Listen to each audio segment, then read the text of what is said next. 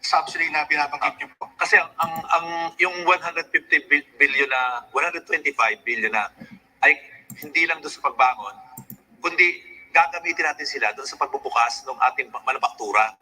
At ang kakatuwingan natin ay yung mga MSME. Kasi sa aming experience, mas marami pang mga negosyante nasa mga maliliit, yung may puso ba talaga para sa pagpapaunlad ng bayan. Hindi lang yung parang kabig lang ng kabig.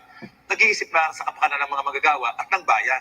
Yun ang gusto namin katuwangin para sa pagbubukas ng ating sariling manufaktura at industriya na gagawa ng produktong ating kailangan para hindi na tayo masyadong nag-i-import.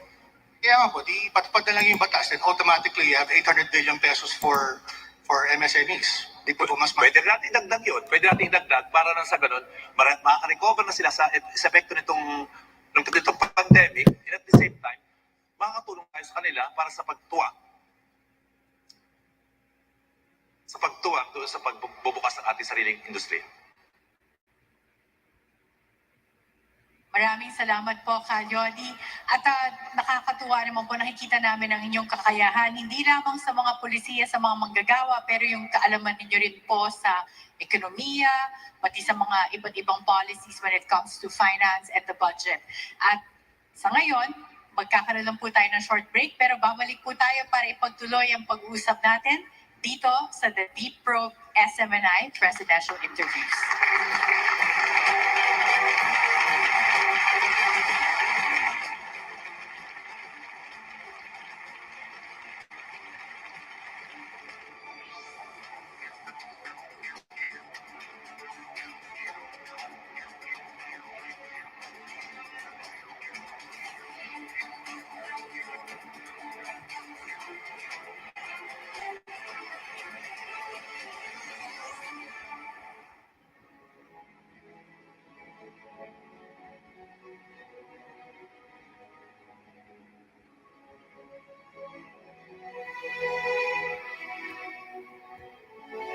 Gabay para sa tamang pagpili ngayong eleksyon, hatid namin sa inyo itong mga leksyon. Sino ang dapat na magpatuloy sa pagbabagong nasimulan? Sino ang dapat na mailukno sa kapangyarihan? Dapat may paninindigang ipagpatuloy ang laban kontra insurhensya at iligal na droga. Matapang, ngunit may puso, may malasakit, handang magpatawad, tagapagtaguyod ng kapayapaan at pagkakaisa. Handang isakripisyo ang meron siya, mapunan lang ang kakulangan ng iba. Ang pulso ng taong bayan, nasa sa kanya. Mautak, madiskarte at alam ang saklaw ng batas. May kumpletong solusyon sa bawat problema, lalo na sa gitna ng krisis at pandemya. Kilalanin mo ang iyong iboboto. Aralin ang plataforma. Paano ito isa sa katuparan at patatagalin? Suriin ang track record. Sawa na tayo sa puro forma at salita. Ang kailangan natin ang magpapatuloy sa pagbabagong natatamasa ng sambayan ng Pilipino. May malakas na paninindigan sa tama, hindi magtataksil sa bayan at hindi tayo ipagpapalit sa kahit anuman. Matapat at hindi magnanakaw, hindi sarili, kundi ang interes ng bayan ang inuuna. May political will, totoo ang serbisyo at handang ibigay ang lahat. Matugunan lamang ang mga isyu na kinakaharap at kakaharapin pa ng bansa. Bilang botante, nasa atin ang responsibilidad na ihalal ang nararapat. Isa itong desisyon para sa nakararami o kaya't mag-isipang mabuti. Huwag magpadala sa kasikatan at sabi-sabi.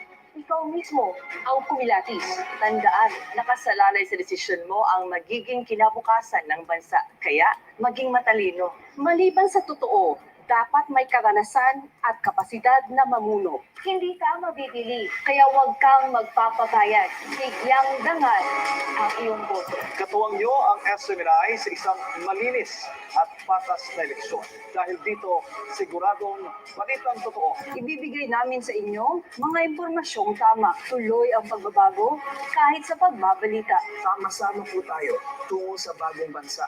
Piliin ang magpapatuloy sa mga programang nasimulan ng administrasyon. Ituloy. Ituloy. Ituloy. Ituloy. Ituloy. Ituloy. Ituloy. Tuloy. Ituloy. Ituloy. Ituloy. Ang pagbabago.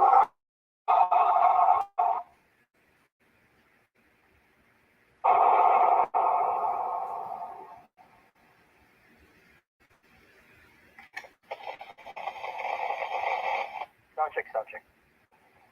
Kapag ako ang nanalo, sisiguraduhin kong may pagpapago. Laki ako sa hirap, kaya naiintindihan ko kayo.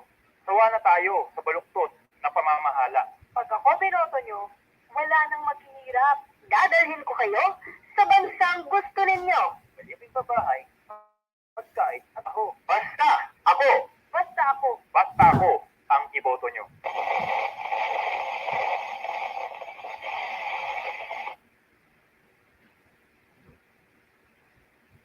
Hindi sa salita, nasa gawa. Ngayong eleksyon, iboto ang karapat-dapat. Sa muling pagsikat ng araw, isang desisyon ang kailangan mong pakawalan.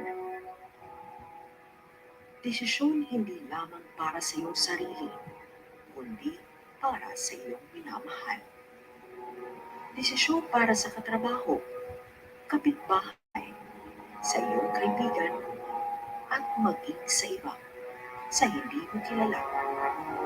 Desisyon para sa kinabukasan ng mga bata, sa mga nangangailangan, sa mga pinagpalang lubos, sa mga kapos, sa mga walang pag sa mga magtatapos na, sa mga simula pa lang, desisyon para sa bansang nasa gitna na ng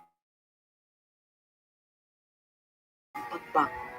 Piliin ang tama ngayong eleksyon. Pagod ka na ba? Pahinga ka muna. Sige lang, hinga lang ng malalim. Palipasin muna ang dilim. Mag-ipon ka muna ng lakas. Dahil sasama ka na naman bukas, ituloy mo lang ang laban. Kahit dahan-dahan, ituloy lang ang laban.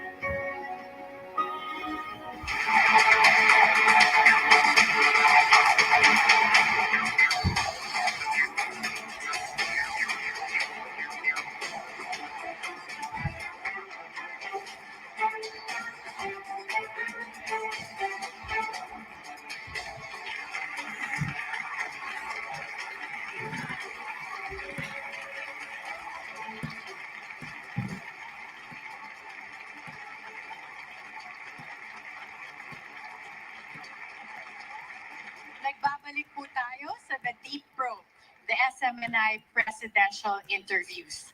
At sa ating pagbabalik, patuloy po natin kikalalanin ang unang kandidatong nakasalang ngayong araw, Cal Yoli de Guzman. Siguro, Karen, I'm going to shift gear, and Kalyodi, I'm going to elicit your views in regard to some defense and security issues. Hindi lingid sa kaalaman natin na sa Monday mag-uumpisa yung balikatan. Ito ang ibang-iba sa ibang balikatan kasi almost 9,000 ang mga American and Filipino military na magsasanib puwersa so that they will be interoperable sa kanilang mga ginagawa. Meron pang isang nangyayari na kasanib din ito. Merong partnership ang Australia at ang US, dalawang kumpanya, na nakakuha ng long-term lease sa Subic Bay.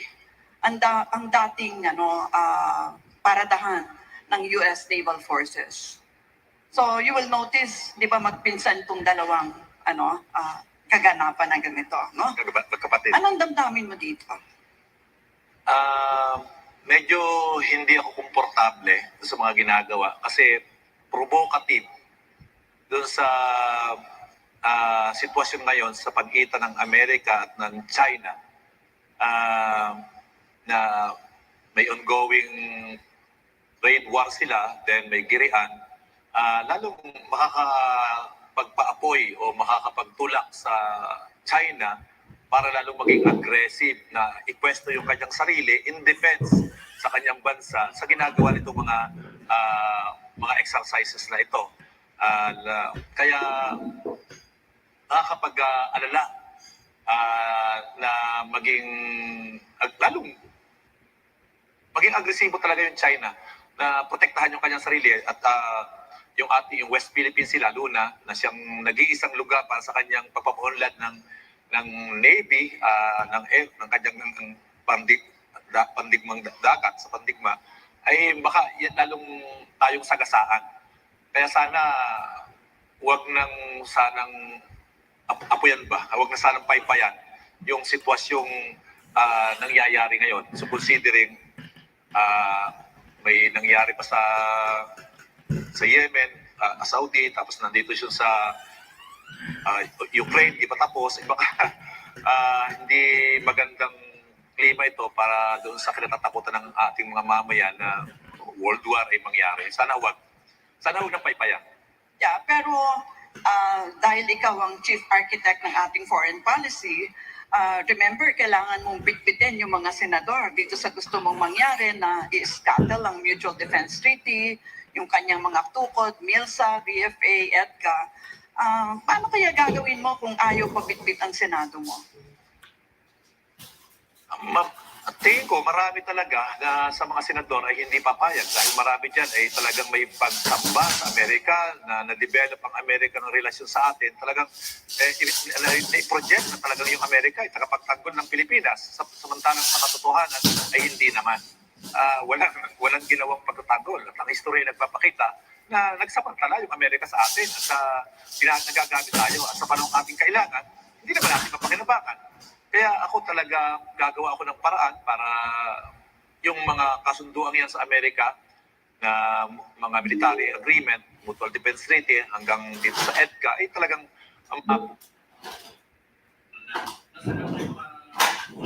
sa Southeast Asia, yung security dito, yung kapayapaan dito sa Southeast Asia ay magkaroon ng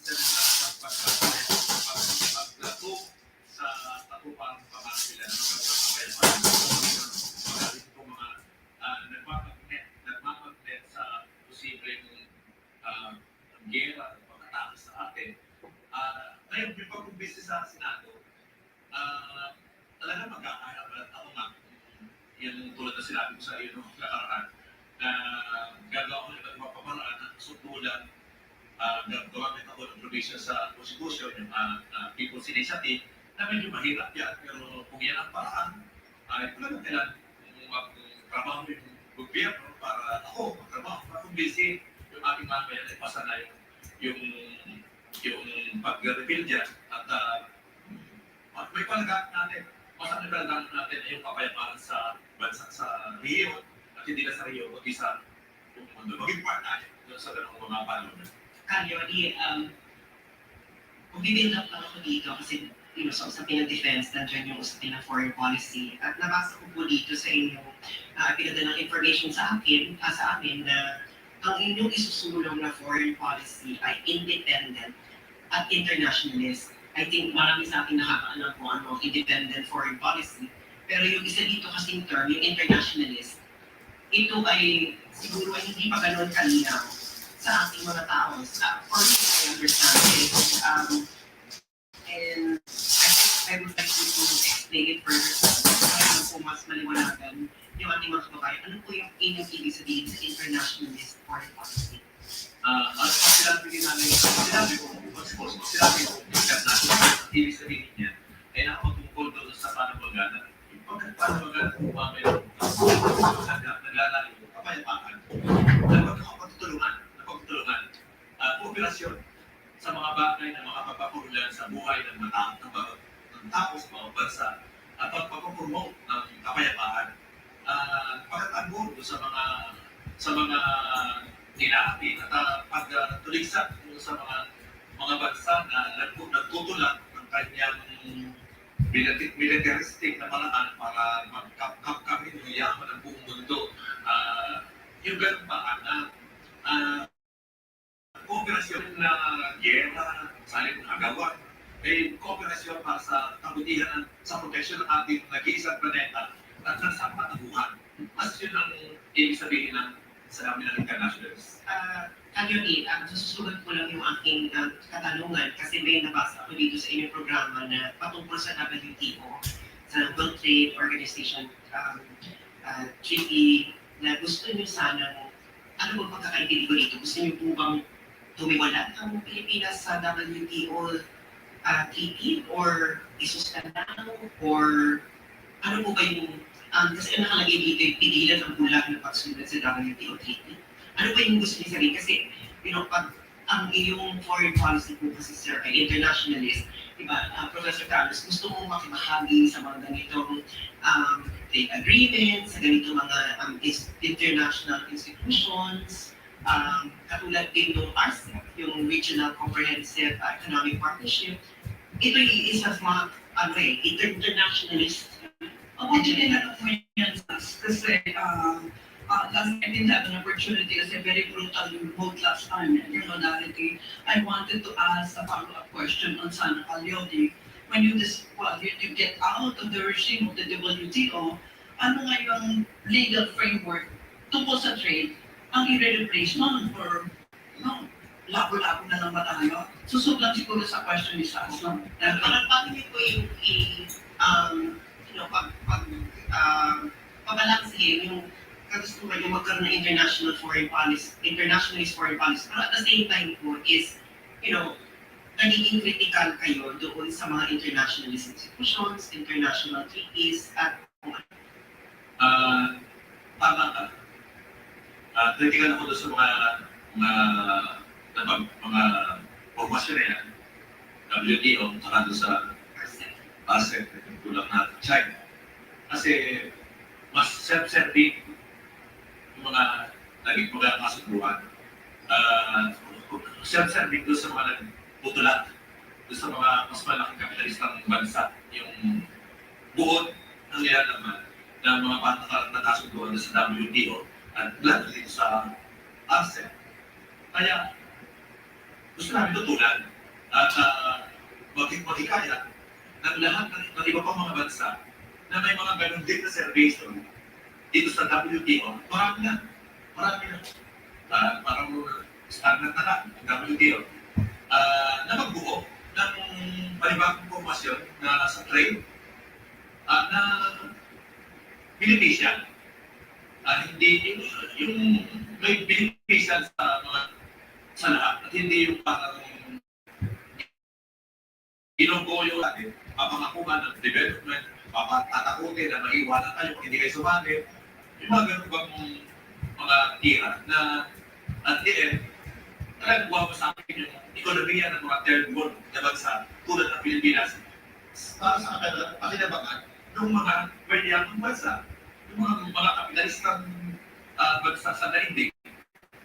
Yun ang angkap namin na lahat ng mga may reservation dito, mga bansa may reservation dito sa mga kasundo ito, lalo na sa ASEP, malamang matuloy, at saka itong WTO, mabuo ng panibagong formasyon na pinipisan sa lahat at hindi yung parang kung sino yung pahay pa rin nagtutula ay siya yung patunahing paglilikuran. Kandagi, yung RCEP, and aminin ko po yung Manila Times sumusuport ko doon ayon po sa mga editorial na sinulat po namin. Ang argument po na narinig namin is that it will pump up GDP 2 to 3 points once it ratifies RCEP. Pero kayo po doon, ano po ba yung datos na nakita niyo yung harm na magagawa kung sasama po tayo o kung mata-ratify po yung treaty na yun? Ang datos ko yung ating mga historical na karanasan sa mga pinasok natin mga trade agreement na may pangakong napakagaganda. Pero pagkatapos, bagsak tayo, lugi tayo, nare-realize natin, naiisan tayo. Yun yung mga pantura namin. At bakit sa laman ng ASEP na ibubukas na naman, todo-todo. Paano sila matitira na na yung 1,700 na line target line ay bubuksan. Nayayari tayo, talagang papasahin tayo sa mga puro imported na mga bagay. Samantalang kaya naman natin i-produce dito sa ating bansa yung mga produktong pumapasok. Nawawalan tayo ng trabaho. Yun ang nangyayari. Yung ating mga OFW, yung ating mga kababayan, tumataan sa Pilipinas at nagpupunta sa ibang bansa dahil hindi nag-create ng trabaho at ng ekonomiya yung ganyan klase ng mga kasunduan dahil pabor lang yan doon sa mga mas malaking bansa. Di ba po yung sinasabi ng papasok sa Pilipinas, It's only one side of the story. Kasi po, di ba, ang other side, is papasok din po yung atin. Sa China, sa Australia, South Korea, Japan, at sa iba pa pong kasama dun sa RCEP. Hindi po ba makakagana yun at magkakaroon ng mga bagong merkado yung mga produkto na galing Pilipinas? So, like ating ekonomiya, wala tayong papasok eh. Dahil, parang sa balansitado tayo, parang tayo si Onyo, si Onyo, laban kay Tyson, ang labanan. Hindi tayo nanalo. Yung bako-bako nila, ang nanapakalaki at file back. Hindi ba nakantay? Gusto ba sa nila yung ating masasakyan? Parang tayo eh. Ang lalo, ang i-event ang kalayo, ang diferensya nila. Tapos, sasabihin equal, ay nga yung ating mga. Hindi ba nakantay? Yung ating luto ko sa kanila. Okay, babalikan ko yung sinabi kayo namin kasama ko si Sas, no? Sabi ko, internationalist. Binigyan ko lang definition. So, sa konsepto, parang naintindihan na natin. Pero, ano kita, no? Para nalaman natin implementation. Doon sa Ukraine war, ay, tinakuntinan nyo yung Russia. Point lang. Ano yung naman? Kasi po, galing din sa Ukraine. Mas maganda yung ganyan tanong. Walang bugot, ano na? Para malaman natin kasi hindi maintindihan minsan ang usapan. Lalo na nakikita yung nanonood sa atin. Ano to ba? Dapat kundinahin yung Russia sa kanyang ginawang pang-dudurog o bubugban sa Ukraine. Kawawa yung mga mamayan. Kawawa yung mga mamayan. Pero, dapat yun. Sorry ha, yun. Parang hindi maganda sa nasa ko yan. I'm sure nagpasa na nakasaysayan, di ba? Meron bang po din si Vladimir Putin na mayakot siya talaga dito kay Zelensky, who is not exactly a clean person, by the way. Paano ba? Kasi pinagwala. Nag-mention ko yan, may sa akin naman sa kanya. Pero, with my team way. Pero, with due respect to sa tanong. Chief, kasi dapat ko dinahin.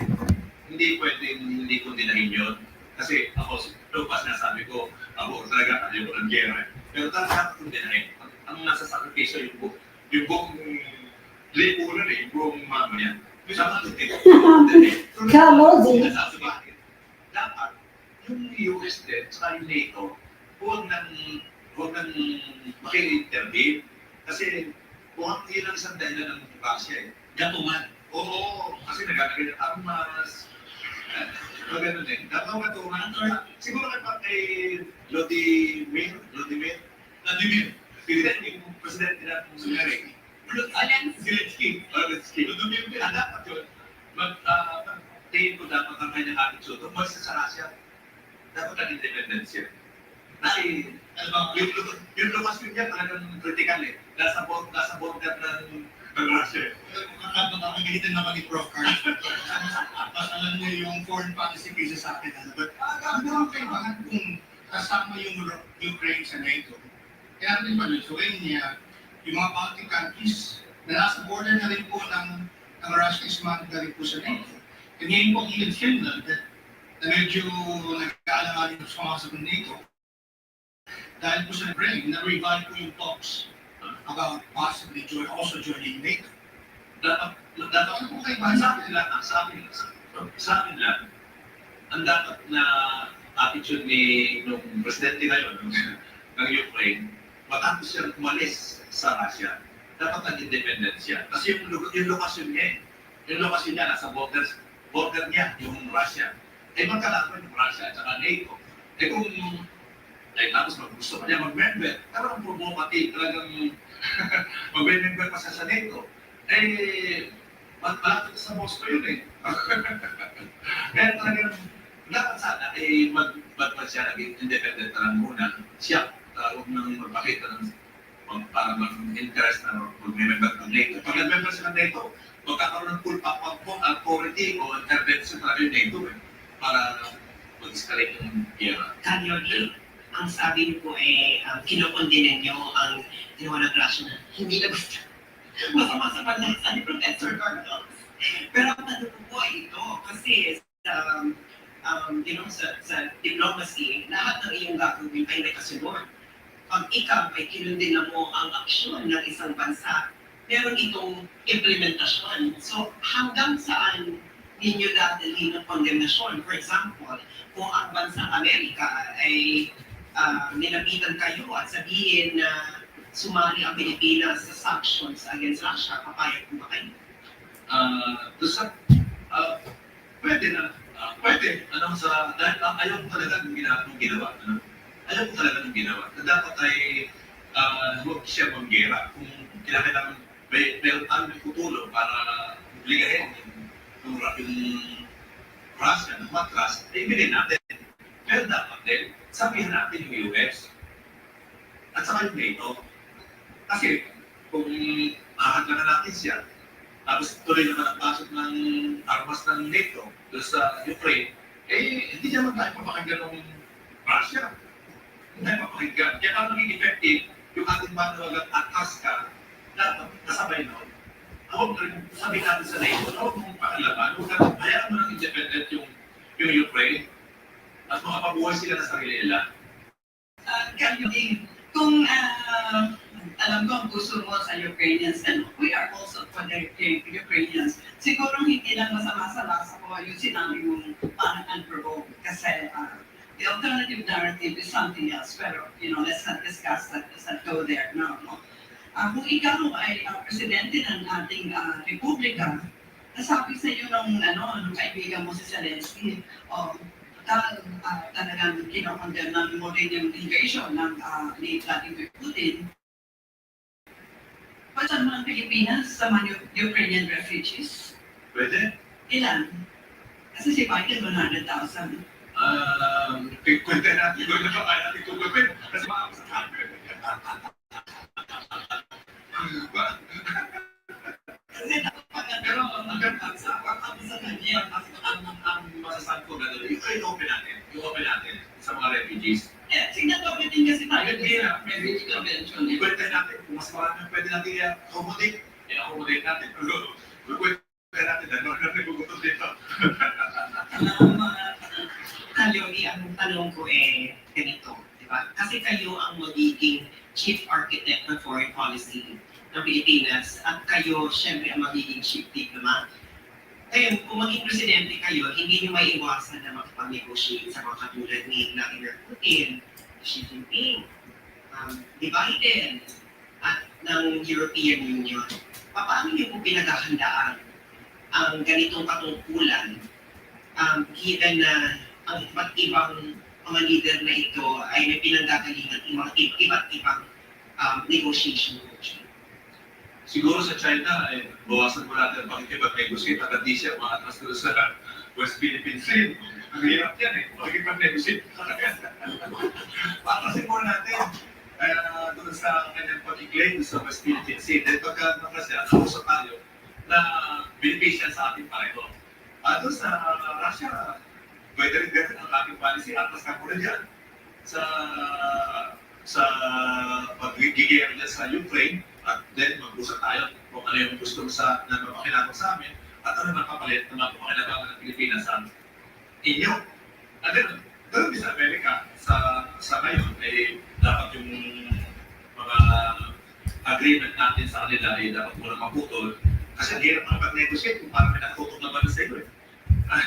Kaya kailangan natin ang sinya then focus yung binanggit na yung kanila magkakaroon ng exercise, tingin ko yun hindi makakatulong para sa pagkapayapa ng ating rehiyon, hindi makapag-advocate pa yun para yung China, ilang minute ang kwet niya.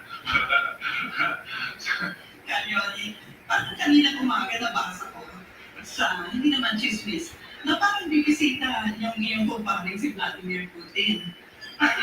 Hindi naman nabasa yan, pero hindi naman yan sa tabi-tabi, no?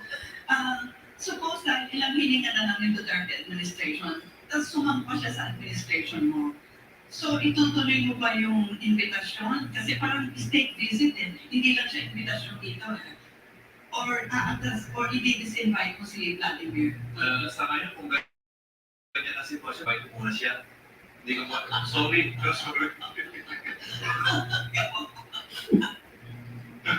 Hindi maganda.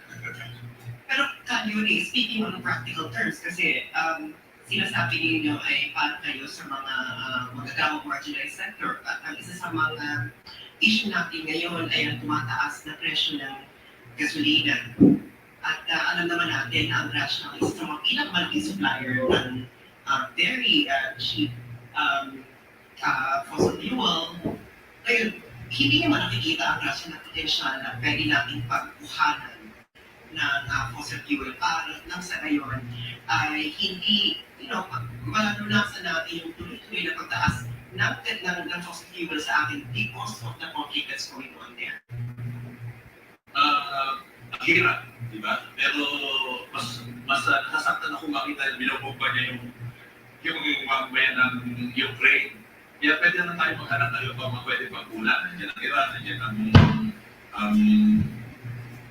Venezuela, na nagpupuntos din ng maraming langis. Pwede natin gamitin yung iba. Pero alam mo, ako generally, talagang gusto kong let ko na yung fossil fuel, lalo na yung coal, kasi hindi na maganda. Kaya mas total, mayroon na tayong bakas tungkol doon sa renewable energy na nasa 2008. Paspasan natin yung unti-unti pag-ipat doon sa renewable energy. Yun ang pwedeng gawin. Okay? Sinabi niyo kayo rin dito sa plataforma niyo para sa electoral at political na reforma. Ika-8, pangalawang punto, tiyakin na ang kongresista ay totoong kumakatawan sa masang Pilipino. Di ba, siyempre, foreign policy, may critical, kailangan ratification ng Senado. At buong kongreso, kailangan ng legislative policy niyo. Sa pag-unang zona niyo, i-announce na yun. Ano ba yung sabihin niya na kumakatawan sa masa Pilipino? Para hindi ko makakaroon. Hindi rin yata talagang makakaroon. Okay. May ganun lang talagang notion na yung karamihan ng ating mga congressman, hindi talaga naman may problem. No? Hindi reflected. Makikita mo yung mga inaprobahan mga batas talaga naman pabor sa mga big business, hindi sa masang Pilipino. Ang proposal na po dyan yung pagkaparami ng mga party lists natin. Ibalik sa dating original na konsepto ng party list na para sa marginalized, na dapat yung mga congressman natin, mas marami yung bilang igaling sa party list. Yung totoong party list, hindi yung paint na party list, hindi yung party list sa mga trato dynasty, ang party list. Na 60% ng ating congressman ay nasa party, nanda sa ganun, ay galing sa mga party list natin. Nasa ganun, ma-reflect talaga yung demokrasya na ang karamihan ng congressman ay galing sa marginalized sa sektor, mga magagawa, magkasaka, mga isda. Yun ang majority. Kasi nato, okay lang okay lang. Pero dapat sa kongreso sana ay magkaroon ng majority na galing sa sektor para at the end of the debate, pag nabutuhan, pagtitiyak natin na boses ng mamaya ng mayorya ang mangingibabaw. Diba? Noong debates, meron tayong timer sa harapan. At ngayon, dahil wala na tayong timer, parang ako yung human timer. Ibig sabihin, it's time for a break pagka sumusugpot ako. Salamat po, Kanyoti. We will be back na kasama pa rin natin si Kanyoti, but we'll have to go on a commercial break for now. So huwag po kayong aalis. The Deep Road Smni presidential interviews will be back.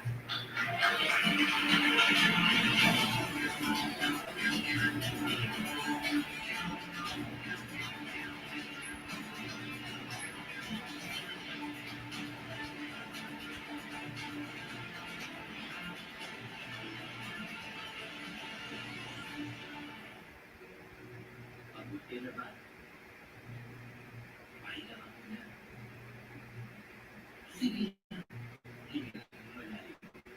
Palipasin mo na ang dilim. Mag-ito ka muna ng lahas. Dahil sa saktan ng bukas, ituloy na ang laban. Dahil dahan-dahan, ituloy na ang laban. Kahit mabagal, huwag kang nagpapisa. Huwag kang susunod. Huwag kang biyak. Hinahintay ang kasusunod.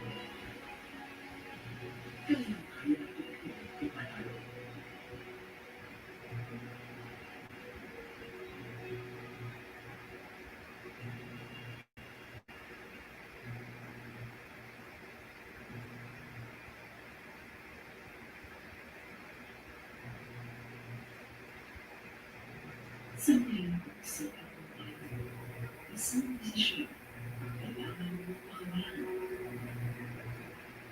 Desisyon na hindi lamang para sa iyong sarili, kundi para sa iyong pinamahal. Desisyon para sa katrabaho, kapitbahay, sa iyong kaibigan, at maging sa iba, sa hindi mo narinig. Desisyon para sa kinabukasan ng pamilya, sa mga nangangailangan, sa mga pinahayang Diyos, sa mga Diyos, sa mga walang pamilya, sa mga nangangayos na, sa mga magsisimulahan. Desisyon para sa bansang nasa gitna ng pagbabago. Piliin ang tama ngayong eleksyon.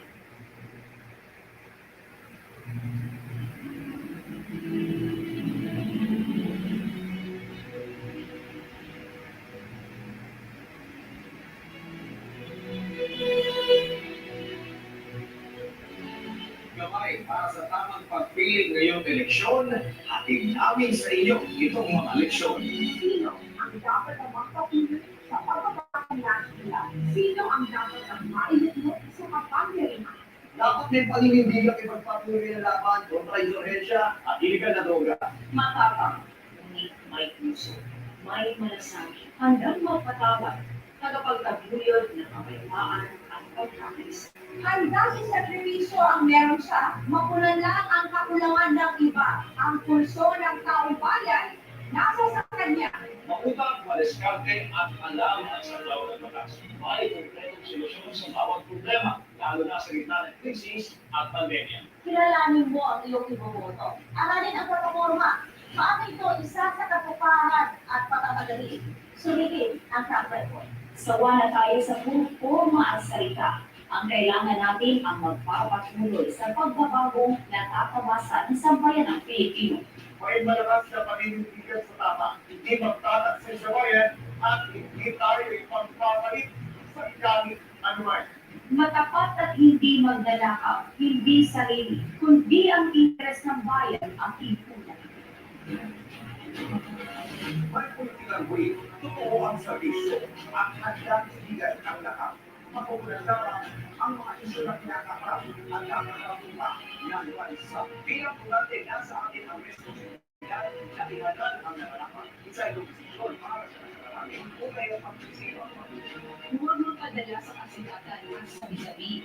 Ikaw mismo ang kumilakis. Tandaan, nakasalalay sa desisyon mo ang magiging kinabukasan ng bansa. Kaya, maging matalino. Maliban sa totoo, dapat may karanasan at kapasidad na mamuno. Hindi ka pabibili, kaya huwag kang magpapagayat. Bigyang gamay ang iyong boto. Katuwang niyo ang Smni sa isang malinis at patas na eleksyon. Dahil dito, siguradong matitang loob. Ibibigay namin sa inyo mga impormasyong tama, tuloy ang pagbabago kahit sa pagbabalita. Sama-sama po tayo tungo sa bagong bansa. Piliin pagpapatuloy sa mga programa na simulan ng administrasyon. Ituloy, Ituloy, ituloy, ituloy, ituloy, ituloy, ituloy, ituloy, ituloy. ituloy, ituloy, ituloy.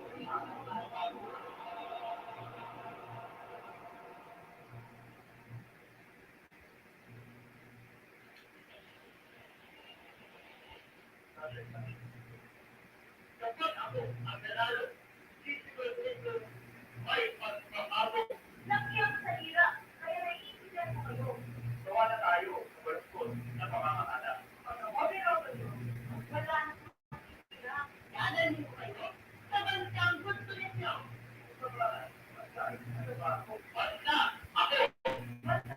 Basta ako, iboto rin.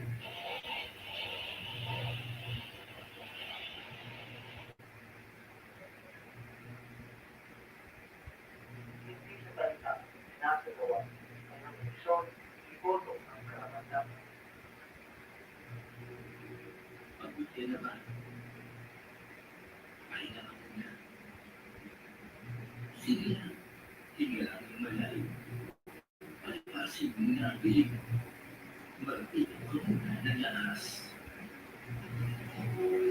Dahil sa sakdal ng bukas, itutulan ang laban. Dahil dahan-dahan, itutulan ang laban. Kahit paman, huwag kang pagpapasa, huwag kang susuko, huwag kang bilito. Idahin tayo hanggang sa dulo. Kayo ipanalo.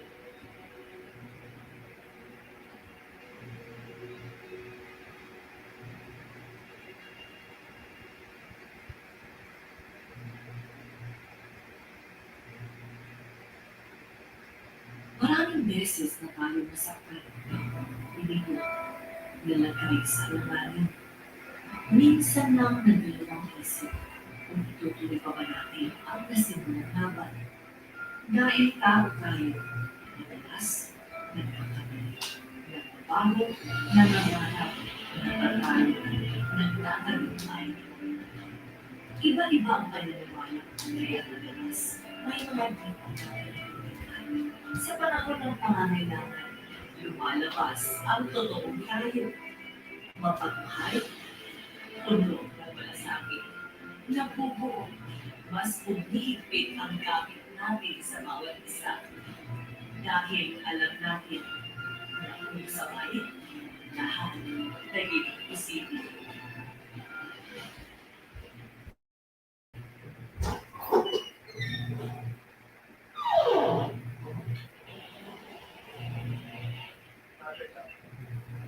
Kapag ako ang nanalo, isiguro may pagbabago. Laki ako sa hirap, kaya naiintindihan ko kayo. Gawa na tayo sa version na pamamahala. Okay lang ba yun? Wala namang hirap. Nagaling ko kayo. Kabansang gusto ninyo. Basta ako. Basta ako. Basta ako ang iboto.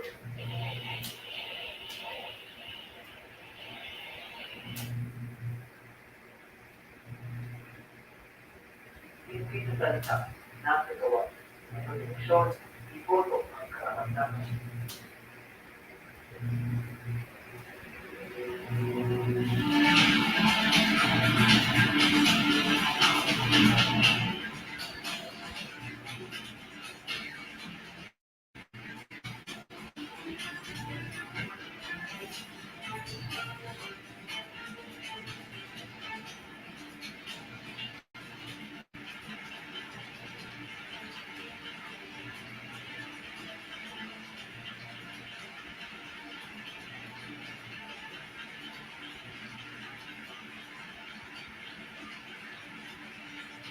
Nagbabalik po ang The Deep Room, the Smni presidential interviews. At kasama pa rin po natin ang ating unang presidential candidate, si Yodi de Guzman. Napakarami pa pong gustong tanongin ng ating panelists, pero mabilis pong nagdaan ang 1 hour. So sa ngayon po, Yodi, you will be closing the Deep Room by having your closing statement. Okay, unang-una siguro, maraming salamat sa SMNI sa Bulsak na platform ito. At ako'y natutuwa dahil hindi na debate. Basta interview at nakaklaro, mas nakaklaro yung mga tindig sa mga issue at platforma. Mas magandang napapag-usapan yun. At sa bahagi ko ay isang magandang oportunidad na naipahayag ko yung aking plataforma tindig sa mga issue at naipaalam na meron Yodi de Guzman mula sa sektor na lumalaban sa pagka-presidente. It's first time sa ating kasaysayan ng eleksyon sa bansa at ang aking panawagan ay Yes, laban ka, Lodi. sa ating mabutante na pumili ng kandidato na nakapatay sa tindig sa mga issue at plataforma ay hindi lang sa personality at sa pera. At doon ay ating pamamayan ay dapat ay magtulungan magkaisa at sa pagbabago ng ating bayan at ng kabuhayan ng ating masang Pilipino. At sa pagkakataon nito, ay gusto ko rin sabihin na Ako ay 34 na taong naglilingkod na sa mga magagama. May eleksyon pa o wala, ay tuloy-tuloy ako naglilingkod. Kaya ako nananawagan sa lahat ng mga magagama, meron kayong problema, meron kayong usapin, natatanggal kayong trabaho, hindi kayo binibigyan ng tamang sweldo, yung SSS nyo, hindi binibigay ng management, ay pwede kayong tumawag sa akin, pupunta kayo sa aking opisina, pupunta kayo sa aking Facebook account, para kayo mabigyan ko ng tulong. Yung aking opisina, ay matatagpuan nyo doon sa 23, Marunong Street, sa Barangay Piñahan, Quezon City, number 23.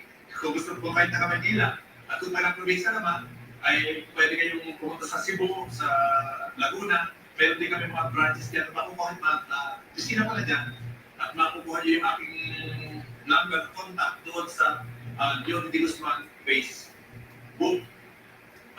Dahil na ginagawa ko yan dahil talaga ang puso mo ay para sa mga magagawa. Yun lang po. Maraming salamat sa ating lahat. Go, Kalodi.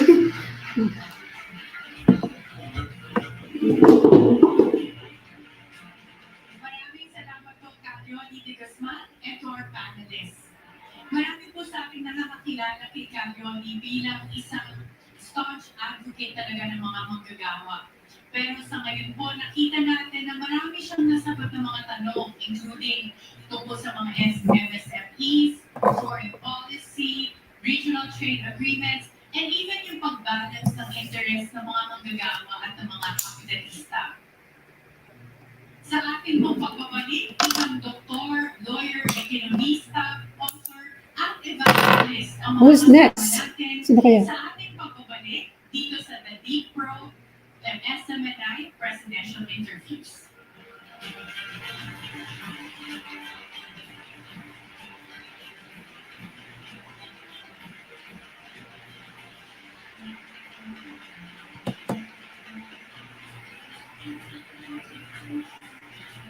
No, sino ba to? Nagulat siya. Oh. Hindi si Gonzalo. Sino ba yun?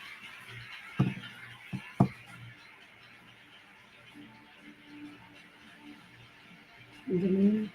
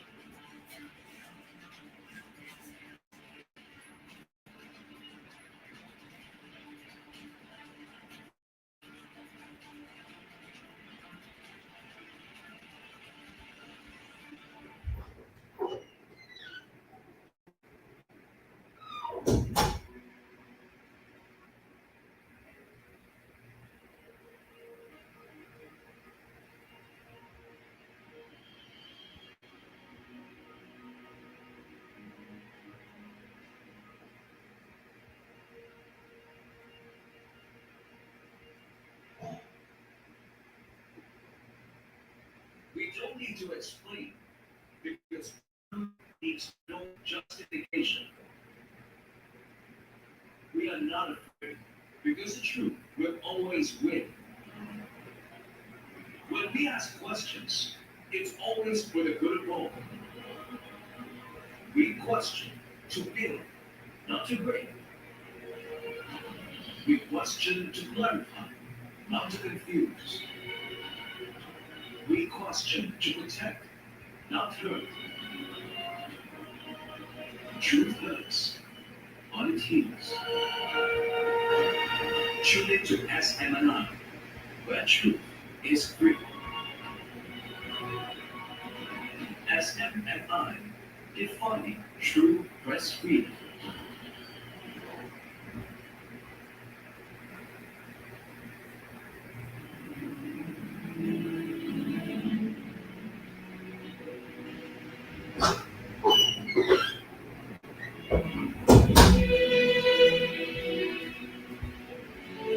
Gabay para sa tamang pagpili ngayong eleksyon, hatid namin sa inyo itong mga leksyon. Sino ang dapat na makapili sa pagbabago ng ilan? Sino ang dapat na mailugmot sa kampanya?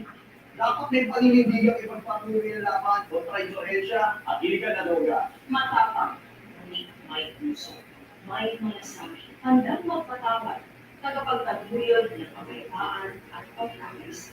Hanggang isakripisyo ang meron siya, mapunan lang ang kakulangan ng iba. Ang pulso ng taong bayan, nasa sa kanya. Mautang, madiskarte at alam ang sarlaw ng batas. May konkretong solusyon sa problema, lalo na sa gitna ng krisis at pandemya. Kilalanin mo ang iyong iboboto. Aralin ang plataforma. Paano ito isa sa katuparan at pagkakagaling? Sulitin ang track record. Sawa na tayo sa forma at salita. Ang kailangan natin ang magpapatuloy sa pagbabagong nakakabasan sa bayan ng Pilipino. May malakas na panindigan sa tama, hindi magtataksil sa bayan at hindi tayo ipagpapalit sa kahit anuman. Matapat at hindi magdalakaw, hindi sarili, kundi ang interes ng bayan ang inuuna. May political will, totoo ang serbisyo at handang ibigay ang lahat. Patuloy lamang ang mga isyu na kinakaharap at nakakarating pa ng bansa. Bilang tulante na sa ating ang responsibilidad na ingatan ang naranapan. Isa itong desisyon para sa nakarami kung mayroon pang sisiwa. Huwag magpadala sa kasikatan ang sabi-sabi. Ikaw mismo ang kumilatis. Tandaan, nakasalalay sa desisyon mo ang magiging kinabukasan ng bansa. Kaya, maging matalino. Maliban sa totoo, dapat may karanasan at kapasidad na mamuno. Hindi ka pagkikiri, kaya huwag kang magpapabayad. Bigyang daman ang iyong boto. Demonyo ang SMNI sa isang malinis at patas na eleksyon. Dahil dito, siguradong matitang loob. Ibibigay namin sa inyo mga impormasyong tama, tuloy ang pagbabago kahit sa pagbabalita. Ang kasama po tayo tungo sa bagong bansa. Iliin ang magpapatuloy sa mga programa na simulan ng administrasyon. Ituloy, Ituloy, ituloy, ituloy, ituloy, ituloy, ituloy, ituloy, ituloy. ituloy, ituloy, ituloy.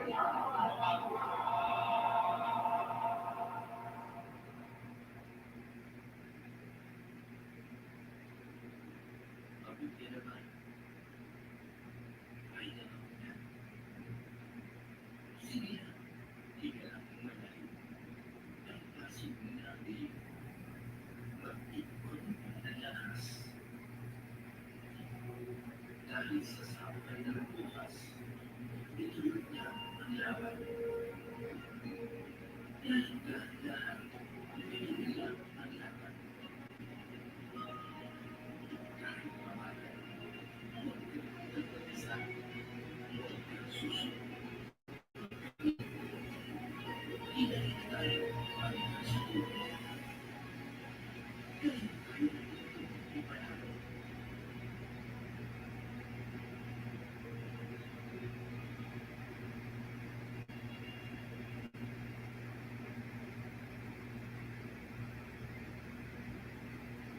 Maraming beses na tayo sa nalagay sa langanin. Minsan lang nagdalawang isip kung itutuloy pa ba natin ang nasimulang laban. Dahil tao tayo, madalas nagkakamali. Pero bago, nananahan, natatalo, nagtatanong tayo. Iba-iba.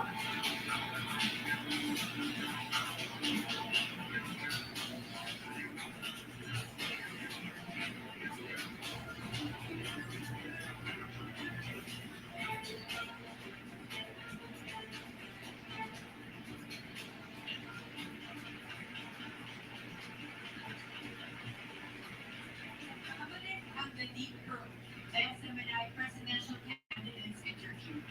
Kinalangin natin ang susunod na presidential candidate na tutugon sa tanong ng ating mga panelists. Isang doktor, abogado, ekonomista, manunulat, at evangelista. Sa kanyang pagsabak ngayon sa politika, natuntanan ang isang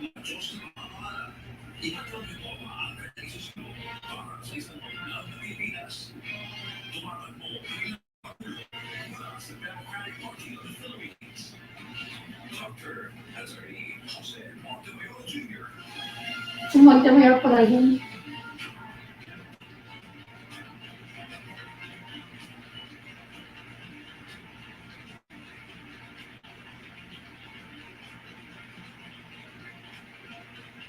Let's go. Let's go, Mayor.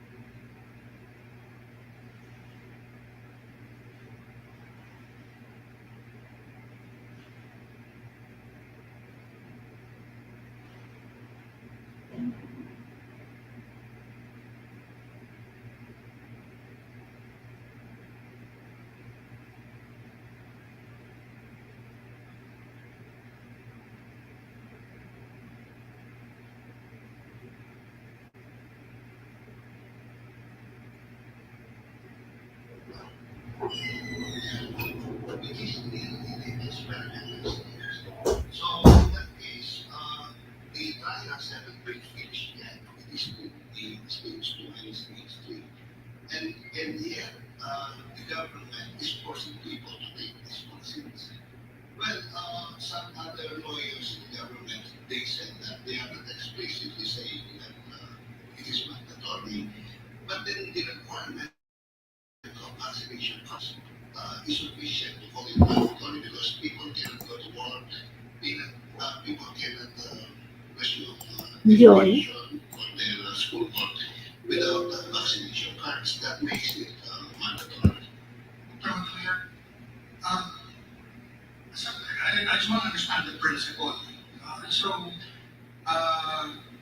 If there's a natural calamity and some people are refusing to be evacuated, would you say that allow them to remain because it's their freedom to perish in the natural calamity? Is that it? I mean, I'm trying to draw parallels here.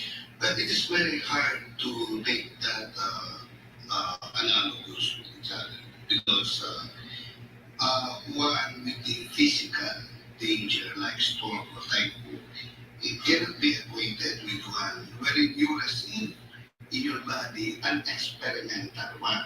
Unlike in a physical calamity where people they see the danger, but the vaccination part, you see, driving a particular therapy inside your body is a different thing. So I don't think there is any analogy with that. What's your position on ivermectin, which is having captured the imagination of some people despite the lack of medical data to support its efficacy? Well, there is no empirical data on ivermectin. These are only anecdotal. From the very start, I refused that kind of blind treatment. No, I did not accept it. You're not in favor of it? It is very hard to say you are in favor or not in favor because it did not undergo any trial. Because the manufacturer, I'm sure you're familiar with Merck, the manufacturer of ivermectin, they released a statement February last year. It's a long statement. If you'd allow me to just read one sentence in that statement.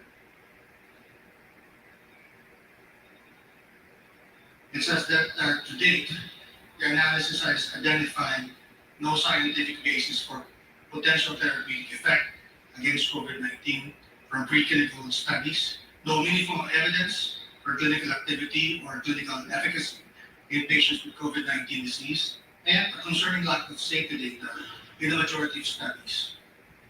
I would think that anyone has an economic interest to push this, right? It would be the manufacturer, but the manufacturer itself is warning against it. Yes, that is why I am against. But I told people that if you have a galis, and if you are a dog or a cat, you can take that. Because I am also, unknown to many, I am also a virologist.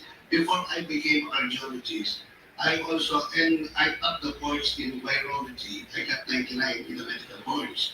Now, if some of the congressmen that they are pushing this, I think they have galis. That's why they are taking ivermectin. People who have this, but we are pushing ivermectin to those to the animals. Sabi ko sa kanila, even if you like a horse, or even kahit kamukha mo ang pusa, aso, o kabayo, well, sabi ko, you cannot take that because you are still a man.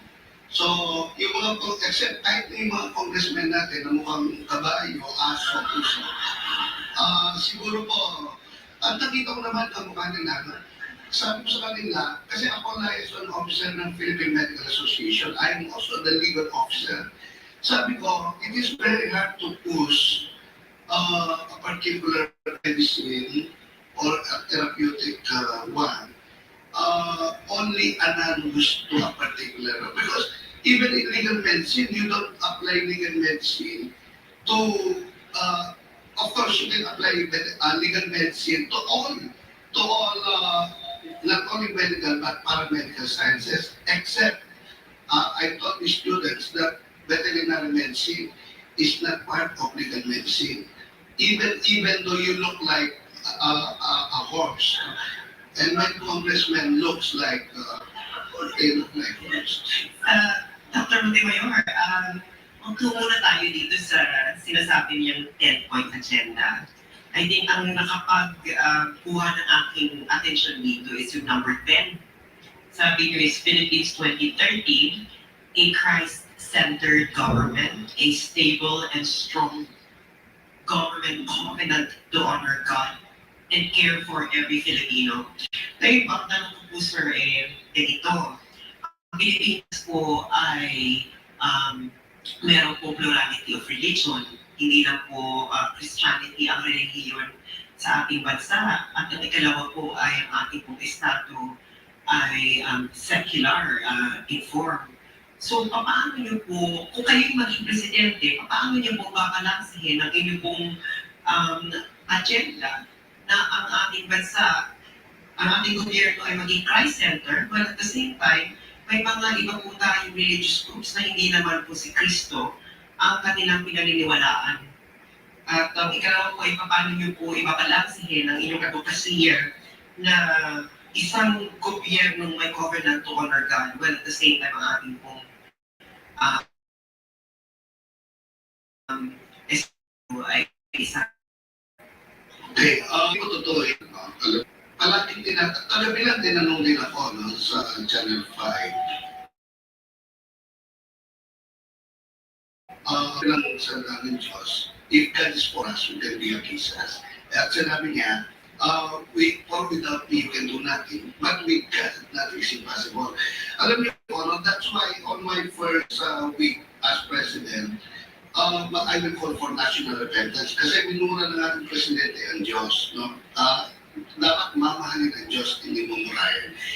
So, pangalawa, alam niyo po, whether Christian ka, whether Muslim ka, o ano pa mga religion mo, the center of religion actually is Islam.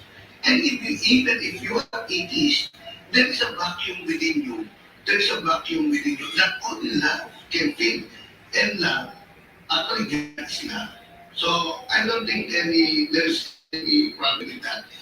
Considering that the center of religion is love, and when we say Christ, even the Muslims, they have Christ. He is one. And also the Jews, the Christians. And when I say Christ-centered public administration, what at the center in love, not hate.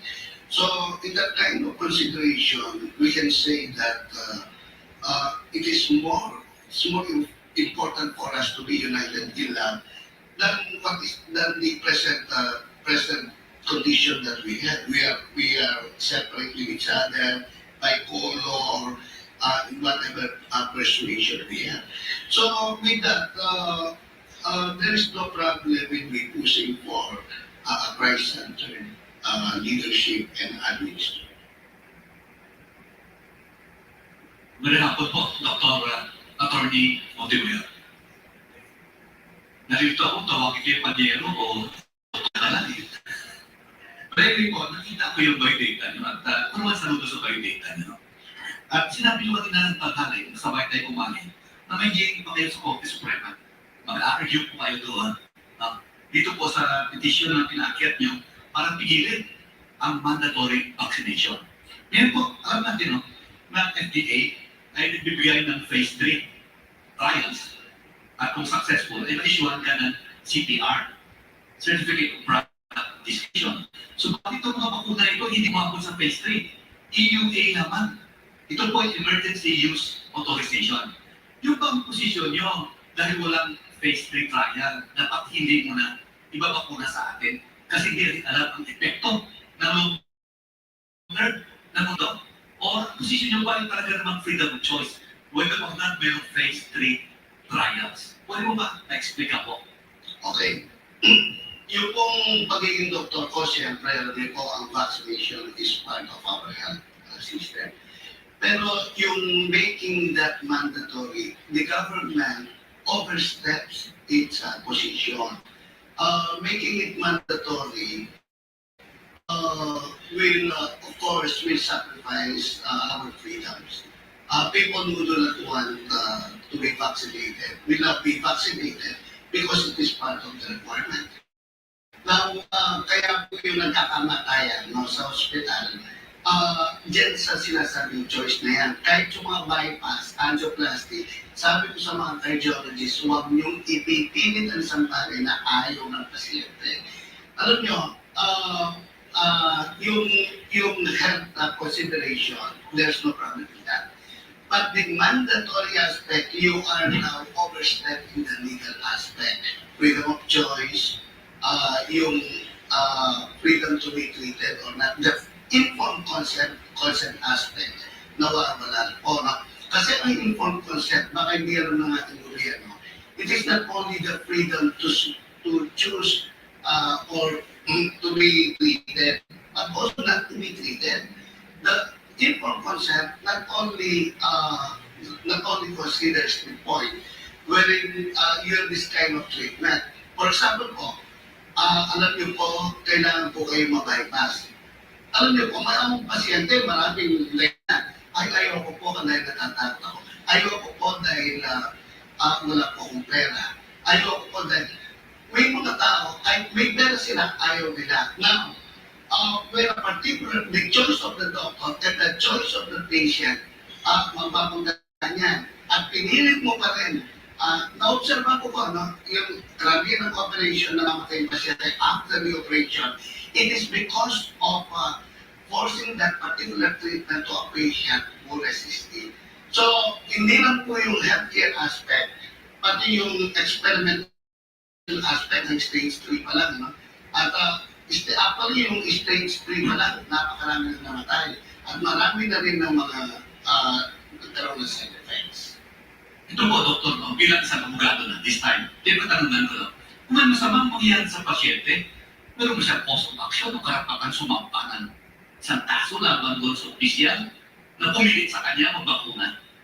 Wala po, no? When WHO issues a particular classification, which is called EUL, no?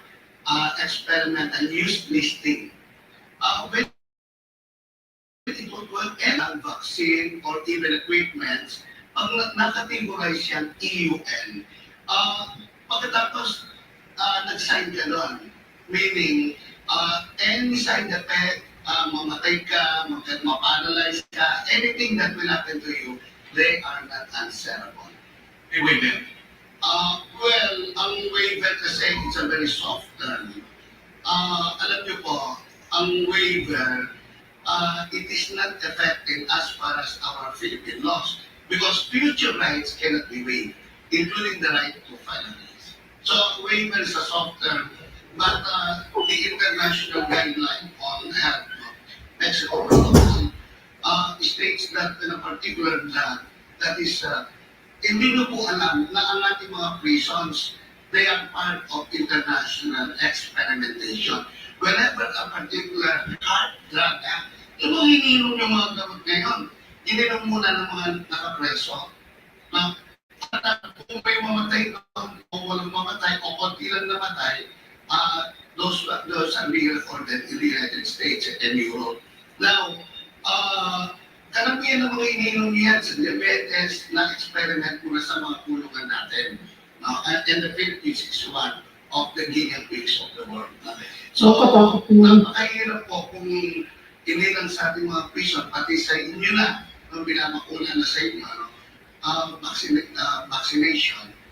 Well, we can even file a case. Alam niyo po dati, every week ako nagpa-file ng case na sa mga doktor, hospital, no? PRC, administrative, criminal. Pero ngayon, hindi ka pwede mag-file. Why? Because these vaccines are categorized as EUL. And whenever a particular drug, equipment, research is classified as EUL, then you cannot file damages. Well, I hate to interrupt because this is a very interesting discussion on vaccines, but unfortunately we need some time right now for a short break. So don't leave everyone, we'll be back on the Deep Probe SMNI presidential interviews.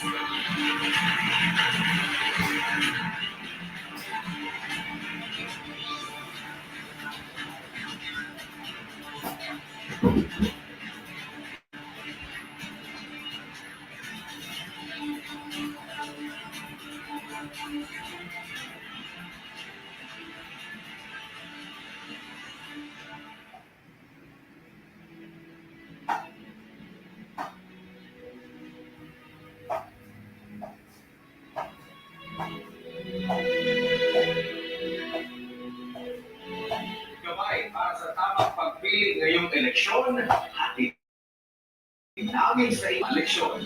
Sino ang dapat na magpatuloy sa pagbabago natin?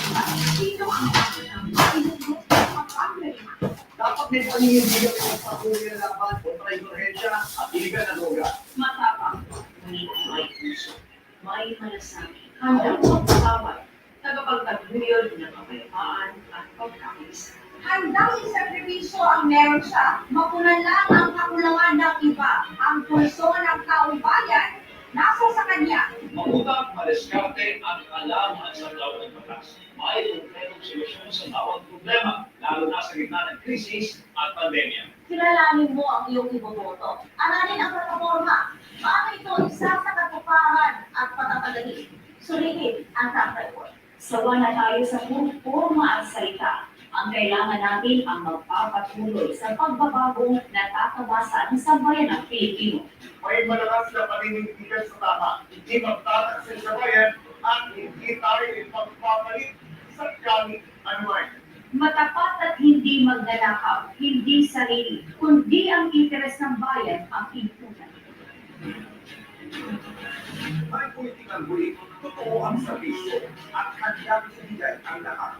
Mapupunan lamang ang mga isyu na kinakaharap at kakaharapin pa ng bansa. Bilang bugante na sa atin ang responsibilidad na tinagdan ang nakalapa. Isang jurisdiksyon para sa kung kayo mag-presido. Huwag magpadala sa kasikatan at sabi-sabi. Ikaw mismo ang kumilatis. Tandaan, nakasalalay sa desisyon mo ang magiging kinabukasan ng bansa. Kaya, maging matalino. Maliban sa totoo, dapat may karanasan at kapasidad na mamulo. Hindi ka magigili, kaya huwag kang magpapabayad. Biglang dangan ang iyong boto. Katuwang niyo ang Smni sa isang malinis at mataas na edisyon na hindi mo siguradong matitang totoo. Ibibigay namin sa inyo mga impormasyong tama, tuloy ang pagbabago kahit sa pagbabalita. Ang masama po tayo tungo sa bagong bansa. Iniin ang magpapatuloy sa mga programa na simulan ng administrasyon. Ituloy, Ituloy, ituloy, ituloy, ituloy, ituloy, ituloy, ituloy, ituloy. ituloy, ituloy, ituloy.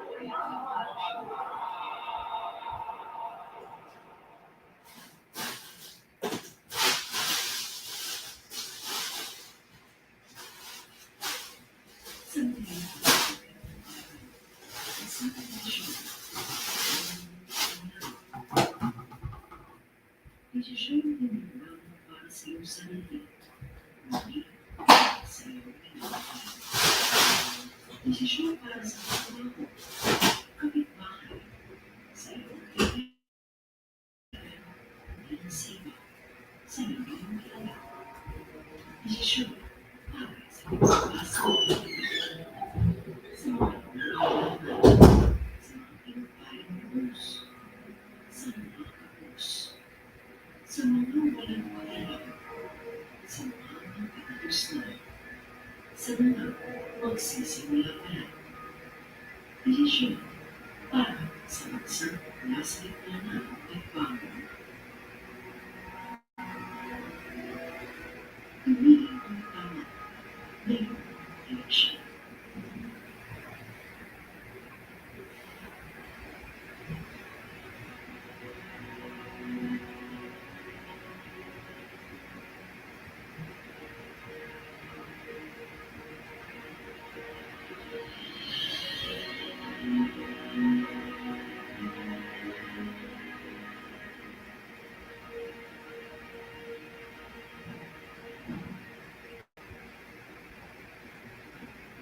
We don't need to explain because truth needs no justification.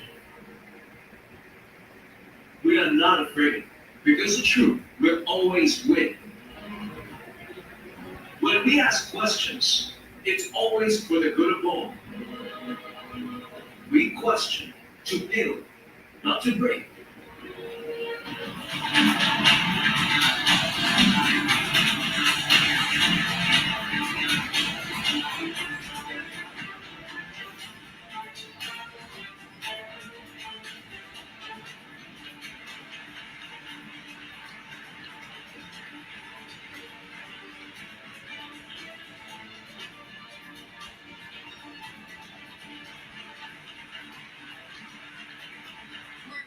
the deep throat, the Smni presidential interviews.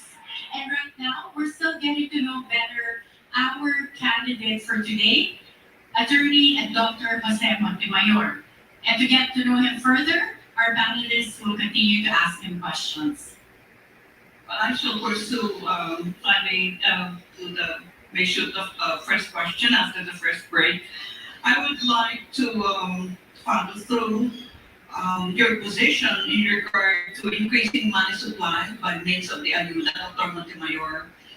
And the empirical evidence suggests to us that if you keep on giving ayuda to the deserving recipients, at a later time, you are going to engender learned helplessness.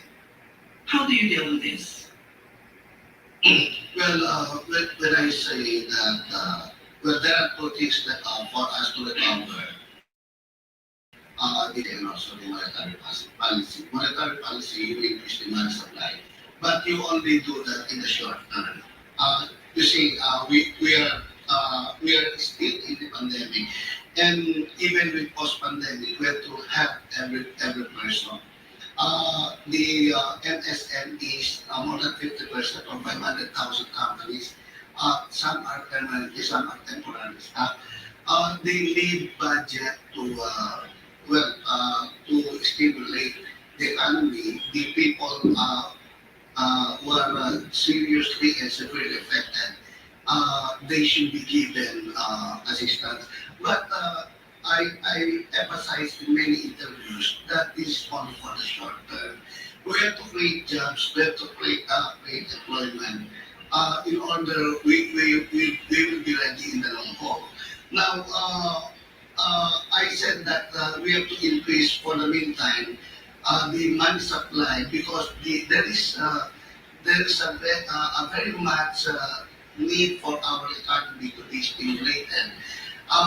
Not necessarily we will go into quantitative easing because the increase in money supply will also create big impact as far as inflation is concerned.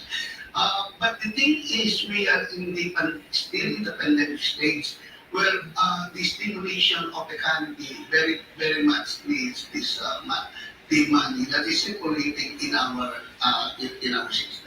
Dr. Montemayor, let me just have a follow-up question. Kasi ang sabi niyo po, monetary policy ninyo na mag-increase ng money supply will only be for the short term.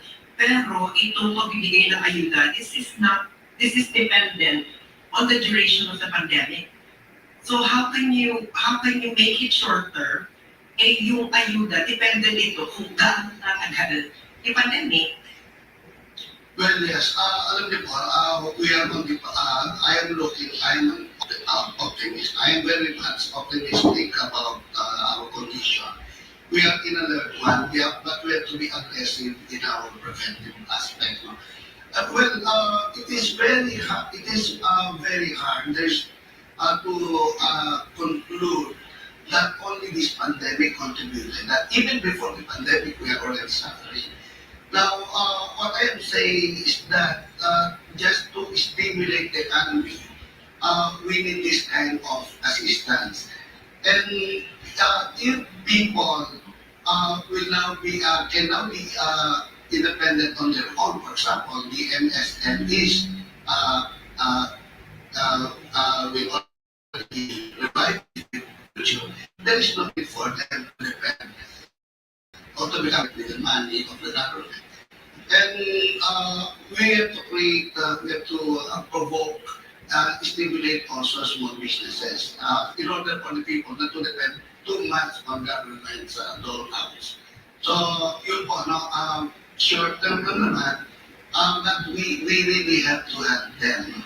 All over the world, no, ganyan ang ginagawa ngayon, because that is, alam po natin, for the economy to be revived, there are three things that are important. Number one is credit. No? The access to money, the discount windows are very important also for small, medium enterprises. And for productivity to be increased as well as grow. you need access to credit. So with credit, we will not only money, but the openness, the availability, the access to the life of our economy. Dr. Mayor, we took economics classes together at USD. It's good to see you again, sir.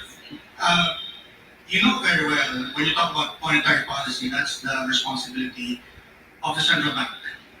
I hope that you're not implying that as president, who's in charge of the fiscal policy, that you will interfere with monetary policy of the central bank. That's not what you're saying at all, right? Well, that is not. But we have also, as president of the republic, you have to balance the monetary and the fiscal aspect. Fiscal aspect, spending, and also taxation. But the taxation aspect, we have already the trade law in place. Except of course, I will take probably adjust at the excise tax in gasoline prices, oil prices, and also to initiate efforts at Congress to revert back the trade law, which is very damaging. You see, it is very hard for us to give 230 billion of ayuda to our poor people.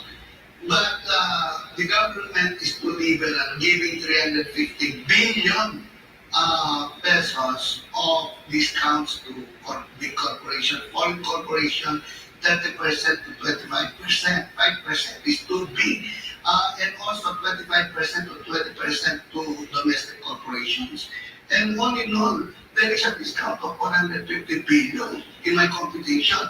You see, the government aligned with the economic, I don't know if the economists of the government are studying this, but we lost so much in this trade law. About trade law, I think the only problem is the VAT on oil. So, you probably noticed toward the end of 2021, when the cases were declining and the economy was reopening ahead of the Christmas season, there was a big surge in GDP growth in the last quarter of last year. So wouldn't that, would you say, give a better argument than what you are proposing, which is ayuda and maybe suspending the excise tax? Wouldn't it be better for the government to simply step back, reopen the economy, and let the market do its magic? Well, the comparison is not actually equal. On the third quarter of 2021, well, it is true that it is 16.6%. When you compare it with the third quarter of 2020, the start of pandemic, the impact of pandemic, which is in the negative territory. Now, if you will compute even the 16.6% with that of the pre-pandemic level, we are still in the negative territory of minus 4.4. So, that one quarter we will speak of the overall recovery of the government. All governments are recovering naturally because the COVID infection is declining. But you see, the behavior of these viruses is different. For example, we relax too much on the decline of Delta, and yet there arose again another mutation, the Omicron virus. Very contagious, even though it is not that serious.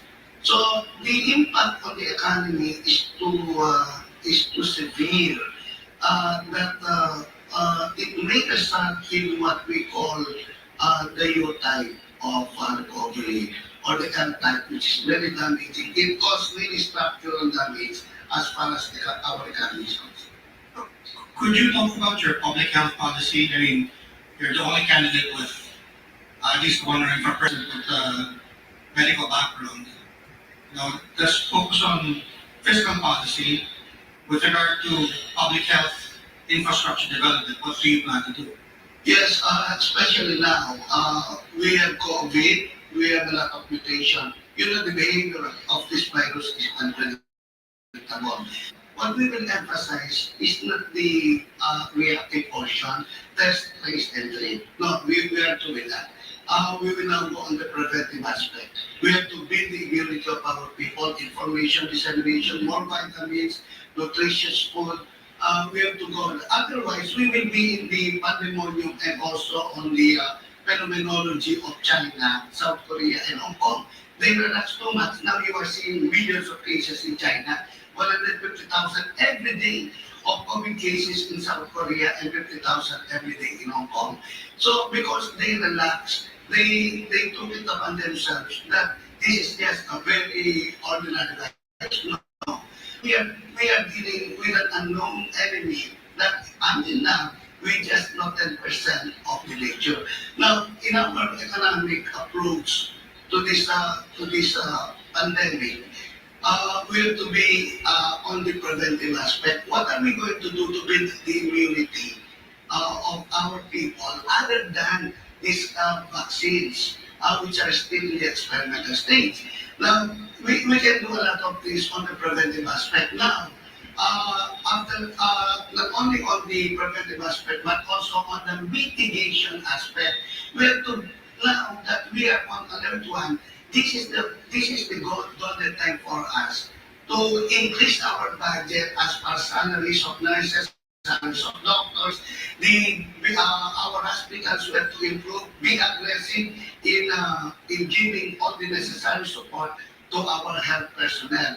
Now, we should be on the proactive side in public health care because public health care is not only affecting the health care of our people, but also the overall situation, like our economy, the way we work, and all the aspects, even the way we do our worship is affected. Okay, good afternoon, Doctor. You stated that you will support the Duterte's administration build program, and then you want to inject money into the money supply to that. Where will you get the funding for this? Very easy po. Actually, yung big items project, tinanong nga ako dun sa CNN debate, saka Comelec debate, we do push for, well, we can do anything tomorrow. Why? Because sanctity of contracts, inviolability of contracts. Naka-contract na tayo dyan 10 years, 20 years, bilateral, multilateral treaties. Now, what I'm saying is that we have to do with those good projects, big item projects, because we are tied up with the contracts. Now, what we will screen, what we will restrict is the corruption side. There's a corruption in everything. Now, alam niyo po, kinumpute ko, I told Senator Pinlacson, who is an independent already. Okay, sinabi ko sa kanya, ang COA, 700 billion. Actually, ang nilalakaw ng mga LGUs natin, congressmen, governor, lahat po yan, ang nilalakaw nila is 1.3 trillion. Computing the R side and also the beta aspect of the infrastructure project. Meaning that only 700 billion ang nilalakaw nila, but 1.3 trillion. Now, alam niyo po yung 1.3 trillion, ibibigay natin sa ayuda 250 billion. 250 billion sa healthcare natin. At yung excess natin, pang emergency natin, contingent sa mga contingency measures na pwede natin ibigay. Alam niyo po, i-restrict lang natin, kung na muna tayo mag-utang, 2 trillion ang inutang ni President Duterte, kaya naging 12 trillion tayo ngayon. 2 trillion, pag tinanong mo siya, nasaan? Wala na. So, saan napunta? So, makita mo, face shield na 67 billion at nag-expire daw yung plastic. Saan makakakita? 67 billion ninakaw. So sa inyo pong administrasyon, hindi kayo mag-uutang. Hindi nyo dadagdagan ang utang ng Republika ng Pilipinas na noong January 2022 ay nasa 12.03 trillion pesos. Alam niyo po, tama na muna tayo. Kukunin natin yung mga ninakaw. At saka yung mga land grabber dyan. Mga land grabber, i-inventa natin yung mga ninakaw din nila. Alam niyo po, maraming bagay na hindi naman kailangang utang tayo ng utang. Sinabi mismo sa Bible, oh, no one. Ang ibig sabihin yan, tama na muna tayo sa magkakautang. Yung may mga pera pa naman tayo. Be self-sufficient, food security, agriculture. Huwag na muna tayong pag meron uutang tayo at mangungutang tayo para mabayaran yung utang. Utang na naman tayo. Hindi pwede, we cannot exist. We cannot exist. At saka we cannot defend our territory, sovereignty. Pag puro utang tayo, for example, China, kaya nagkakaproblema ang mga African nations, alam natin ang Southeast Asian nations, kaya nagkakaproblema sa kanilang bansa dahil sa sobrang utang sa China. So, they already mortgage up the future of their children. Now, let us put a stop in that kind of attitude na for us to survive, utang na naman, mag-uutang tayo para bayaran ng utang. Doktor, kung baka sakali mag-presidente kayo, papayagan niyo ba pag-vote panel system o yung kanyang mutation? Kasi nag-mutate din ito no? Papayag pa kayo na ang kongresista at ang senadores, no? Ay mag-dictate ng fingers nila dito sa budget. According kay Secretary Pelican, 10 to 15% advance payment daw eh. Ay, pa kayo. Siyempre po hindi, vicious cycle yan, Kaya maraming dynasty. Kung tinanggal mo yung pagmaren, siguro ako na lang ang tatakbo sa buong Pilipinas na Senate o Congress. Kasi wala nang tatakbo. Ito po sabihin ng ibang politiko, tumatakbo sa politika dahil may vote pa rin. Hindi yung ibang politiko, actually lahat ng politiko, except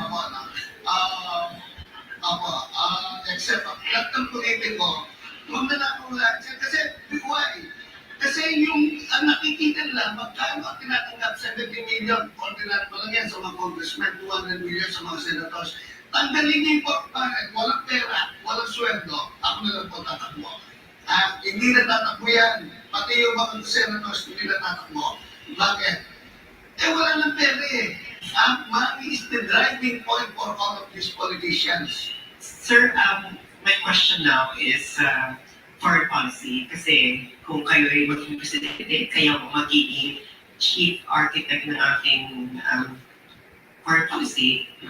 Sa inyong 10-point agenda, meron kayo dito binanggit na holistic approach on West Philippine Sea. Anong ibig sabihin niyo ng holistic approach? Well, ang holistic approach, for example, yung holistic approach, huwag lang yung nakasenter sa pera. For example, I will cut our diplomatic relation with China. Alam niyo po, Sir, let me clarify. You will cut our diplomatic relations with China. Upon assumption in the first week, alam niyo kung 241 protests na tayo laban sa incursion ng China. Kung talagang kaibigan mo, kung talagang partner mo, lolokohin ka ba na ganyan? Gusto mo ba na lolokohin ka? Siyempre hindi. They are not taking us seriously. Itong si Secretary Locsin, saka Secretary Lozano, pinagtatawanan lang ni Xi Jinping, alam niyo, pag kinat natin ang diplomatic relations, na they will listen. Sir, why do you think that China will listen if they cut their diplomatic relations with them when in terms of trade, mas dependent tayo sa China rather than the other way around? For example, sir, let me give you an example. Noong Scarborough Shoal standoff, ang China, it imposed some soft sanction on our banana industry, and our banana industry actually floundered. So, what can you just imagine, sir, the risk of cutting off diplomatic relationship with China? Alam niyo po, hindi tayo nag-exist for China. This is a question of opportunity cost. Kung hindi kukuha ang China, marami pang kukuha. Japan, or depende, i-expand natin ang ating economic policy. Alam niyo po, ang isang tao, complain tayo ng complain, tapos walang pinagtatawanan tayo. Alam niyo po, the best thing to do, ito ka. We mean serious business. Hindi pwede yan. We can go with other countries. We can join other agreements, no? Other security agreements, economic agreements. We can expand that. And then, no, we do not exist as Filipinos in order to be parasite with China. No.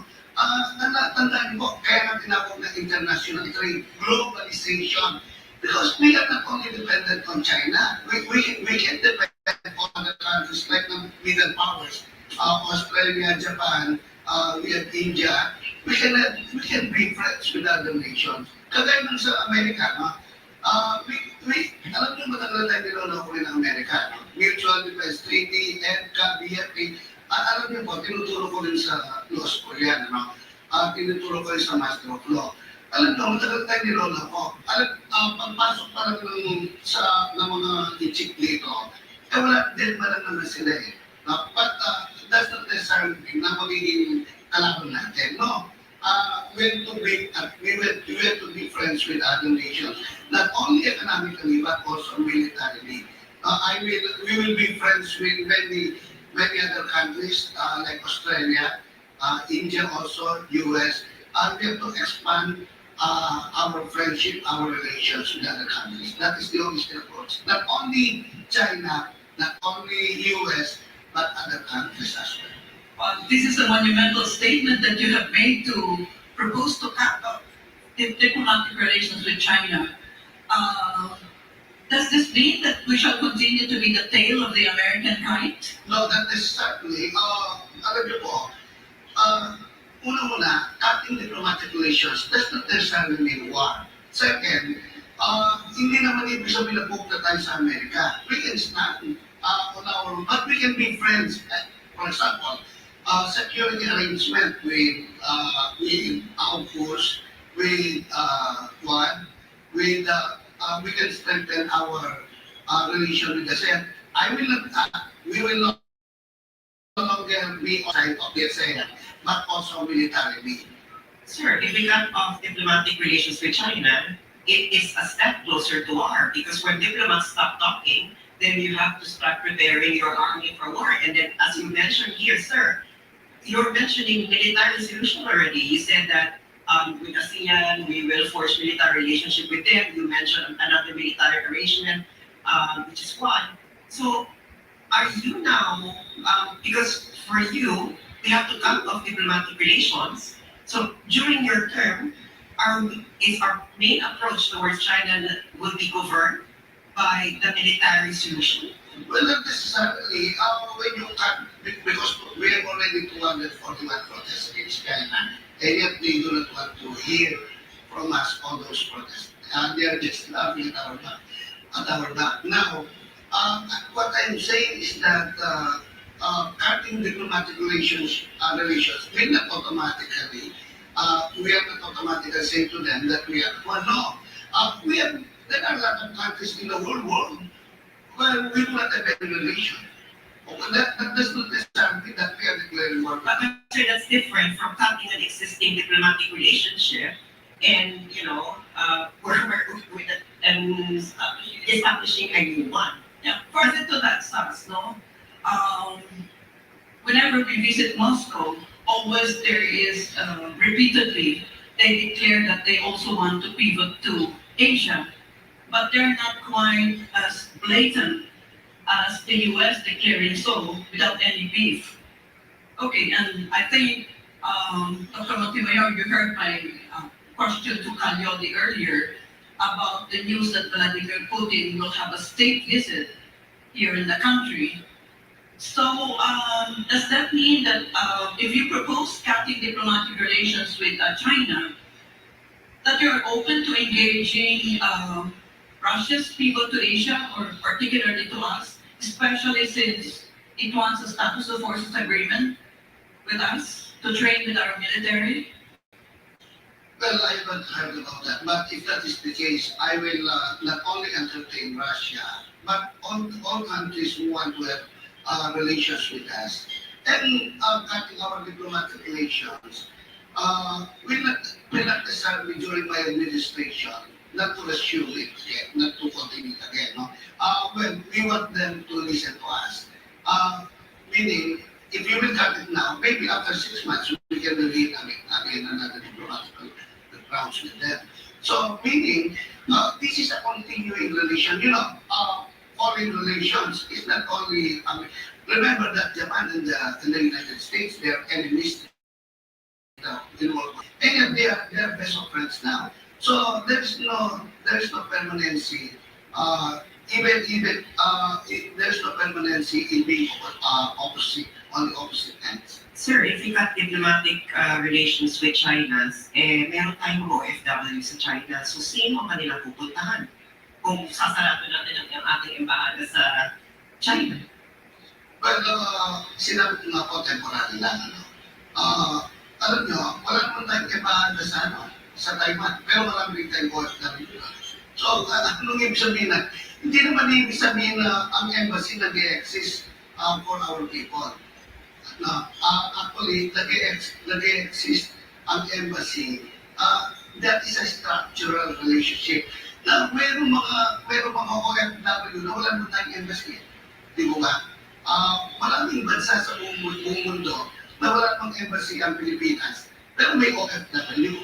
So if that can happen to other countries, why not in China? So wag naman po kayo mag-aalala, yung mga nagmamahal, yung mga China file, wag na ba kayo masaktan, no?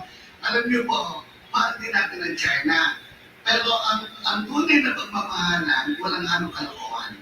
Okay, Dr. Sarananan, alam mo, noong January 29 to February 1, 2022, taon, itong barko, warship ng China, with number 792, nag-linger sa Sulusi. At pinaalis ito, chinalis ng BRP Antonio Luna. Kung kayo po ay presidente, President Pujimayo, what would you do? Alam niyo po, Kapampangan ako, no? May pabengi po ka na Kapampangan. Alam niyo po, Kapampangan ako, pag meron pumasok ka sa territory namin, we will start assuring that. Kasi pumunta ka sa aming teritoryo. Ano siya shooting war? Well, hindi naman ako magdedeclare ng pero ang lahat ng incursion na nandun, syempre patuloy natin. Kasi pupunta ka sa aming lugar, no? Na bawal naman. Kahit tayo pupunta tayo ng walang masabi sa kanila. Necessary, kaya nangyari sa yung Vietnam at saka China, nagpatayan sila because of the incursion in their territory. So if that will not be reminded sa time ko kung loloobin ng Panginoon na ako ay maging presidente, well, I will not hesitate na ako mismo ang babalik. I congratulate you for such bold declaration. I hope China is listening. China, please listen. Sir, ganito ha, maganda binanggit mo yan, Attorney Rex Pico, yung incursion ng Chinese warship dun sa Sulu. See, and I think ang limit sa ating kaalaman, the United States, part of its FONOPS or Freedom of Navigation Office, kasama dyan ay ang pag-challenge ng ating claim sa Sulusi as part of our internal, as part of archipelagic waters. Meaning, hindi lang talaga China yung pumunta dyan, hindi lang sa-send ng warship dyan, kundi United States din. They sent navies in a lot of maritime areas in order to challenge what the United States say as excessive maritime claims. So, kung yung nakita ninyo ay US Navy warship dyan sa Sulusi, will you also start a shooting war? Well, iba po yan. Alam niyo po, meron tayong Mutual Defense Treaty, meron tayong Basic Forces Agreement, meron tayong YETCA. We cannot compare the two. Tandaan nyo, ang mga may bases before. And kahit na wala na silang physical bases, we have a continuing relationship with them. Not only economically, but also militarily. Now, we cannot say the same with that of China. Tandaan natin, ang China, ang pagkikita ng marami, kaawin natin. We have to admit that we are in an informal battle with territorial claims. Ngayon, kaya hindi natin pwedeng masita ng Amerika, ang mga Amerikano kasama natin ng World War II. Ang mga Amerikano kasama natin sa iba-ibang bagay. Nakaka-apekto pa rin sa atin yung gano'n. Ang pagtingin natin sa kanila ay kaibigan pa rin. 6 million Filipinos at in the United States. Tandaan natin, no? Pero ang sinasabi ko, ang mga tingnan po ang mga Pilipino ba pag pumunta sa China, magiging citizen ng China? Hindi. Pero maraming Pilipino ngayon, citizen ng US citizen. So tingnan mo, culturally, religious grounds, spiritual grounds, economic grounds, iba yung relation natin sa Amerika with that of China. So there is no need to compare those. Last question, Dr. Montemayor. I don't know why we're focusing so much on China. There are other claimant countries in the disputed areas. Vietnam, Malaysia, Taiwan, Brunei. Are we going to cut diplomatic ties with all of those countries? Baka walang matala. Hindi po, alam niyo po, no, iba naman itong ugali ng mga inchik, tingnan mo na lang ang kagulangan, no, dito lang sa Pilipinas, no, yung mga hindi masyado nagbabayad ng tax dito at saka konti pinabayad, Chinese din, no. So, makikita, tingnan nyo, wala naman taga Brunei dito na may kakilala akong business. Tingnan nyo, maraming claimant countries, totoo yan. Pero sino yung may hilig magkaroon ng incursion? Tingnan nga, you look internal and also implied manifestate. No? Yung katandaan natin, maaaring isang tao, hindi niya sinasabi, pero ginagawa niya. So there are many things that are expressly shown, there are many things that are impliedly given. Kagaya ng China, 2 weeks ago, meron na namang incursion. Ano yung ibig sabihin? They are not respecting us. Now, pag kinap natin ang relationship, you should listen to us. Kasi sa susunod, we will do other things other than stopping or cutting the diplomatic relations. Well, I hate to interrupt, but we've neared the 1 hour mark, and unfortunately, that's all the time we have for questions. But Dr. Attorney Jose Montemayor, thank you so much. We will give you the floor for your closing remarks. Maraming salamat po, mga kababayan. No? Magising na tayo. Tanggalin nyo lang yung false Asia at SW sex. Yun ba yan? I'm sorry, no? Ito naman false Asia at SW sex. Huwag na kayo maglabas. Naging yung mga, alam mo, do not mind condition the Filipino voter. Tandaan nyo, mag-utak ang Filipino voter. Kayo ng mga politician, number 1, the visa, number 2, the fight of colors, wala kong kulay ang pagmamahal ng Pilipino. Tandaan natin, we have to be united. Ang unang hindi yung bumoto sa akin, but to be united in prayer for our nation. Maraming salamat po sa SMNI, the best platform for the way.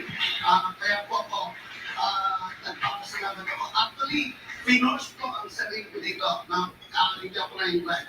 Pinorse ko po, pero even with that, I still recognize that this is the best debate platform. Maraming salamat. Thank you, Dr. Attorney Jose Montemayor, and to our panelists.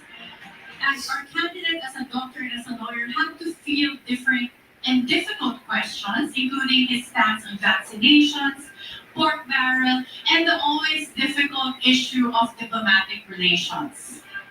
Don't go away. Ang susunod natin na sasalang ay isang kandidato na dating Defense Secretary. Pangarap niya para sa ating bansa ang maging first world country. Alamin natin paano niya planong gawin ito. The Deep Road, the SMNI presidential candidates interview will be back.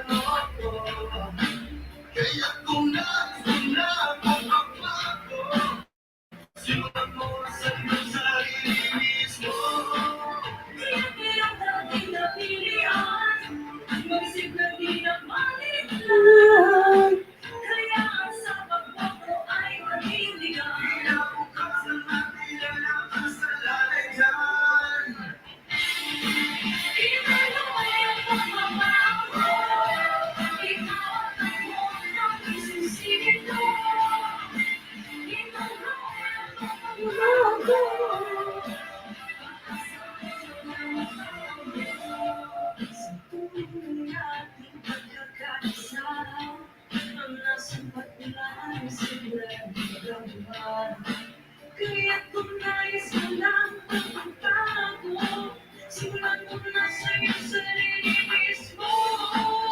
Kaya dating napiyan, mag-isip na di na maliglan.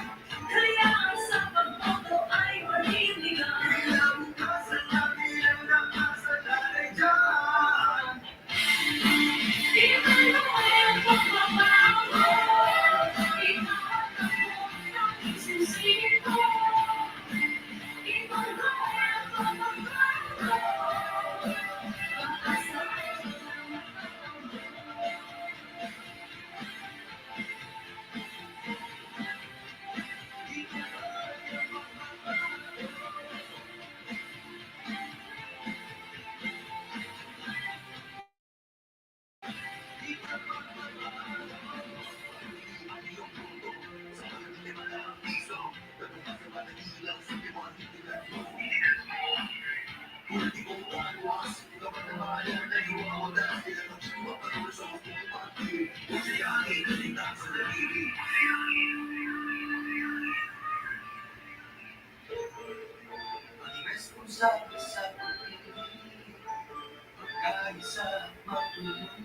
Kakayahan mong magmasang magiging gabay sa pag-asenso ng bansa sa'yo magsimula.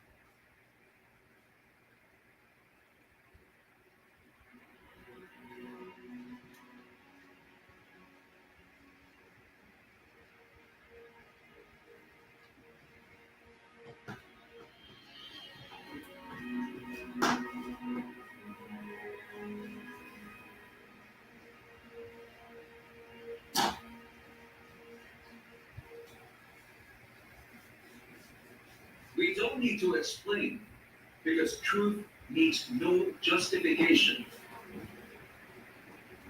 We are not afraid because the truth will always win.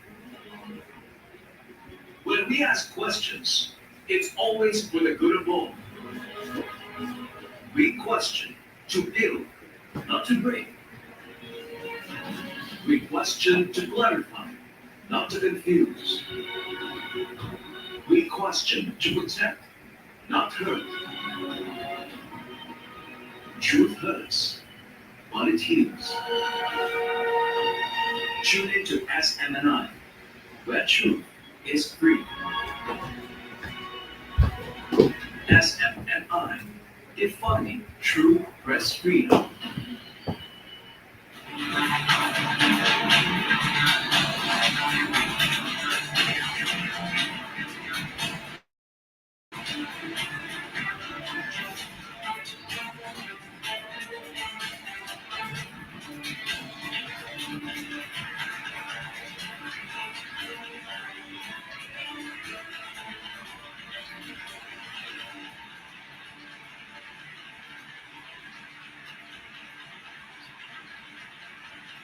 You're still watching the Deep Probe, the SMNI Presidential Candidates Interview. Kilalanin na natin ang ating next presidential candidate. At alamin natin kung paano niya haharapin ang iba't ibang problema ng bansa. The National Security Advisor at Defense Secretary Noel Arroyo Administration, kung saan pinaunahan ang usaping pagkakayapaan sa pagitan ng gobyerno at ng mga rebelde. Ngayong halalan, sasamak para maging susunod na Pangulo ng Bansa, dalan-dalan ang iba't ibang reforma para sa ikabuunlad Lahat ng Pilipinas. Kaya structural changes sa political system, ang unahin ko, huwag natin ipatong sa balikat ng mga maliliit. Ang malaking problema na hinaharap ng bansa. Ako po inaalay ko ang aking sarili. Upang ibigay ang aking mga karanasan. Sa loob ng amin na loob, ihahanda natin ang sambayan ng Pilipino para ang ating direksyon ay patungo sa pagiging persuaded. Mula sa Partido Demokratiko Sosyalista ng Pilipinas, Norberto Boha Gonzales.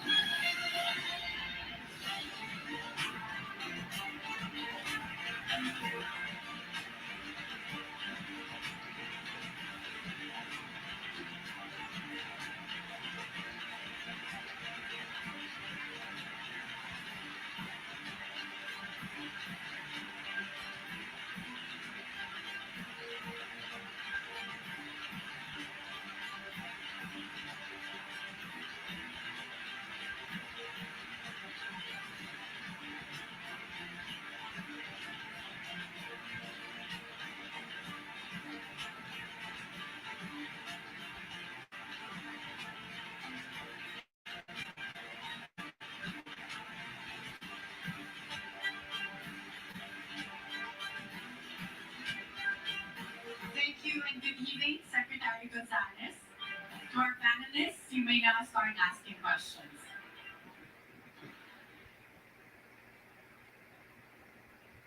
Yes, good afternoon, Secretary Byrd, a personal friend and a colleague. I think I may shift away from foreign policy trajectory as before, and I would like to focus on political reform, which is so close to my heart. I think you know that for so many decades now, I've been pushing structural reforms, which are supposed to engender behavioral change. In the additional handout that we got from you, you talked about a presidential parliamentary hybrid. Can you elaborate on what this looks like? Well, this is more, if you are looking for models, probably France and even Malaysia. What I'm thinking is, well, this will be a discussion among our people. I'm for a parliamentary system, but I'm not certain whether we would want our president to still be elected nationally or not. That's why I'm still looking in the possibility of a hybrid, that we may have a president that our people may want to elect themselves, rather than just have a prime minister in a parliamentary system. That's why I put there in our program the possibility of a hybrid, but doesn't mean it will be a hybrid. I'd like to take this out with our people. If you adopt the French political system, indeed the prime minister is almost like, we don't even know who he is right now. We just know Macron. But I guess if we shift to our parliamentary system, because you said here that you want either a pure parliamentary system or the hybrid, which I wanted some elaboration on. But I think in a pure parliamentary system, you really don't pay attention to the chief of state, but you pay attention to the head of government, who is the premier. And I think we've had some discussions on this, that if you want some continuity in government, then you go for the pure, which is you can have the premier for as long as the house. That's where my, 1,000 days. that's where my heart is. The sentiment of our people, because maybe with more exploration, more discussions with them, maybe we can really show them, because a pure parliamentary system will give us a leader that's really working. That to me is ideal, actually. Yes, excellent, thank you. Terry, what would you say to the skeptics who say that it doesn't really matter?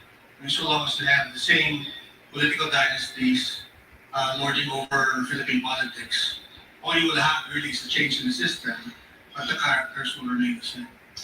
Well, depends on how we build parties and how we take that seriously. right now, and you see, let's probably define a living by political dynasty. I think the really harmful political dynasty is when a family decides to make governing the nation as their business. That's where they get their money, and you see that an entire family, before you only say husband and wife, then suddenly you have all the brothers, the sisters, and now even the opposed. Tuloy-tuloy na. And then, when you see that they're not doing anything else except attempting to control a particular province or a particular city or town, and making it as their business, monopolizing politics in that particular part of the country, that to me is bad dynasty. But sometimes you cannot prevent one or two members of the same family to be occupying some positions in government. And they were there because they are competent, that they have not really engaged themselves in trying to control a particular unit in our elected officials. That, I think, can be corrected in the kind of political parties that we will form. I don't know. It's very difficult to think of the future when we look at our political parties today. That's why I was saying to our people in my own party, the Philippine Democratic Socialist Party, that let's not be like the other parties. Because the other parties are not really parties. They're electoral machineries that normally surface during election time. Let's have real parties. So, if I would be in office, I will create institutes to train new politicians for our people. Let's see. I'm very weak in the polls. Sometimes there's really this feeling of discouragement. But, never mind that. What is important is I go to the people, group by group. I don't go for those huge rallies. What you see there is noise and music and all of that. But there's really no dialogue that happens with our people. But when you do, especially with our young people, there seems to be a redirection in the sentiment of our people today. Do you remember charter change, for example, in the recent past, at least three presidents away, the charter change has become a very dirty word. We don't like to hear charter change. We always connect it with the president wanting to stay longer. That is why our people never really like this. But today, I'm very surprised. Everybody accepts charter change. Especially when Dr. Carlos started writing about it. He has a very big following, by the way. And we said, charter change, parliamentary system. Wow. This is something different happening among our people today. They're beginning to accept it. Secretary Gonzales, for starters, would you consider a bill certified as urgent on turcotism? Say 6 months before the elections, you cannot change parties. Would you consider that? What I know of political parties and what I know of authentic politicians, changing parties is a matter of life and death. It's just like changing a religion that you have been so used to since childhood. That to me is a real political party. Those to me are real politicians when they feel that way. I have hope. I have seen it in the eyes of our people today. They can be this kind of politicians. We can have this kind of political parties. It is the responsibility of us leading this nation to introduce these new ideas to our people. That's why turnclotism, I don't think we need a law.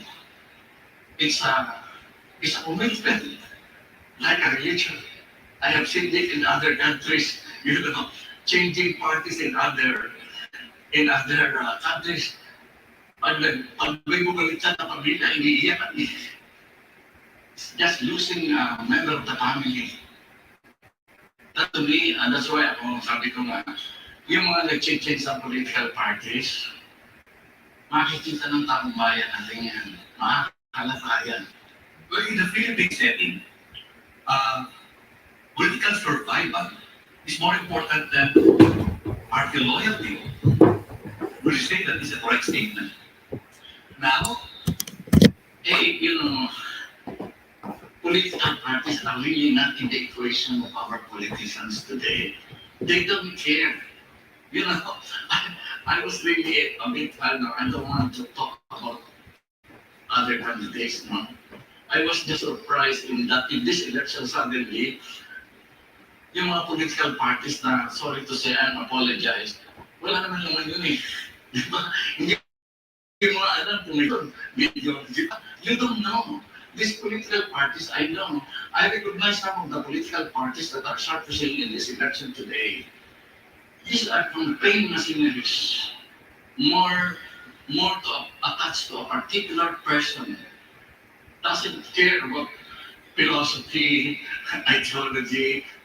Those are not stated at all. I have been waiting to hear, I did philosophy, of society, what kind of society shall we have, where are we going, what kind of economic direction should we have. I've been trying to hear these things. I will confess, I really don't want to run in this election. When you begin to be exposed into the numerous problems that we're facing, it's kind of difficult to imagine yourself being there. Very difficult. Since you don't want to really run in the elections, as you say, what is it that you want people to realize about you, or what is the message you want to convey? Or that is the more important agenda in your country? Well, to me, it's less of me. Pero I was unfortunately exiled for 4 years in Europe during the dictatorship. I saw how politics, is practiced in the most advanced countries, the most humane societies in the world. You see the kind of politicians they have. They really don't talk about themselves. You don't know who are their children, their wives, nothing. They talk about ideologies. They talk about policies. They talk about analysis of what's going on in the world, what's going on in their countries, what is happening to their people.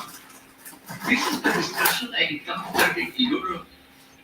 I was very thankful to our boss because he forced myself to be exiled in Europe for 4 years.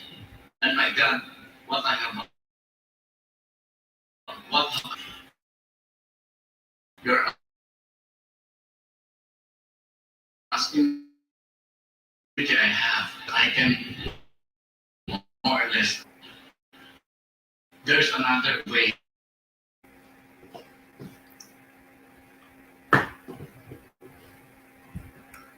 Of politicking.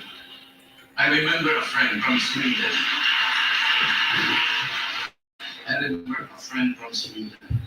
He told me, the way you campaign will determine or show how you will govern. Very serious. That is why the way I'm campaigning will already show how social democrats attempt to make a better future for our people. Again, sorry.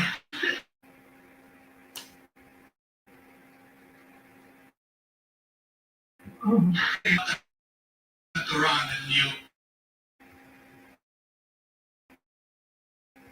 and what you see. Oh my God, it's happening.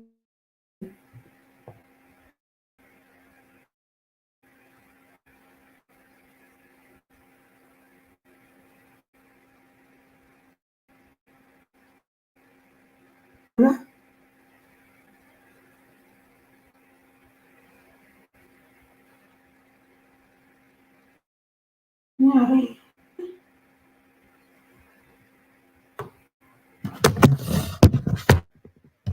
Oh no. Nangyari dito.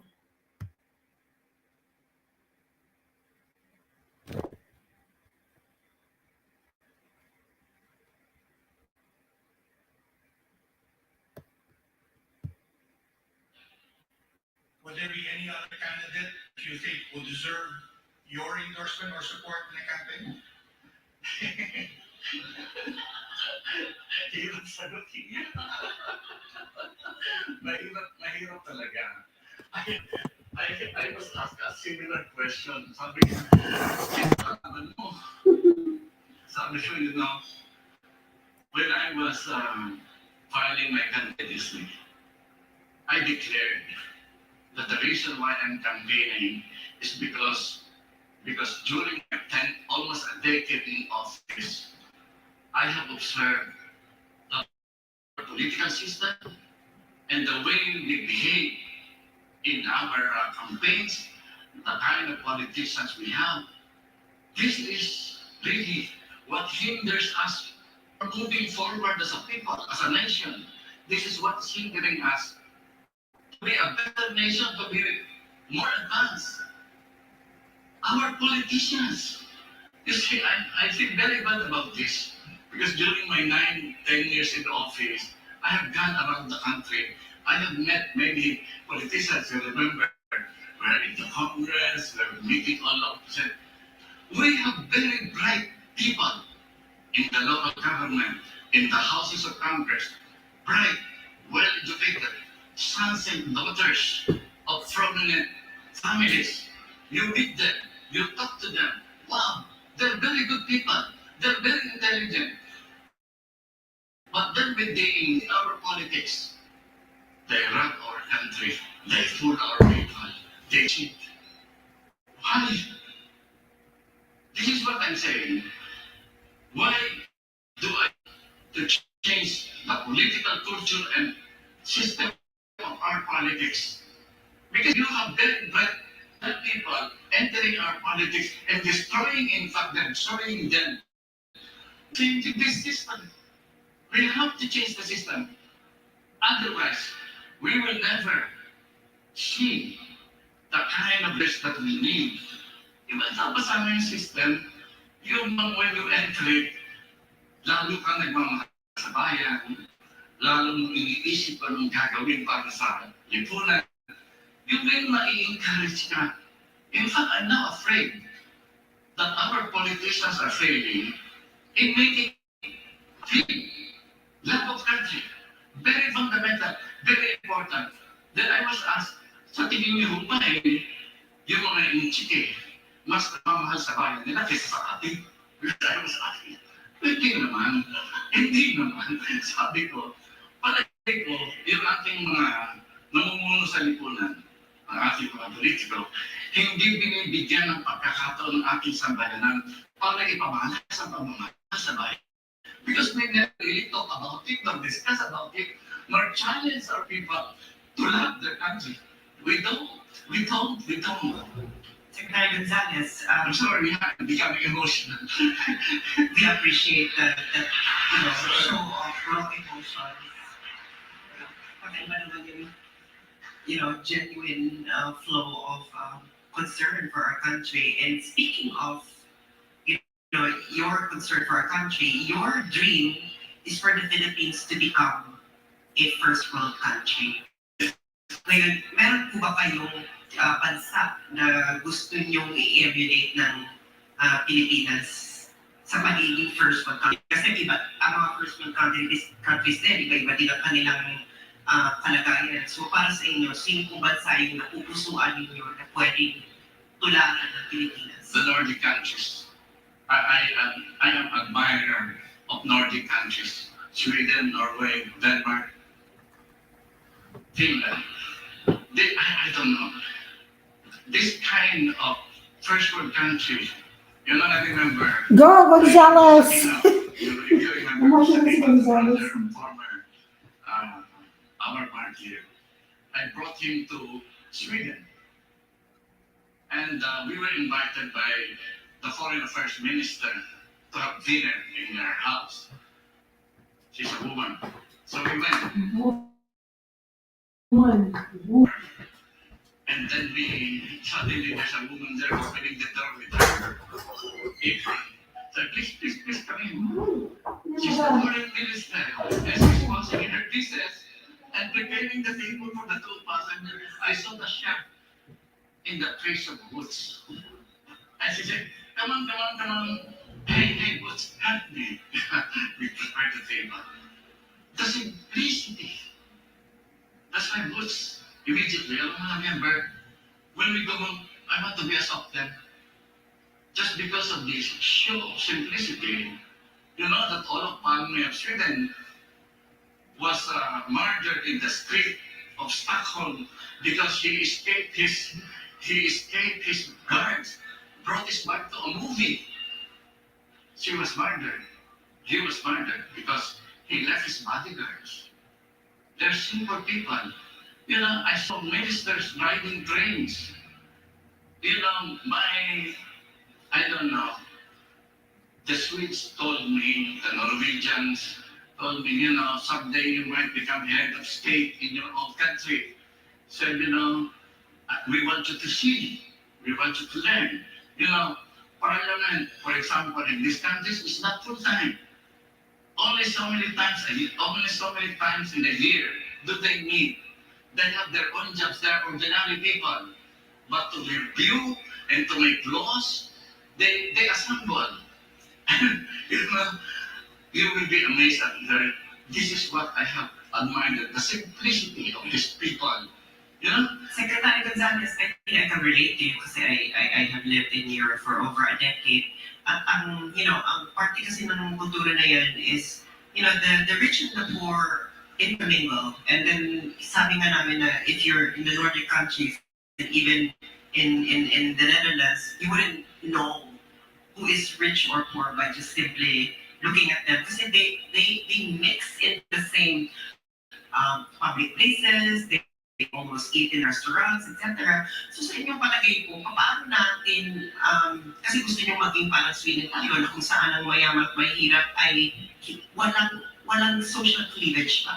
Yes, at ano yung sa tingin nyo pwedeng gawin ng Pilipinas para magkaroon ng ganoong kultura na kung saan ang mahirap at mayaman ay hindi magkahiwalay ng ginagalawan sa lipunan? You know, this is one of the most popular ideas. You know, I go to our people now consulting, going to the all kinds, and I test the kind of programs we will adopt. One of the most popular, and I'm telling my colleagues in the campaign, please, if you can adopt this, good, because we need this to happen in our country, especially those Pakamanalo. You see, I said, you know, when we look at our educational system, for example, this is where this societal divide in our country is most evident. Sabi ko yung pagkakahiwalay ng mayaman at mahirap is very evident in our educational system. We have an educational system for the rich, and we have an educational system for the poor. I said, why can't we have a common standard? Rich, poor. Pareho lang ang standard. I'm glad you're here. Because I can consult you. Yes, because we talked about this last time, remember? Yung, anong tawag dito sa Constitution? Yung complementarity. This is very important in our Constitution. We will talk to our private sector and public sector. Kasi sa private sector, baka kulang na ng pera. Di ba, baguhin natin batas, bigyan natin ng pera yung private sector sa education para tumaas ang standard. Yung public, wala tayong problema dyan. It's a matter of really determining how important education is to us. Itataas mo na, ilelevel mo yung funding ng dalawa. And then, I would want to see public educators and private. Dr. Carlos, you have to be there kung muna namamatay. I'm sorry, They're only educators. You know, what is it, the adjective private and public really should not apply to educators. They're just involved in the philosophy of learning. But yes, not to rain on your parade, I wish we were Sweden. But Sweden has only ilang piraso lang sila doon, no? And we are 110 million piraso. Yes. So I wish you were more Machiavellian because I really love the future that you are designing for us. Well, I have a Dr. Palafox in the audience. For example,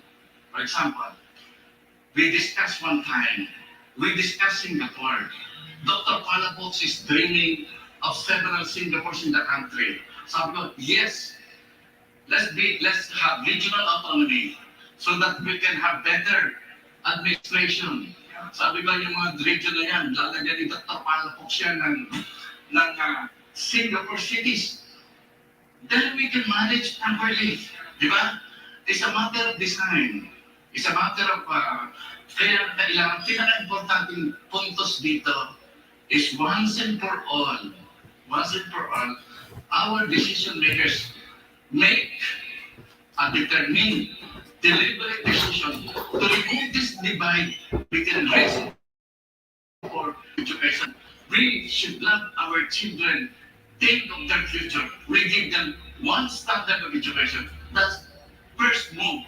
What is the second move? The second move is, for example, I was thinking maybe we can ask our ambassadors, hey, where you are assigned, determine, look for the best university you can find in that country. We will ask that they recommend it to us.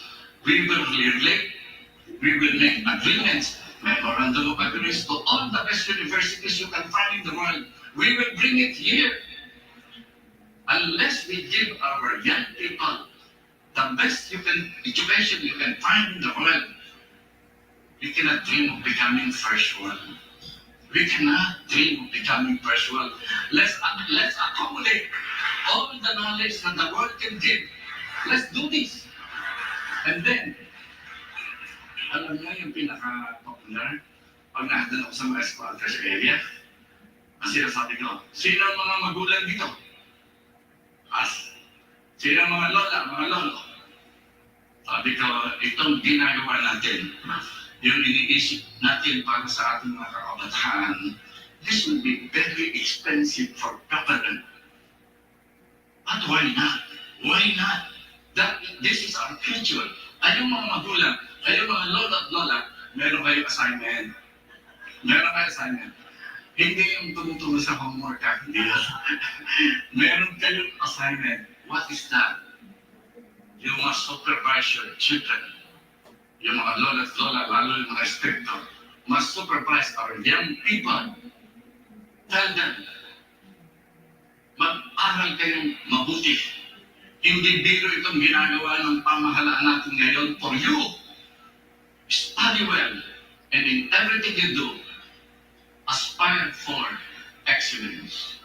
Lagi, kung pwede kayong lahat,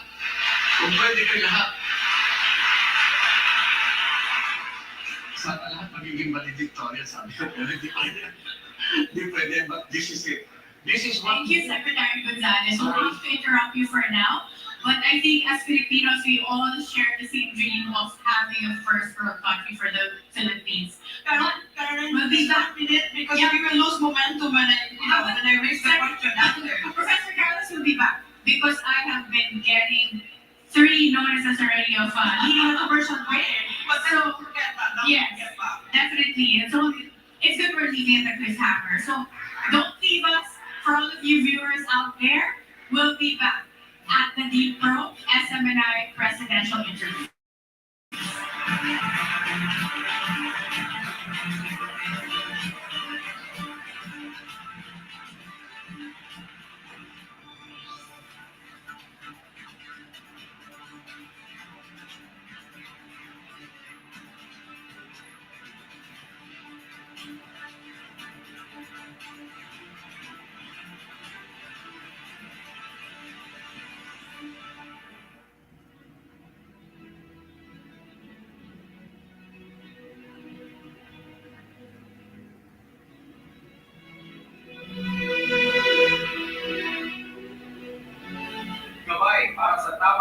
Muli ngayong eleksyon, hatid namin sa inyo itong mga leksyon. Sino ang dapat na magpatuloy sa pagbabago national? Sino ang dapat na mailuklok sa kapangyarihan? Dapat may paninindigang ipagpatuloy ang laban kontra insurhensya at iligal na droga. Matapang, ngunit may puso, may malasakit, handang magpatawad, tagapagtaguyod ng kapayapaan at pagkapilis. Handang isakripisyo ang meron siya, mapunan lang ang kakulangan ng iba. Ang pulso ng taong bayan, nasa sa kanya. Mautak, maliskarte at alam ang saglaw ng batas. May konkretong solusyon sa bawat problema, lalo na sa gitna ng krisis at pandemya. Kilalanin mo ang iyong iboboto. Aralin ang plataforma. Paano ito isa sa katuparan at patatagalin? Suriin ang track record. Sawa na tayo sa forma at salita. Ang kailangan natin ang magpapatuloy sa pagbabagong natatabasan sa bayan ng Pilipino. May malakas na paninindigan sa tama, hindi magtataksil sa bayan at hindi tayo ipagpapalit sa kahit anuman. Matapat at hindi magnanakaw, hindi sarili, kundi ang interes ng bayan ang inuunan. May political will, totoo ang serbisyo at handang ibigay ang lahat. Matugunan lamang ang mga isyu na kinakaharap at kakaharapin pa ng bansa. Bilang bugante, nasa atin ang responsibilidad na ilagan ang nararapat. Isa itong desisyon para sa nagpapalin kung kaya't mag-isip ang mabuti. Huwag magpadala sa kasikatan at sabi-sabi. Ikaw mismo ang kumilatis. Tandaan, nakasalalay sa desisyon mo ang magiging kinabukasan ng bansa. Kaya, maging matalino. Maliban sa totoo, dapat may karanasan at kapasidad na mamuno. Hindi ka mabibili, kaya huwag kang magpapabayad. Bigyang dangan ang iyong boto. Gagawin niyo ang Smni sa isang malinis at patas na eleksyon. Dahil dito, sigurado balik ang totoo. Ibibigay namin sa inyo mga impormasyong tama. Tuloy ang pagbabago kahit sa pagbabalita. Sama-sama po tayo tungo sa bagong bansa. Piliin ang magpapatuloy sa ng administrasyon. Ituloy, Ituloy, ituloy, ituloy, ituloy, ituloy, ituloy, ituloy, ituloy. ituloy, ituloy, ituloy.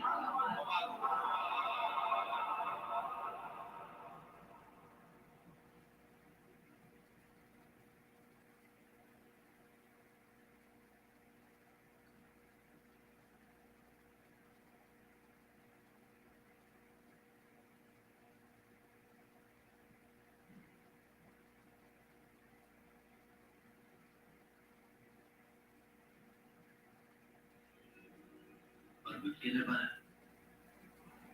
Pahinga ka muna. Sige lang, hinga lang ng malalim.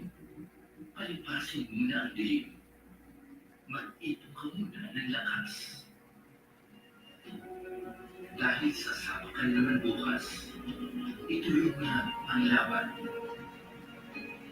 Kahit dahan-dahan, ituloy na ang laban. Kahit mabagal, huwag kalimutang magdasal. Huwag kang susuko, huwag kang hihinto. Kita-kita tayo hanggang sa dulo. Kaya kaya natin ito ipanalo.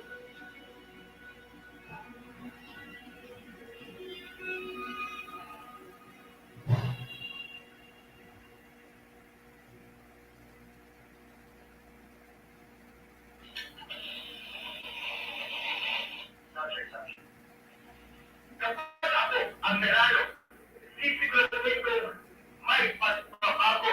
Nagyan mo mahira, kaya naiintindihan ko kayo.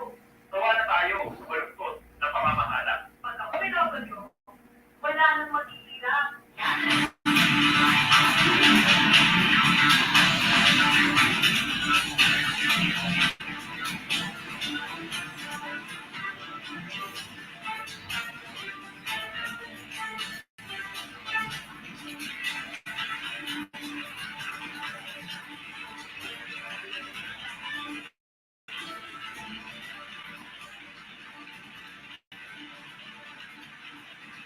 Nagbabalik po ang The Deep Probe, the Smni Presidential Candidates Interview. Earlier, the candidate Secretary Roberto Gonzalez and our panelists was having a very deep interview and discussion about how to make the Philippines a first world country. And so, before I interrupted, Professor Carlos had a question. So, Professor Carlos, I'll let you start. Yeah, actually, I didn't want to be interrupted because when you're 75 like me, when you interrupt me, I forget, you know? So, to write down what I was going to ask for earlier. So, Zachary, you said that I like the idea of getting, getting the ambassadors to identify the best universities. But it's not really the universities, it's really the best professors. And they can be anywhere. All right, you bring them here, and they design their syllabi and so on and meet with our young people. But there is another thing that I'd like to point out as a local academic. Please make sure what you pay them is not 10 times my salary as a local academic. Well, what will happen is that, you are correct. We cannot have that dichotomy, especially when it comes to salaries. I am hoping that by a certain period, we can say that our domestic teachers, professors, when it comes to the knowledge and training, will be compared with those in the rest of the world. What I want to see is an interaction. It's not just per se, ay, walang papuntahin dito yung mga yan. Anong tingin mo sa mga local? Mahina. Let's face it, it's not that they are mahina. It's just that they didn't have the kind of opportunity that those guys from abroad got. But we will try to put this, a mix. Hindi naman tayo papayag na forever and ever yung mga foreigners lang ang matutulong sa ating mga kabataan. I'm talking of an intermediate period. And yes, bibigay ko talaga sila ng 10 times the salary that you receive, but you will get the same amount. Kailangan ganun talaga ang appreciation natin ng teachers. Same salaries. Maybe even higher your local. But with one precondition to our local teachers and professors. Please be willing to study some more. Learn also what the world is offering us. Because yung mga professors natin, mga teachers natin, whether we like it or not, ay yung susundin ng mga estudyante natin eh. What you give is what they will have. Kaya kailangan yung upgrading natin, as I'm saying, we upgrade. When we say we upgrade the quality of education and the kind of education that our young people will have, this also goes with the teachers and the professors. Lahat mag-aaral. Lahat. We need to build this. And don't tell me it will take too long. No. Pagdali lang yan. Mga 3-5 years, nagsisimula ng mahalata na medyo kumapit na yung kalidad ng ating pag-iisip dito sa Pilipinas. I want to shift a bit and talk about security and national defense. I mean, that's your strong suit given your background and portfolio set in previous governments. I want to merge that with your dream of making the Philippines a first world country. But certainly there are some who may point out that there are certain industries that may need national protection because they are vital to security. Could you talk about that? How we balance those interests and what those industries, what industries should be protected? Well, I would like to deal first with the philosophy behind these industries. Number one, kasi nadinig ko we are not going to have biases, when it comes to those engaged in building the nation. I will not distinguish between rich and poor. No. Our industries our big capitalists will be protected as usual. All that I want is to expand what we will call the engine of growth of our economy. We will have, of course, some kind of a difference in how we handle, for example, the capitalists, especially during this recovery period. What we will tell them is, we will request our big industries, our big capitalists, the only thing that we will ask from them, I will reach the kind of industries that we will have. Only that I said that during this time, I will request you that instead of distributing your gains in your business to distribute, for example, to your stockholders, I will ask them, please don't do that yet. I will ask you to expand your business instead. If you decide to expand, use your money for expansion, you will have incentives. If you will use it for, giving your money away to your stockholders, I might be forced to ask our government to tax it, so as to encourage expansion rather than, distribute. But we will have to open a fund. I will have to ask our experts here. I will have a very big fund to provide capital to our people. There are so many, I have encountered so many, lalo ngayong pandemic, everybody wants a job. Everybody wants to work. Everybody wants to earn. And all kinds of businesses are sprouting everywhere. And the quality medyo patakbuhin. And I think it's the lack of capital that is lacking. Let's create a fund. I was telling our poor,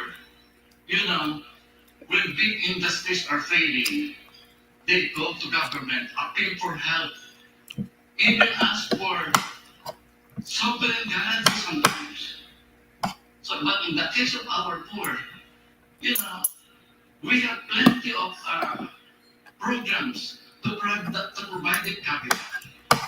But if you will check the statistics, capital is really not reaching them. Many of them are really not asking for the capital. And when you ask them, why are you not taking advantage of this capital being offered to our micro, macro, little? Why are you not taking advantage of it? Sir, patay na ang negosyo, wala pa yung capital. Too many requirements. Sabi ko nga, ano ba gusto nyo? And then, popular style ng mga Bombay. I'm not joking. Sabi siya nga nag-tag ng Bombay. Why is it flourishing? The Bombay strategy. Kasi sir, sa Bombay, tiwala lang ang kailangan. Trust, which is very missing in our government. Why are we not trusting our ordinary people? Why? Why are we not trusting them? Okay, I said, kung hindi nagtitiwala sa inyo,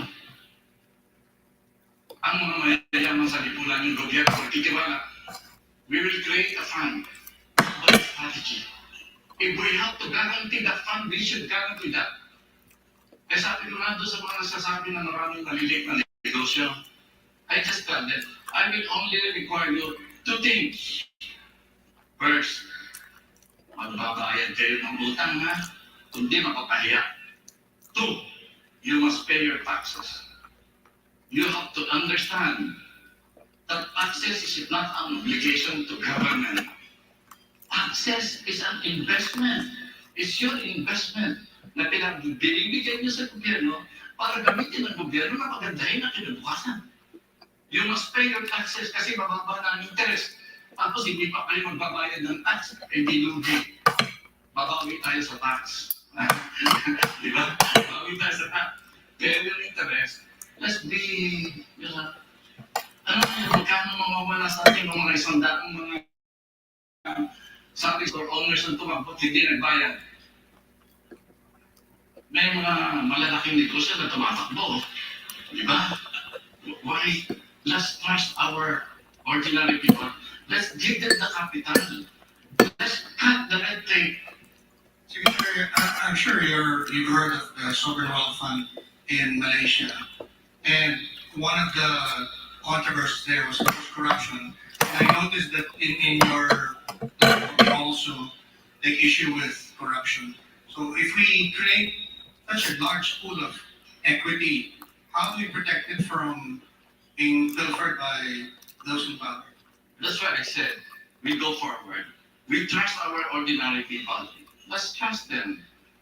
Let's see. Kasi nanonotice ko na, bakit yung mga Bombay wala tumatakbo eh. Everyday collection. Lahat pa nakikita mo sa mga palengke yan. Kasi, they're telling me, Secretary, buti na lang nandito ka. Pinagtitiwalaan mo kami. Kami mga mahirap, marunong kami magbayad. That is to me a very important. Let's not make, alam mo ako, in my observation, showing what is right and wrong is more important than punishments. No? When you deal with people, what is very important to a society is when authorities show that something is wrong. At tumakbo sa utang, masama.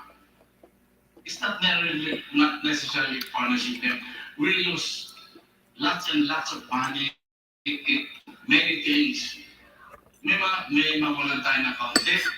Nakita naman natin yung paulit-ulit na pagsisikap ng mga kababayan natin. Their entrepreneurial spirit is far more important than the money. Let's build that kind of people. I want to shoot two birds with one stone. Internet. Ako po isang franchise at telecom lawyer. Mula pang 1990. Tagal po ako ito. Nung umpisa ako sa beepers, pagers.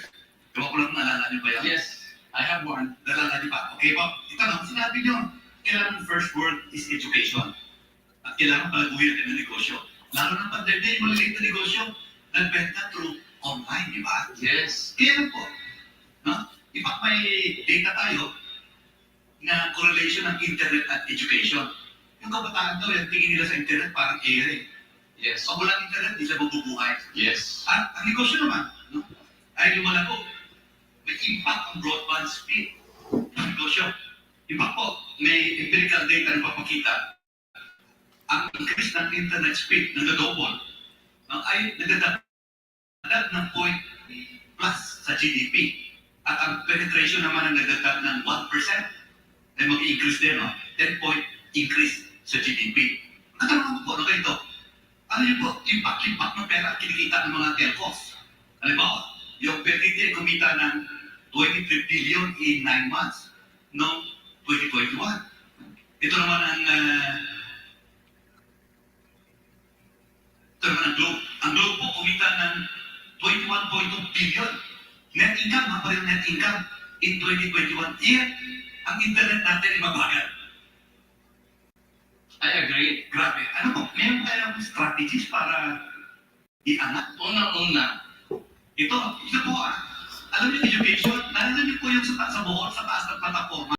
Yung bata ginawa ng plataforma sa taas ng puno para makaaral ng bata online. nakita ko yan kasi nung okay na pandemic, doon tumira ako sa isang mountain village.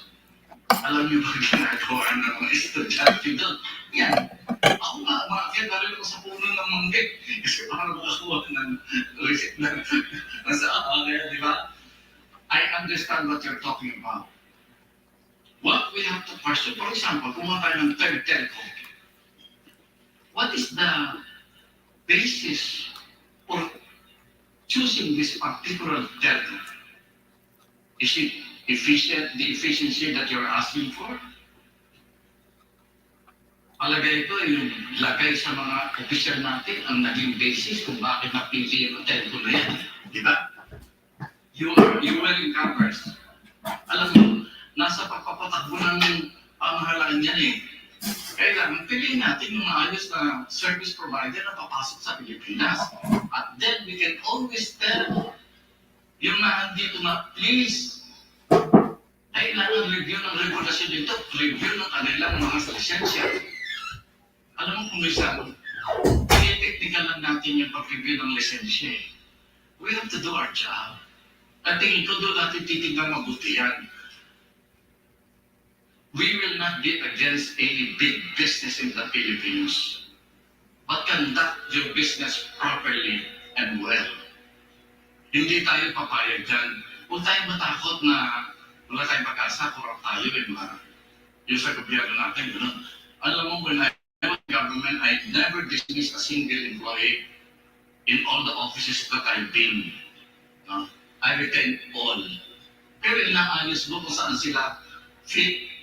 Doon mo nilalagay, inaayos mo lang yan. Hindi ka nagtatanggal. But, alam mo, ang bureaucracy natin, patakot-takot ang nag-aaral sa abroad dyan. Hindi natin ginagamit. Natatakot kasi ang nasa taas, parang siya. Eh kaya nga yung sinasabi na ganyan, I think we could have the fastest internet already. Yung puipitik. Ayun eh, hindi. Yung example, alam mo, napansin ko ito eh. Sa bagay, hindi pa siguro kayo buhay nung ako'y na-looking ko kami. Alam mo, looking ko kami. Alam naman natin na Cory is a very prayerful woman, di ba? Nag-rosaryo, nag-misa. Alam mo nangyari sa bureaucracy ng Pilipinas sa panahon ni Cory? Lahat ng opisina may statue ni Blessed Mother. Lahat ng politiko natutong magdasal. Bakit? Kasi yung presidente, madasali eh. Yun, alam mo sa Pilipinas, napakalakas ng influensya ng Pangulo. Napakalakas ng influensya yung mga nakatataas. Kaya ito, I am thinking, ako, I am running for office, but I'm not running alone.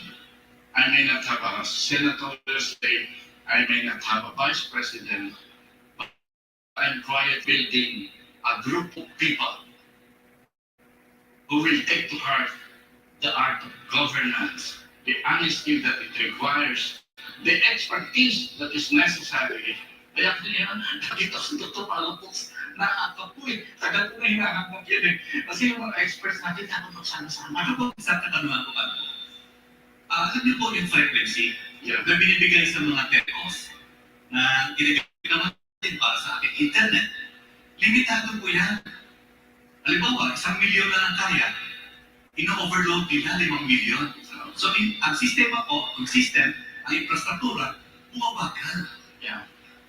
So, kayo pa ba kung maging presidente, would you conduct an operational audit based on that application before the National Recommendation Commission and tell them, hoy, 1 million na kaya nyo, 1 million lang, period, yung sobrang, sulit nyo na. I will do something simpler. I will call you. Alam mo, ganyan talaga eh. Alam mo, maganda sa presidente. No? Talagang kaya mo, alam mo, dami na. I was there eh. The best minds, experts, they come to you. You open your arms to these people. Welcome. Iyan sinasabi mo. Let's do it. Yung mga iniisip natin maayos, let's do them. Kaya ako, hindi ako masyadong expert dito sa tinatanong mo sa akin. But I'm very happy you're the one asking the question. Kasi I can already see the expertise behind the question. Very important. Natin to. I agree with you 1,000%. Kailangan pabilisin natin talaga. Secretary Gonzales, ang itatanong ko po ay tungkol sa inyong anti-insurgency policy. Well, yeah. Ang nakalagay po kasi dito ay kung kayo'y magiging presidente, kayo ay open for peace talks pa. Kung ating pong matatandaan, under the Duterte administration, I think this is the first administration that did this experiment of actually allowing members or recommended people of CPP and PA to actually work.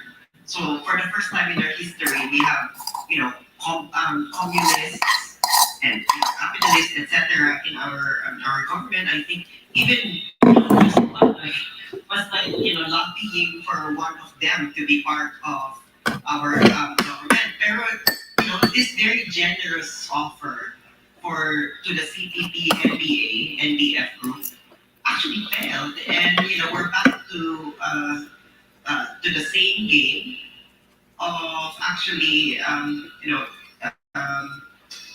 continuing with their game of protracted war. So, is there still sense to continue peace talks, or should we just abandon this idea and then just go for total military victory over them? It depends on the framework that we will be following. You know, when I entered this process, first thing I noticed is that when you look at the agenda for discussion on the peace talks, it is tantamount to establishing a coalition government with the communists. And we know for a fact that coalition governance is just about 1 or 2 steps away from total control. Now, we know that in the scheme of things when we are dealing with the communists, and yet I saw this framework. The first thing I did was when they agreed on the third party facilitators, I went to Norway. Fortunately, the one in government there and the prime minister is a drinking partner of mine during the old days. So I told him, can you tell your representative to the peace talks that this is coalition governance. We will never agree to a coalition governance wherein a particular party in the coalition arrived there by threatening the nation. You know, you go there if you are elected. So because they have to go through the process. What will our people think? What will our people think that engaging in violence, threatening government and the people is the right way? Because under the coalition of government without passing through an election, that cannot be. So I removed that. And the peace talks failed. Nagsara yung peace talks na galing sa kalaban. But that is just an example.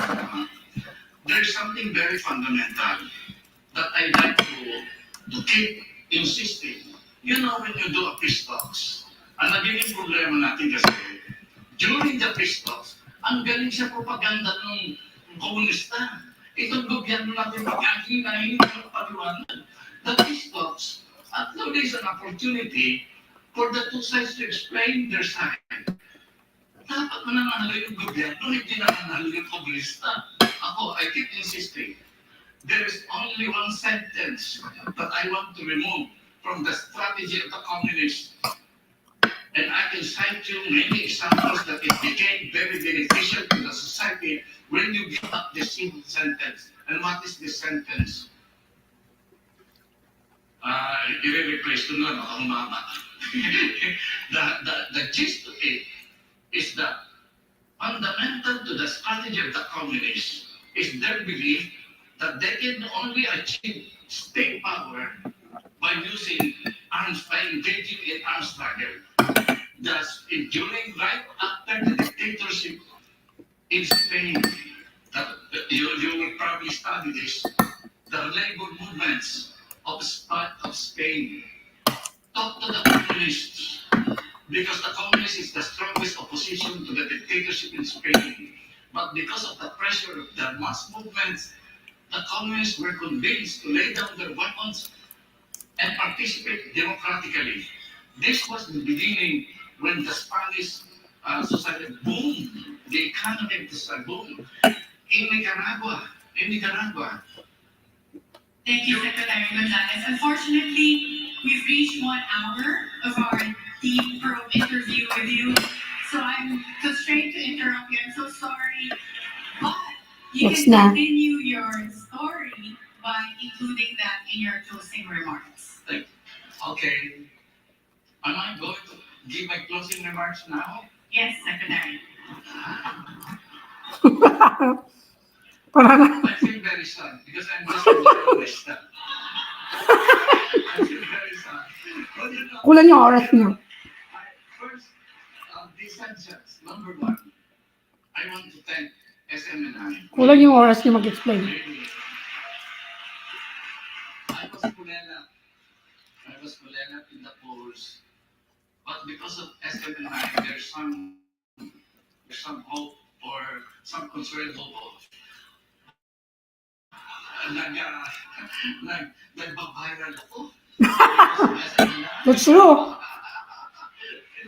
Number two, very important. Thank you, especially to our panelists for raising very good questions. It guides me, it guided me in talking to our people. I want to report to you that I have been visiting the simplest of our people. They appreciate charter change. They're not talking about parliamentary system, autonomous regions. You know, I said, what success do I need? Isa na lang ang sinasabi ko sa kanila, I excite them with all the programs, and towards the end, I will tell them, isa na lang ang problema natin, maliit lang, pag nasa ko, wala lahat yan. Sana po, maintindihan niyo yan. This is history. This is history. That for the first time, we try to explain to our people what the future is, what we can do to reach that future. This is the first time that I'm saying that politics, the political system, needs to be changed. And this is also the first time to have the courage to confront this. I don't know where this is coming from. They keep saying, Secretary, ang sabihin niyo po, ang galing niyo po. That's true. Sana po kayo na lang maging number 2 ni BBM. Imagine that.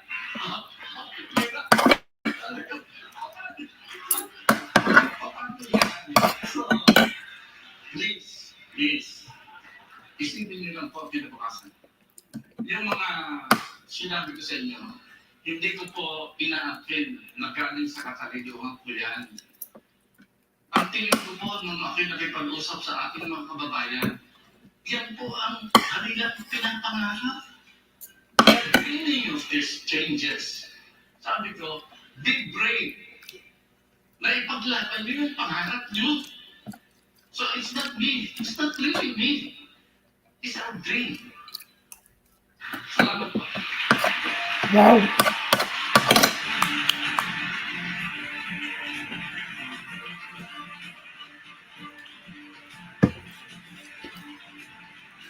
Galing din. Maraming salamat, Secretary Norberto. Galing din, Norberto. 1 hour really went by quickly, but with Secretary Gonzalez, we were able to cover so many issues, including switching to a parliamentary system of government, how to raise the standard of education in the Philippines, and also equalize the society.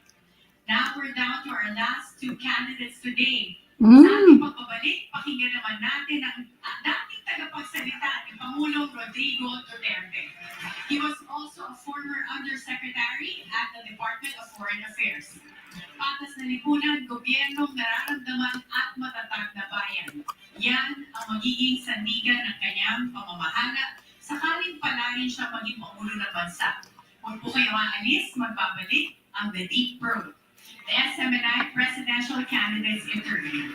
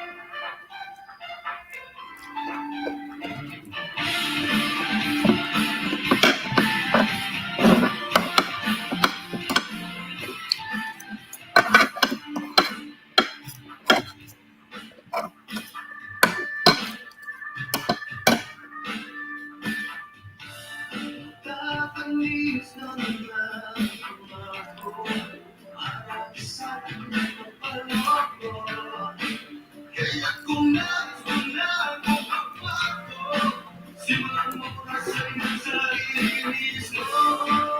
Hindi ang dating napilian, mag-isip na di ang maligtan. Kaya sa pagboto ay mahihigan.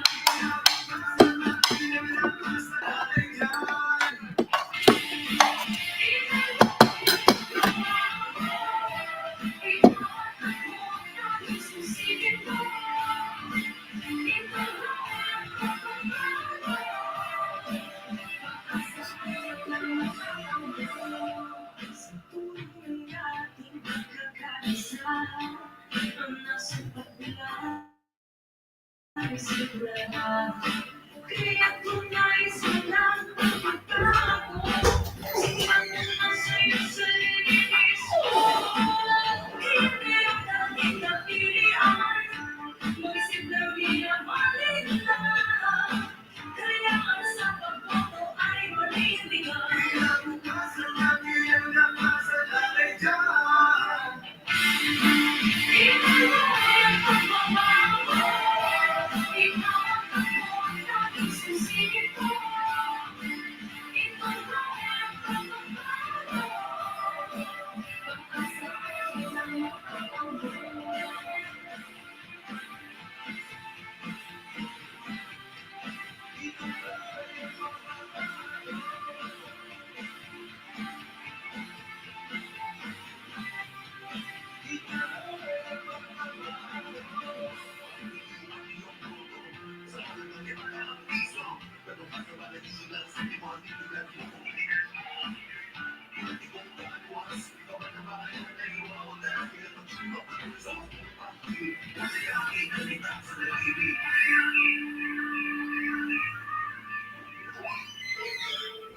Ang responsable sa pagkaisa pagtulungan. Kakayahan mo magmasang magiging gabay sa mga sektor ng bansa sa'yo magsimula. Last two lang guys. Hindi pala si si BBM.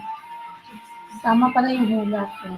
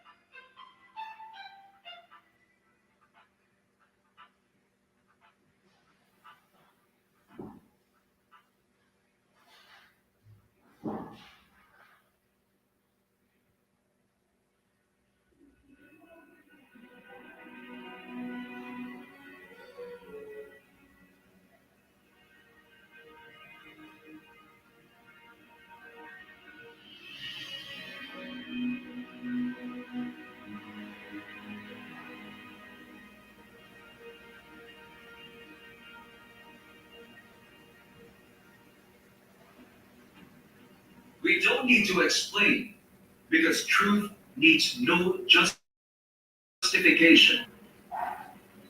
We are not afraid because the truth will always win. When we ask questions, it's always for the good of all. We question to build, not to break. We question to clarify, not to confuse.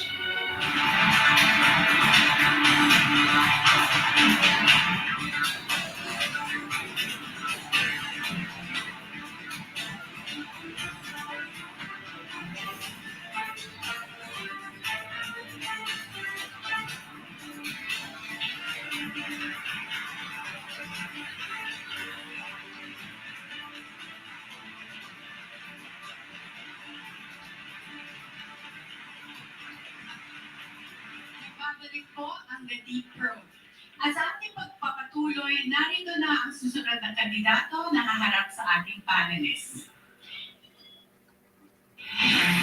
unang naging tagapagsalita ni Pangulo Rodrigo Duterte bago naging lingkod sa Department of Foreign Affairs. Ngayong halalan, susubukang talanan ang pinakamataas na posisyon sa pamahalaan para paglingkuran ang taong bayan. Ano talaga na please kung gawin talaga mega industry ang ating kultura.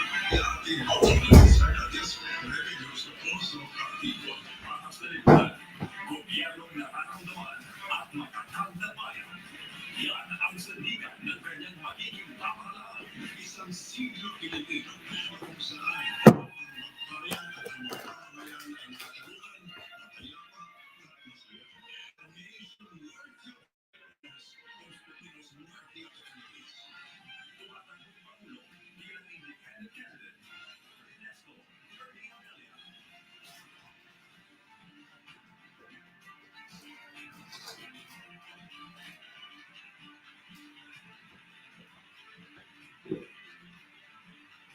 Hindi pumunta yung iba.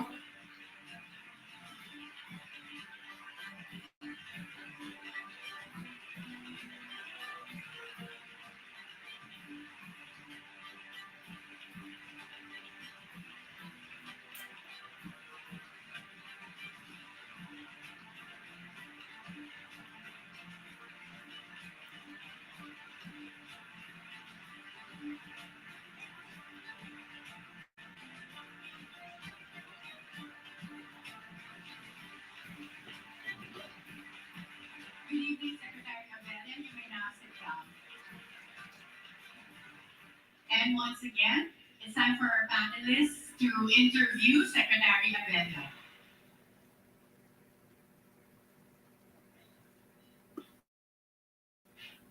Good afternoon, Secretary Amelia, or is it good evening already? Just about. Yes, I was looking over the program of government which you had submitted and a copy of which had been provided us. And I noticed that when I did the content analysis of most of your proposals, that you seem to have put civil society as pivotal to many, many goals that you want to achieve. Can you elaborate on this, please? Civil society has become a central aspect of the platform that we've set out for the plain and simple reason that the voice of the people needs to be heard. I see civil society as a balancing force. And also, there is, after all, a worldwide movement where thousands and millions of people are beginning to realize the power that they have within their grasp.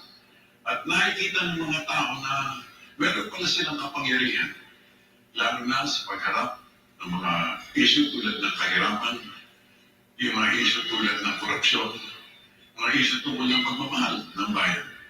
At nakikita ko na mahalaga yung struktura, no? Yung pagbabago ng struktura tulad na napag-usapan kanina. Pero mahalaga rin na ang bago yung labas ay yung loob. At nakikita ko na kailangan may mabago sa Pilipino at susunod din ang pagbabago ng bayang Pilipinas. Secretary? Yes, and one of the interviews you did, I don't know if I'm remembering the figures correctly, you said that the President of the Philippines appoints something like 6,000 people in the bureaucracy. And if that figure is correct, that's, I think, double or nearly triple the number of appointees that the United States President has. Why is that important? And in the context of what you're saying about civil society, and if I understand it correctly, decentralized government. The appointed positions are very important for the plain and simple reason that one key issue in governance is competence. No, mahalaga na papaglagay tayo ng tao na may alam, may energy, at saka meron din integridad. Manipis yung aking mga kakilala. I have a very shallow bench. Of course, I have enough friends and all that. But I find that it is, the one reason why those appointed positions are very important is because a lot of things get hampered by the fact that there are not enough competent people pushing the agenda of the administration. Why was that not possible during this administration, and what will it take in the next government? You know, thank you for asking that question. We're actually preparing an app where people can actually apply. You know, maybe from undersecretary down or from assistant secretary down. Because a lot of those jobs, karamihan ng mga trabaho yan, ay basically, these demand expertise. Eh, yung presidente naman, hindi naman siya talaga quote-unquote expert, kundi siya yung nagsiset ng polisiya at makes the decision. So, mahalaga na makakuha ng enough competent, excellent, committed people. And for that, we actually have not just an app, but we actually have a program coming up. It's called National Volunteer Corps, na kung saan gusto natin mag-apply. Kung gusto mag-apply ang ages between 18 to 35, lalo na yung mga may konti experience, para lumahok sila, sumali sila sa pamamahala. Why not just improve the civil service so that you have career bureaucrats rather than political appointees running the government machinery? Tama ka, that needs improvements. On the other hand, only 6 years. So yung 6 years. But if things go right and things go according to the way we understand, we see it, we can have a continuous run. We can have, for example, katulad itong bill, no? Tinuro lang naman yung mga ibang gagawin eh. So kung pwede rin natin ipagdikit, ipagtugtog ang mga administrasyon kung magkaisa lang tayo ng pananaw. May I add to that, Clink? Secretary Abella, yes. I think we already have in our laws an anti-ageism, philosophy. Yes. Which means that people like me who are 75, but who can still, we're not inutile, I'm still lucid, and yes. Like that. And so why is it that if I were assuming that hypothetically I would apply for a job, then they'll tell me that, Clarita Carlos, you're a fossil already at 75. But my God, my brain is like wine. You becomes better with age, isn't it? So when you talk about these productive people, parang hindi mo ako sinabi. On the contrary, I'd like you to join my cabinet. Thank you. Saying there's so much ageism in this country, for God's sake. I don't know, siguro Why are you discriminating against us all? You'll be old also, and you'll be 75 like me. Sumali po kayo. Yes.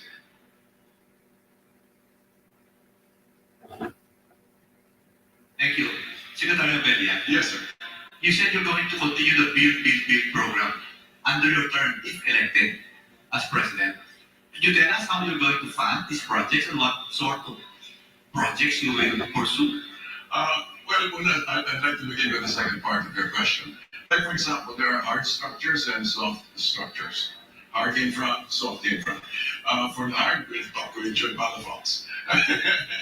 On the other hand, yung soft infra, yung katulad ng like kung sinasabi, itutuloy natin yung build, hindi lang yung roads, kundi build the next generation. That would be, for example, education, research and development. We'd like to be able to connect it with, we'd like to build research facilities of universities, and then connect it with, of course, with manufacturing, because let me backtrack. This is all part of an agricultural ecosystem that I've been talking about, and which would be also the flagship project of our administration. So yung infra, the build program would build both on hard and soft infrastructures. Now the second part of the question, how will you fund these programs? Actually, nabanggit niya kanina, we would, for example, one source in particular would be the 1%. For example, to get 1% of the GDP, which would be about 150 billion. pwede pasimula yun. And on the other hand, it's also surprising, kung pag-usapan siguro natin with COA, ang laki kasi ng mga understanding ng gobyerno. Ang laki talaga, which pwede yun, actually, pwedeng gamitin yan for sovereign wealth fund, at pwedeng hatiin yung pera yun para both social safety nets at saka pag-build ng infrastructure tulad ng napag-usapan natin. Would you indulge in increasing the foreign debt?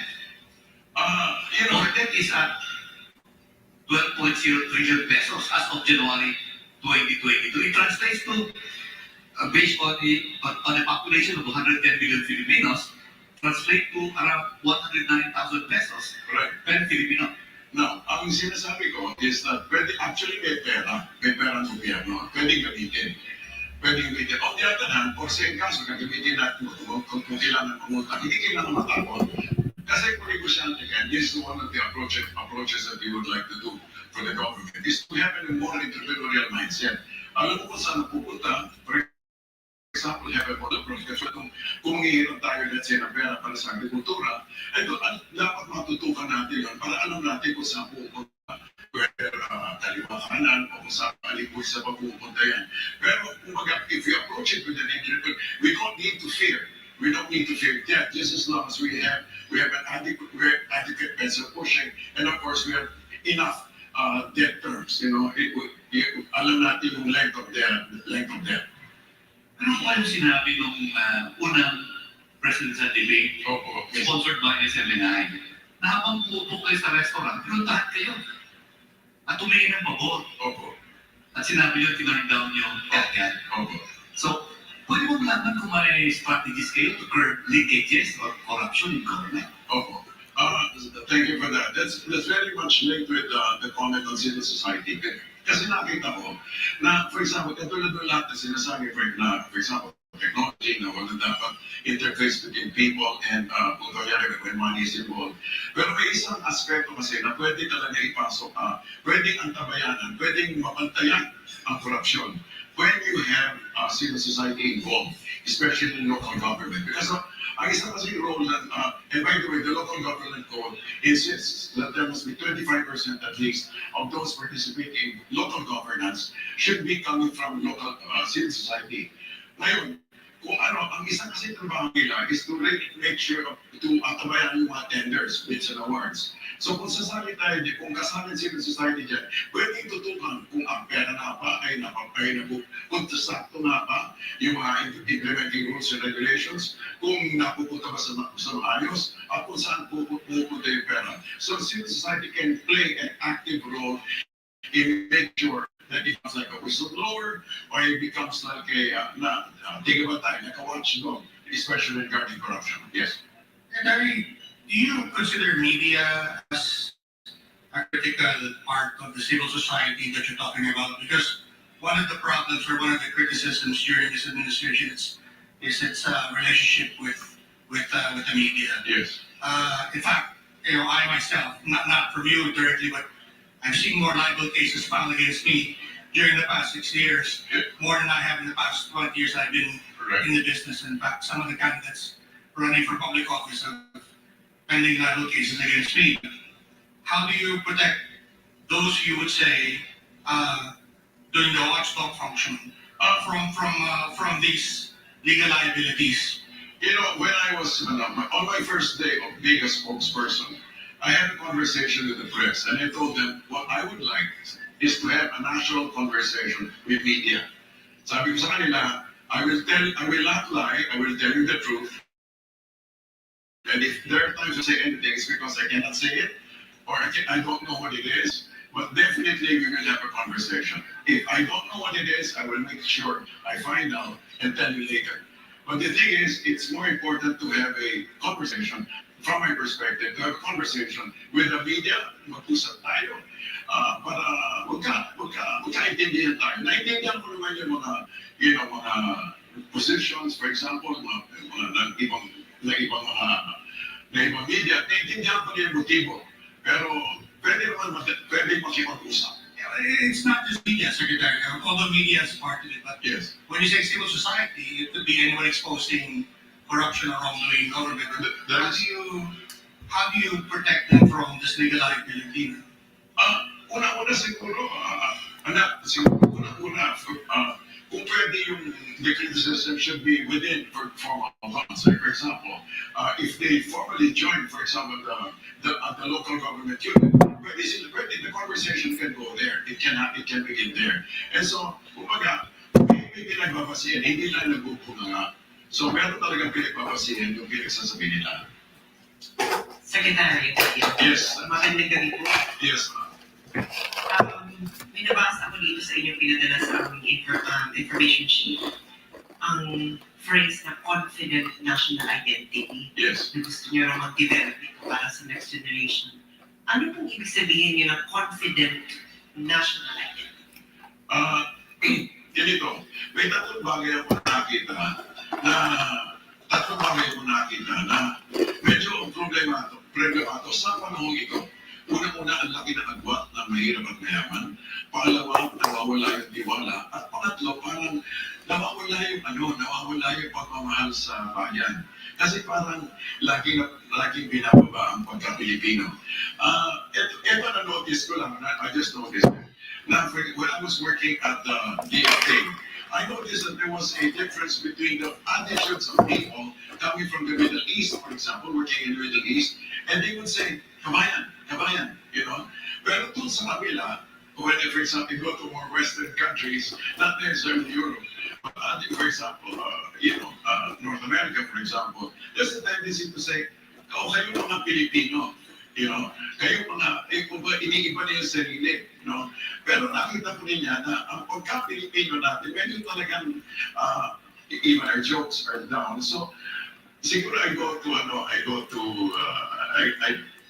the thing that comes to mind is, would the Filipinos fight for the Philippines? Would we fight, for example, if there was some sort of invasion? You know, would we actually get up arms? And I suppose there would be, I don't know if, I'm not entirely sure if we would fight as a nation, as an entire nation, as compared to, let's say, fighting for, let's say, my property or my ethnic identity. So, kumbaga, ang mahalaga na magkaroon tayo ng magkakaintindi na tayo ay Pilipino at karapat-dapat tayo sa bayan at ang bayan ay karapat-dapat sa atin. So how will you, but sir, how will your government or your administration implement developing a confident national identity? We now have a clear idea of what it means, but how it will be implemented. Okay. That is when I challenge the participation of civil society, and of course, in one aspect of that would be the National Volunteer Corps. I understand when some people say, let us have mandatory military service, kasi that's supposed to build in a certain stamina, that's supposed to build in certain moral fiber. But the way I understand it is, being in office for only 6 years, we can only do so much. But we could plant the seeds for a confident national identity. Number one, encouraging civil society to stand up for what is right and what is wrong and expose what is wrong. And the other one is for Filipinos, actually, the younger Filipinos to really begin to love. Begin to want to participate in nation building. For example, National Volunteer Corps, we would like that to be parang ating kuya sa next generation. For example, may na-miss tayo ng mga 2 years ng education, 2 years during the COVID-19 pandemic. So gusto natin sila pumunta doon sa field, sa mga komunidad, at pwede sila tumulong. Kung hindi man maituro lahat, at least teach mastery of reading, writing, arithmetic, kasama yan. O kaya, pagpapaligo ng mga pagtatanim, pagtuturo ng coding skills, pagpapakita na pwede palang maging isang modelo. So, kumbaga, showing by example that it is possible to give young vibrant nationalist, a patriot, I'm sorry. That was a very insightful observation you made, Secretary Abella, in regard to comparing overseas workers in the Middle East vis-a-vis workers in North American places. And what I see there in the insights that you have shared with us is that really those who are in North America are more likely, or in Britain for that matter, to act more British and more Americans than they are Filipinos.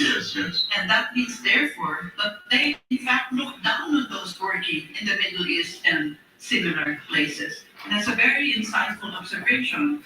So the Filipinos that you see is really there.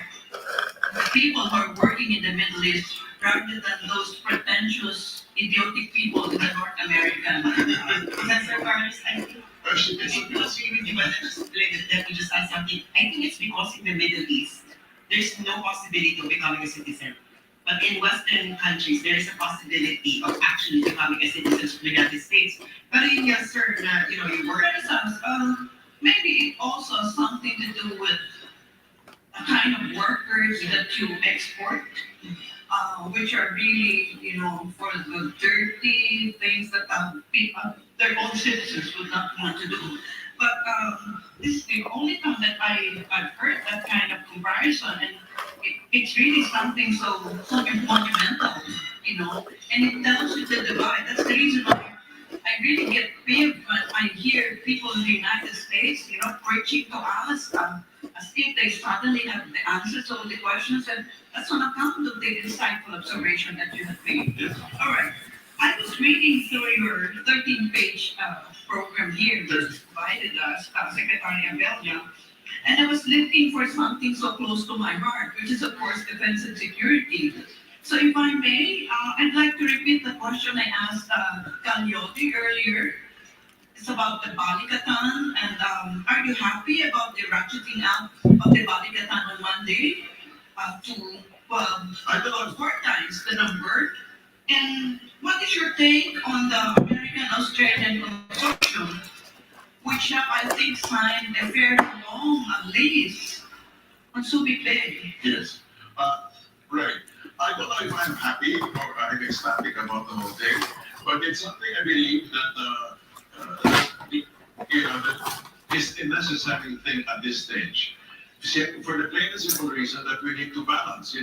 We have neither economic power nor military power, but we certainly can become an outpost for democracy.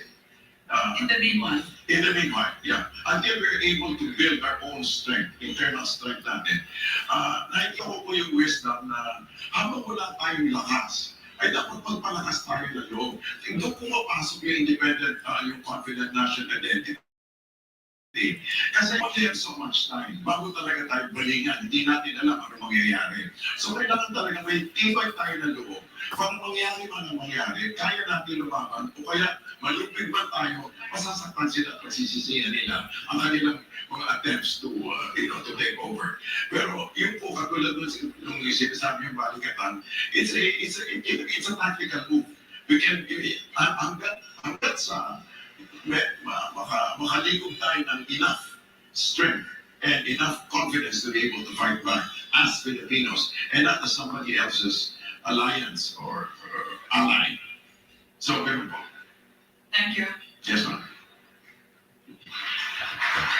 And once again, time is going by so quickly. For now, we'll have to take a short break, Secretary Abella. Yes, ma'am. So stay tuned, everyone. We'll be right back at the beat.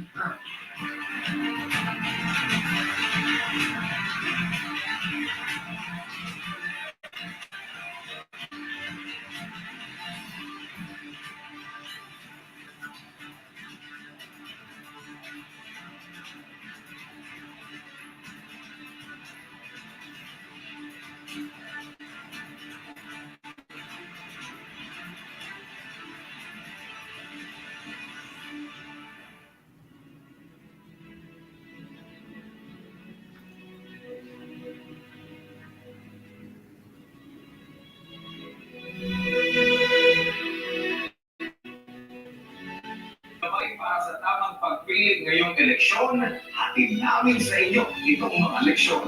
Sino ang dapat na magpatuloy sa pagbabago ng ulan? Sino ang dapat na mailutlo sa kapangyarihan? Dapat may paninindigan at pagpapatuloy ng laban kontra insurhensya at iligal na droga. Matapang, ngunit may puso, may malasakit, handang magpapawat, tagapagtaguyod ng kapayapaan at pagkakaisa. Handang isakripisyo ang meron siya, mapunan lang ang kakulangan ng iba. Ang pulso ng taong bayan, nasa sa kanya. Mautang, maliskarte at alam ang sandaw ng batas. May konkretong solusyon sa bawat problema, lalo na sa gitna ng krisis at pandemya. Kilalanin mo ang iyong iboboto. Aralin ang plataforma. Paano ito isa sa katuparan at patatagaling? Surihin ang track record. Sawa na tayo sa forma at salita. Ang kailangan natin ang magpapatuloy sa pagbabagong natatawasan sa bayan ng Pilipino. May malakas na paninindigan sa tama, hindi magtataksil sa bayan at hindi tayo ipagpapalit sa kahit anuman. Matapat at hindi magnanakaw, hindi sarili, kundi ang interes ng bayan ang ipunan. May political way, totoo ang serbisyo, handang ibigay ang lahat. Matugunan lamang ang mga isyu na kinakaharap at kakaharapin pa ng bansa. Bilang butante, nasa ating ang responsibilidad na ilagad ang naganapan. Isang posisyon para sa nakarami kung kayo ang isipang pag-ibig. Huwag mong padala sa kasikatan at sabi-sabi. Ikaw mismo ang kumilatis. Handaan, nakasalalay sa desisyon mo ang magiging kinabukasan ng bansa. Kaya, maging matalino. Maliban sa totoo, dapat may karanasan at kapasidad na mamuno. Hindi ka mabibili, kaya huwag kang magpapabayad. Bigyang dangan ang iyong boto. Gagawin niyo ang Smni sa isang malinis at patas na eleksyon. Dahil dito, siguradong balitang totoo. Ibigay namin sa inyo mga impormasyong tama, tuloy ang pagbabago kahit sa pagbabalita. Sama-sama po tayo tungo sa bagong bansa. Piliin ang magpapatuloy sa mga programang nasimulan ng administrasyon. Ituloy, Ituloy, ituloy, ituloy, ituloy, ituloy, ituloy, ituloy, ituloy, ituloy, ituloy, ituloy. Tuloy yung pagbabago. Ituloy, ituloy. Pagod ka na ba? Pahinga ka muna. Sige lang, hinga lang ng malalim. Palipasin muna ang dilim. Mag-ipon ka muna ng lakas. Dahil sa sabakan mo ng bukas, ituloy mo lang ang laban. Kahit dahan-dahan, ituloy lang ang laban. Kahit mabagal, huwag kalimutang magdasal. Huwag kang susuko, huwag kang nihinto. Hinalita tayo hanggang sa dulo. Kaya natin ito ipanalo.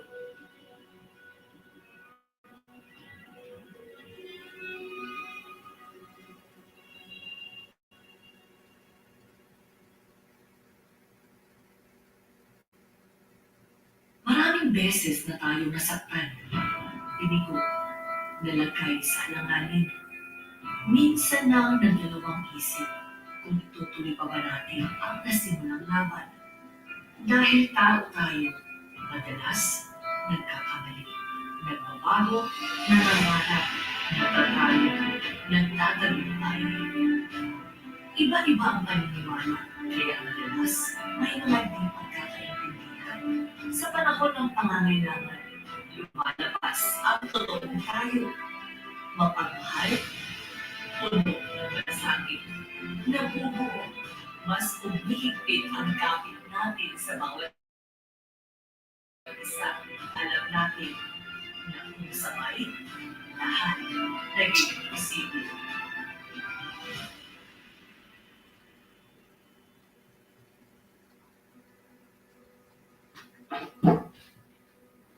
Sa muling pagsikat ng araw, isang desisyon ang kailangan mo.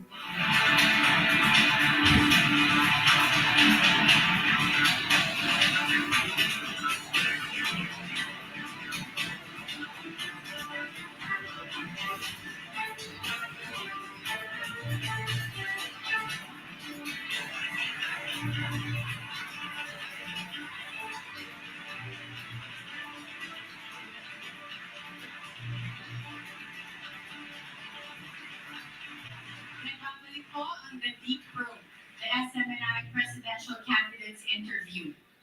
At para po patuloy nating makilala ang presidential candidate na si Secretary Ernie Abella, itutuloy po ng ating panelists sa kanilang mga katanungan.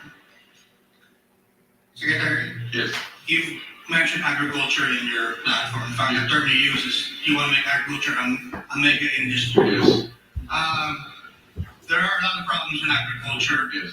among which more than half of the Filipinos live in rural areas, Correct. and yet the sector only contributes a little over 9% to GDP. Correct. Could you flesh out or give us details about what you have in mind when you say you want agriculture to be a mega industry? But first and foremost, we want agriculture to be a mega industry. Let me address first the last part of your question. That it only contributes something like 9%. But that's not due to them. That's due to government neglect. Hindi naman sinusuportahan katulad ng sasabihin. May nakausap ko na business consultant. I'm sure if I mentioned him, you would know this person. Pero sabi niya, hindi kasi competitive yung mga natin, mga farmers natin. Paano mo na mailalaban yan sa Vietnam tsaka sa Vietnam tsaka Thailand? Kompleto sila ng suporta. Tayo wala. We actually, it's really benign. I don't know if it's benign, but it's neglect. So anyway, going back to that, the other part of your question, how do we want to address that? How do you realize your vision of creating a mega agriculture industry? Yeah, what we'd like to do first and foremost is, as soon as possible, is to create a board of agriculture investment. To get people who are actually practitioners, not just experts in the trade itself, but actually those who have experience and those who have financial understanding, so that we could create, we could raise funds, for example, so that we could use that, and also so that we can specifically create ecosystem. I keep going back to this ecosystem, and address, for example, that number one problem. Why, for example, those who actually experience the worst hunger, the worst privation, or the most vulnerable are those in the agricultural sector. There is a moral component to this. For example, when we talk kung pinag-usapan natin na lumalaki ang GDP natin, pero meron tayong 23 to 26 million na katao na mahirap. At aside from yung mahirap sila, meron 12.5 million people na nakakaranas ng gutom. Nakakaranas sila ng gutom.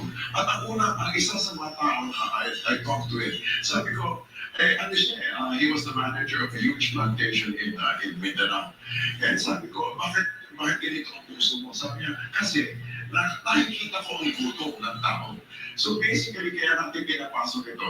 Dahil sa unang-una, pwede kasi mangyari na lumaki ang agrikultura pag sinutukan natin.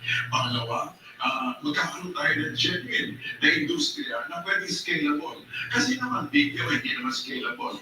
A lot of the MSMEs, a lot of them, I'm not just talking about the micro, I'm talking about the micro, mga traders, puro angkat, the products come from China or some other areas. No? So the point is, kailangan natin na isang industriya na scalable, na pwedeng kumita, na pwedeng bigyan ng trabaho, na ma-address yung gutom, at it can also address inflation. So, so using yung Board of Agriculture Investments, at i-connect natin, for example, i-connect natin sa research and development, para we can produce our own, from seeds to pampataba, all the way to manufacturing, all the way to post-harvest facilities, all the way to community agricultural centers, all the way to even to domestic tourism. Pwede natin sila magkabit. Meron tayong roadmap dyan na tinatapos, at alam din natin kung ano pwedeng mangyari at pwedeng gawin. Are there any other government interventions you think are necessary? Because public spending on agriculture is something like 1.7% of the entire national budget. Right. Relative to the public spending of other ASEAN countries, 1.7% is actually, on agriculture is very small. Correct. Ang pwede kasi natin dyan, we can do a 2-3 track solution. Now, one is divert some of the build, divert some of the MSMEs, and then also pwede manghiram. I keep saying that, although some candidates feel na hindi viable naman manghiram. Actually, kung saan pupunta ang pera mo, pwede manghiram, and dapat manghiram. Basta sigurado ka lang kung saan pupunta ang pera. By the way, isang problema talaga ng gobyerno is lack of absorptive capability. May pera, hindi naman alam kung paano gastuin, Basta, nakita ko ito, for example, I've been in corporate, I've been involved in corporate life, I've been involved in government life, and I tell you what, there is great efficiency in corporate life. There is a lot of this in government. There's a lot of discussion of throughput, yung mga proseso. Pero at the end of the day, kulang talaga sa output. No offense, man, pero yan ang talaga nakikita mo. So kailangan talaga na, we want to involve more people who are yung talagang may expertise at talagang may experience at talagang nila ginagawa nila lalo na sa agrikultura. Last question. Sorry, apologize, my fellow panelists. You talked about integrating regional markets. Yes. Now, there's been a law passed, I think 6 or 7 years ago, the cabotage law, that was supposed to liberalize the domestic shipping industry with the aim of reducing the logistics cost of bringing goods from, say, Mindanao to Luzon. And yet, 6 or 7 years after this law, it's still more expensive to bring goods from Mindanao to Manila than it is to bring goods from Mindanao, say, to Hong Kong or farther away markets. What can be done? I mean, the law is already there. Will, I suppose. Political will. If the current administration can say, let's finish the bill, we can actually, if it's already there, we can actually implement it. Yung sinasabi niyo ng cabotage law.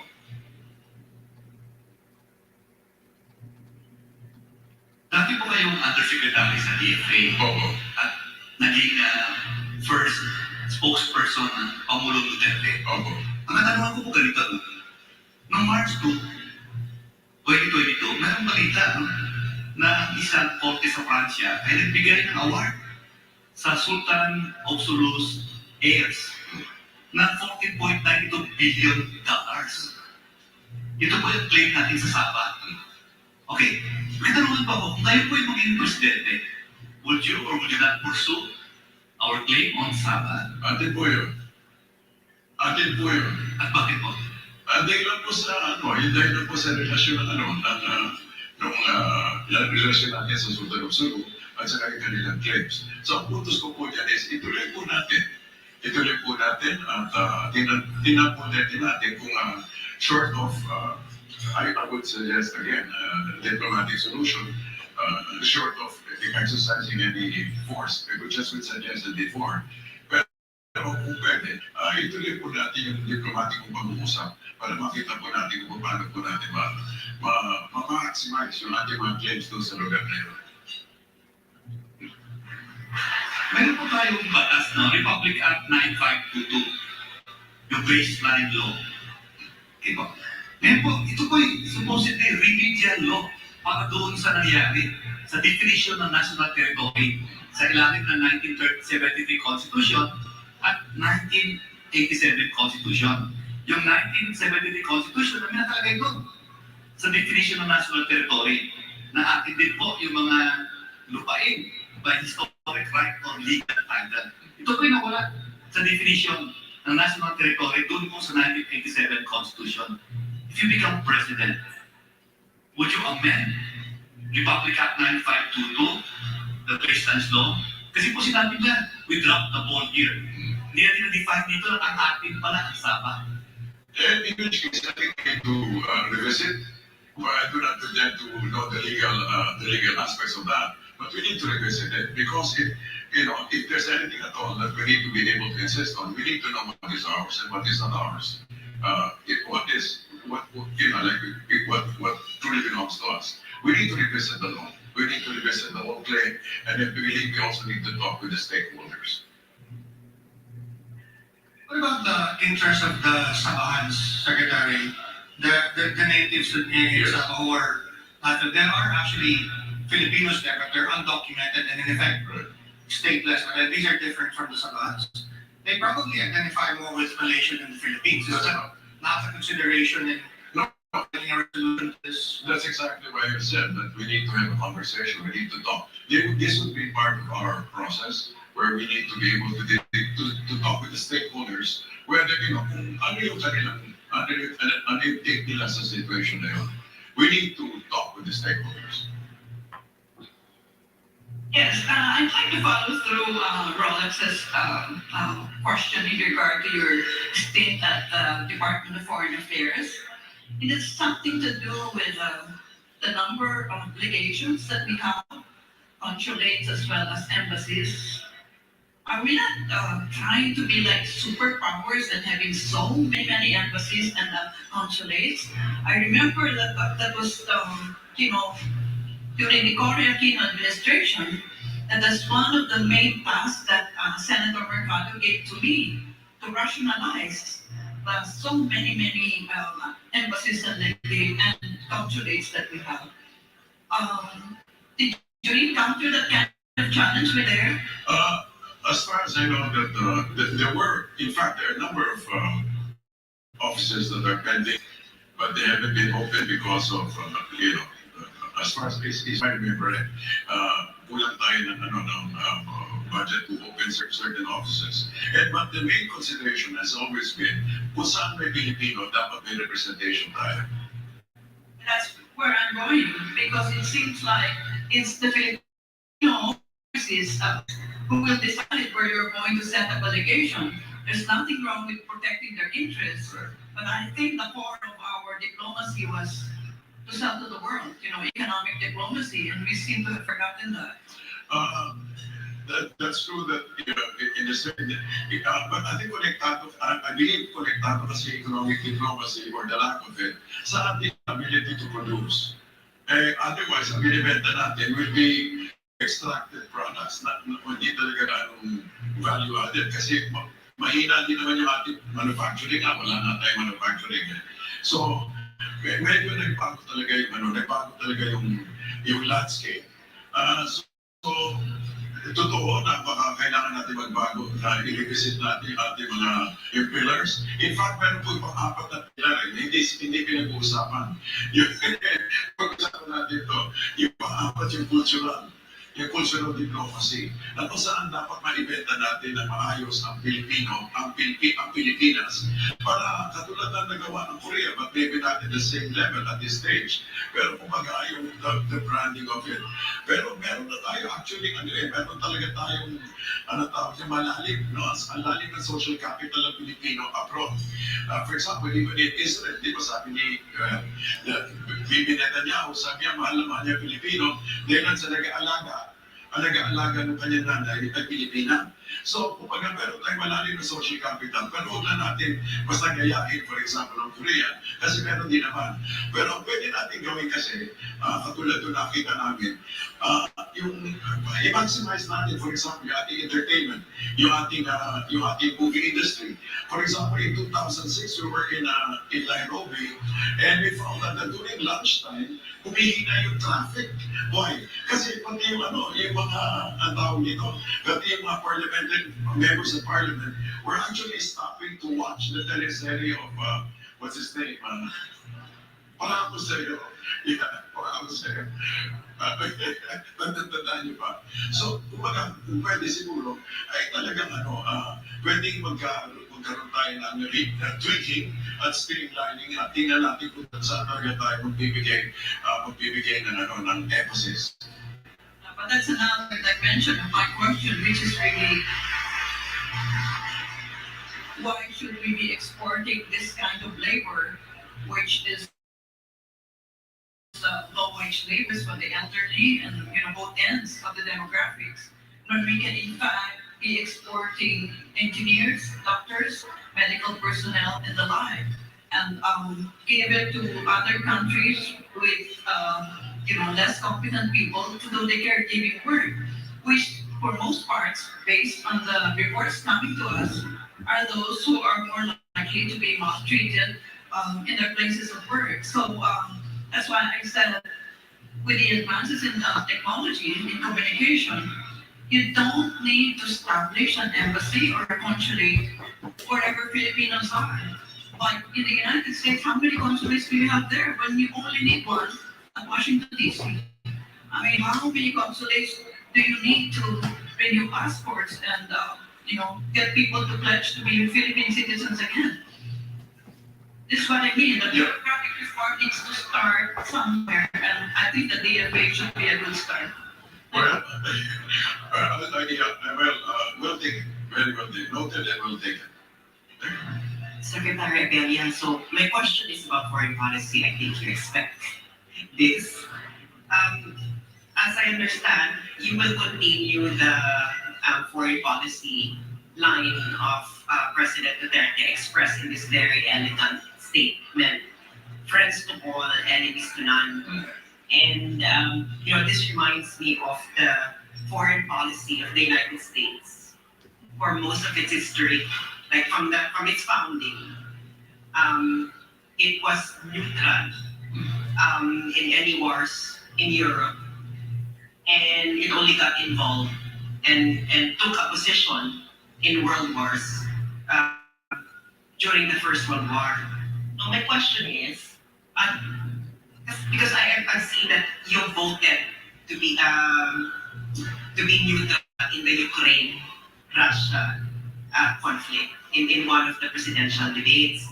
So my question is, do you see any link between a country's foreign policy position in these kinds of conflict and its internal development? Okay. Kasi, I would like to link this to your idea of magpalakas tayo ng loob. So do you see any link between these two? Una-una, although I said neutral, tandaan natin we nag-sign tayo sa UNGA. We signed the UNGA statement condemning the violence. But if you read the statement, and I'm sure you did, it condemned the violence, but it did not condemn any aggressor, which I thought was brilliant. It was brilliant. You can do something like this and still not. I mean, at a certain stage, tulad ng habang nagpapalakas tayo, dapat marunong tayong gumawa. Ganun ang dapat na lakad natin. Na hindi tayo, we're not pushovers. And we can actually make statements, we can actually take a position, but we don't need to antagonize anybody right now, especially kung baka meron naman tayong nag-interest o ongoing negotiations. So, okay ba? Kailangan talaga naniniwala ako na pwede natin gawin ito na ito. Iba yung economic sanction, iba rin yung diplomatic sanctions. Ang ginawa natin was a diplomatic sanction, pero wala naman tayong abilidad right now to have economic sanctions. So, doon tayo sa diplomatic. Thank you, Secretary Abella. Yes, ma'am. And now you may give your closing remarks.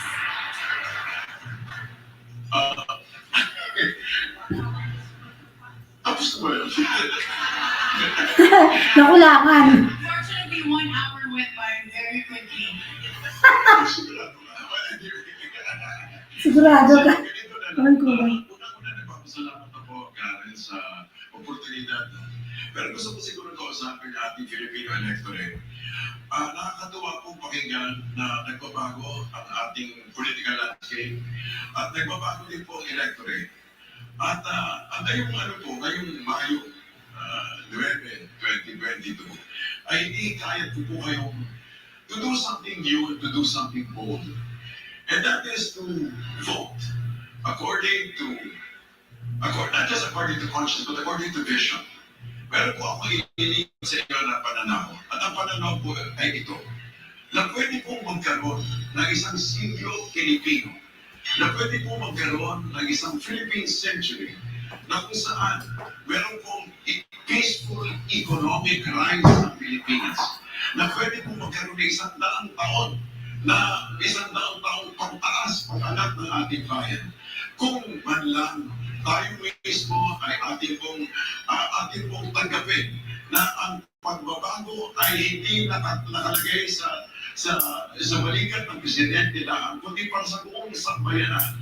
That they would also have a nation that is righteous, peaceful, and joyful, a nation that is just, and a nation that is worthy of its people, and a people worthy of its nation. This is a vision that I have, and I shared it with you, and I say it's possible, and let's do it, and let's just do it together. Maraming salamat po.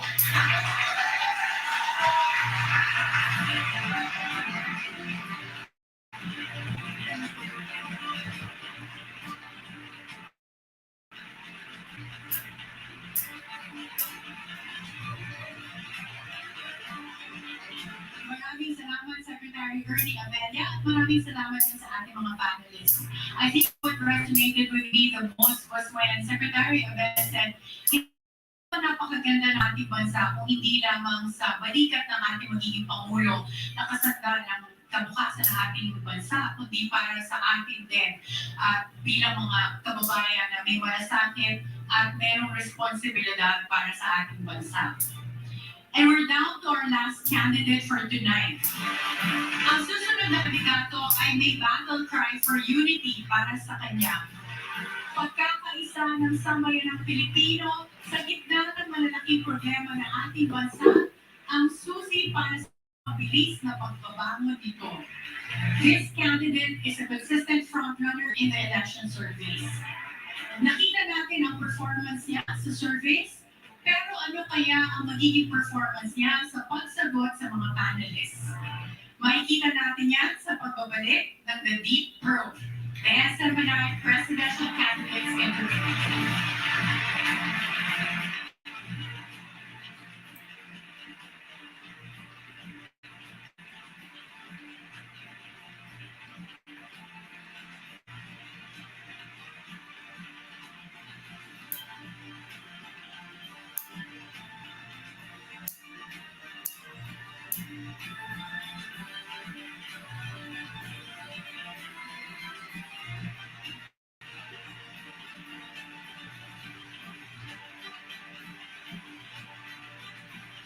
Anim lang pala sila. Hindi sumama yung iba.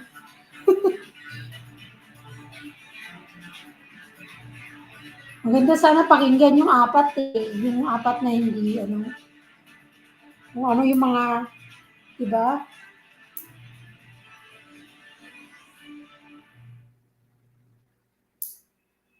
Yung apat na umurong, sayang. Sana nag-attend ng mga yun. Magandang pakinggan yung nila. Para malaman ko ano yung point of view nila.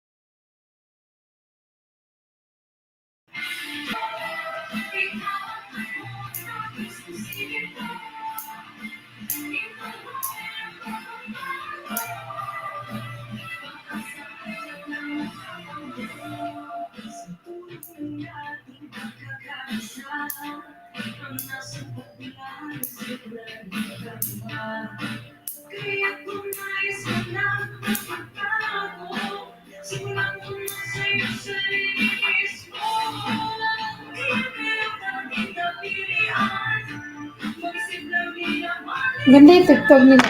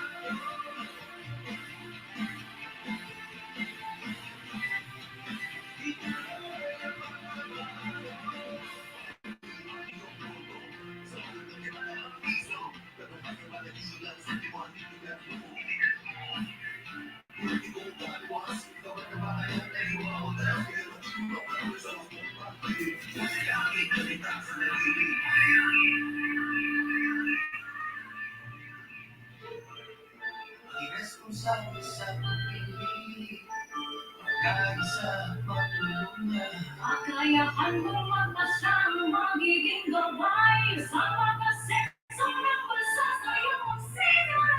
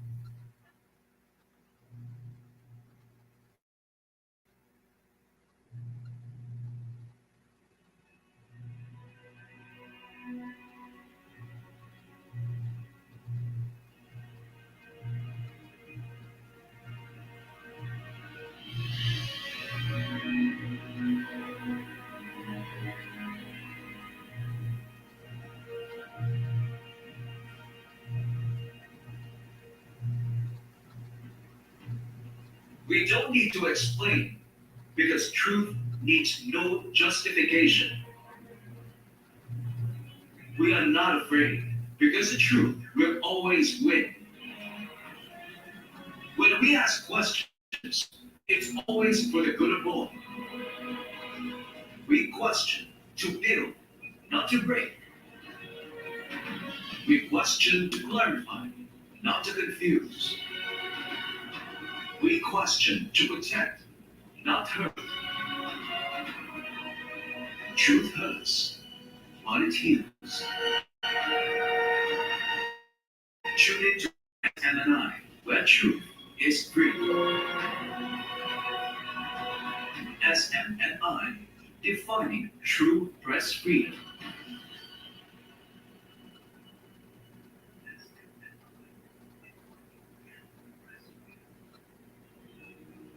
Pagod ka na ba? Pahinga ka muna.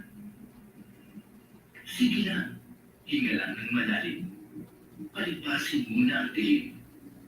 Mag-ipon ka muna ng lakas. Dahil sa sapakan ng bukas, ituloy mo na ang laban. Kahit dahan-dahan,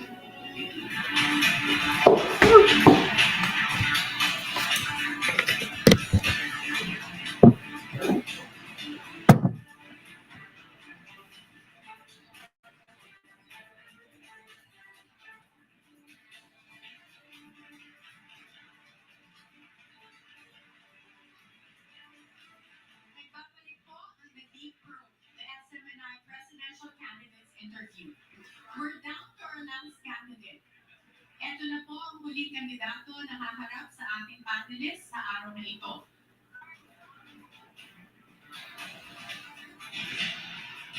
Sa gitna ng samot-saring isyong ibinabato laban sa kanyang pamilya, nananatiling matibay at may paninindigan para sa bayan.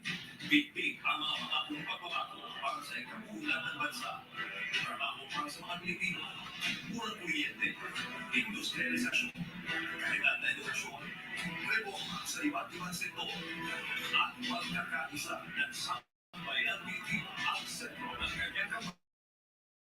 Pangulo ng Republika ng Pilipinas, sinabi ko na ako'y tatanggol dahil ang aking layunin, aking ating bansa ay pagdali sa muli.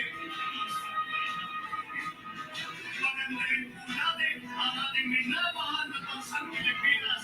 Sama-sama po tayong bakbak. Tumatagpong Pangulo mula sa Partido Federal ng Pilipinas. Ferdinand Bongo Marcos Jr.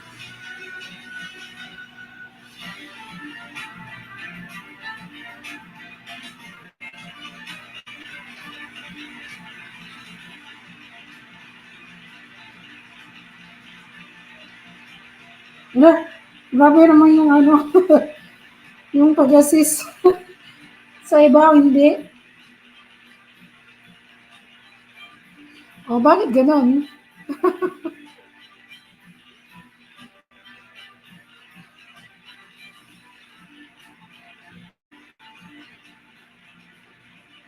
Wala. Okay ah.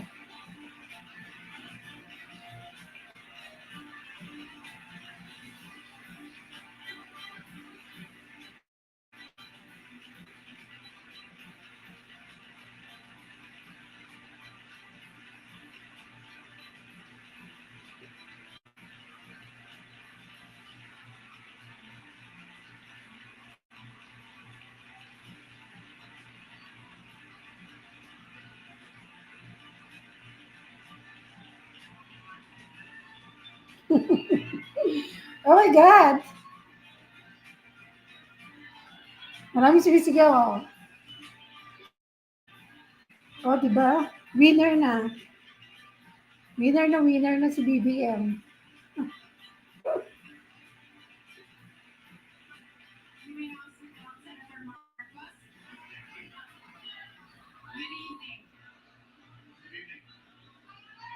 Hmm.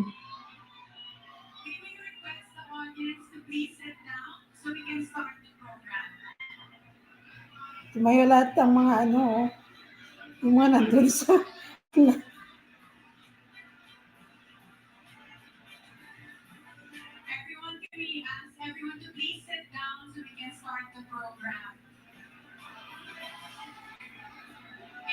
buhayin ng loob yung mga ano, oh. Yung mga nandun sa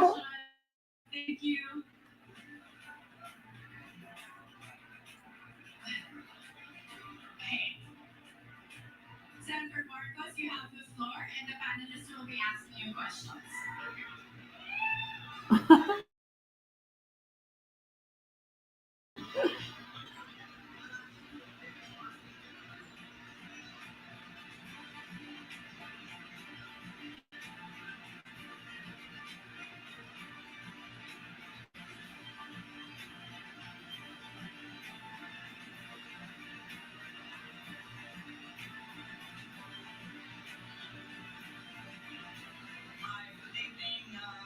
Mr. Marcos,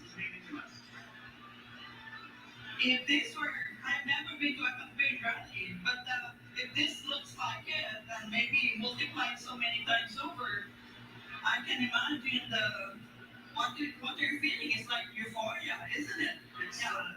We're not even involved, but we're feeling euphoric here. euphoria. Okay, this is the second time we're going through this, but this time it will be better. Nothing aggressive nor belligerent. You have the thickest portfolio here. Like I counted more than 50 pages which were submitted to the network and which were given to us. So like I have 1,000 questions, but I have 3 other colleagues here. Maybe I'll ask something which is right in my alley, and I think I have asked this also in my post in the social media. And post-Ukraine, assuming that you have a peace agreement within the next 2 weeks, which is more likely, do you see a new political and economic order? But this time, you have other political actors like Moscow, Beijing, and even Tehran. What's your take on that? That will be important because I think watching Ukraine and seeing the developments which are not exactly going the way of the President Putin would have wanted it to. I suspect there will be domestic implications to whatever the peace agreement is going to be. I hope you're right, and that it will be done in 2 weeks because we are the whole entire world is suffering. But there will be a very big change because the how do you say the idea I think some of the analysts have said, I don't know if you'll agree with this, is that President Putin is trying to reconstruct or recreate the Soviet Union under another name. So perhaps this was his move. Should he weaken as a political figure in his own country, in Russia, then certainly that policy of trying to gain territory through whatever means, as he says, because to provide for him a buffer to NATO, whatever the reason might truly be. I think that will have to be re-studied by whoever will be most dominant in Russian domestic politics after Putin. So yes, I believe there will be a new world order, and I am certain that Tehran and Beijing are watching very, very closely what will happen to Ukraine. There will be a geopolitical balance of power. It also depends on what the reaction of the EU and the United States will be. I think the United States you can predict fairly accurately. EU is in a more difficult spot simply because they are highly dependent for their energy to Russia. And how they will balance that, I know that that the President Biden has just signed with the EU a 50 deal to supply from the United States and from other countries 15 billion tons of gas, which will cover some of the needs of the EU. But again, that's not something that can instantly be made, to instantly be applied. There will be a transition period because it is a very large economic infrastructure that has been developed for Europe to take advantage of the gas supplies out of Russia. These are all terribly large forces, and inevitably will change. Yeah, but it seems like you have more like future scenario in mind. But what I have used really is from a content analytical perspective, using events data analysis, meaning I'm paying attention to the words being used by the negotiators. And this is not Pollyannish, by the way, Mr. Marcus. It's just that I feel that Putin will not allow the conflict to spill over. It will encapsulate within the Ukraine conflict area. And that, yes, I still believe that within the next 2 weeks we have peace agreement. I sincerely hope so. Because misunderstandings, mistakes can occur. With Poland being right there on the border of Ukraine, we already have had reports of mishaps that mistakenly flew into Poland. And these are the kind of things that we have to be very careful about.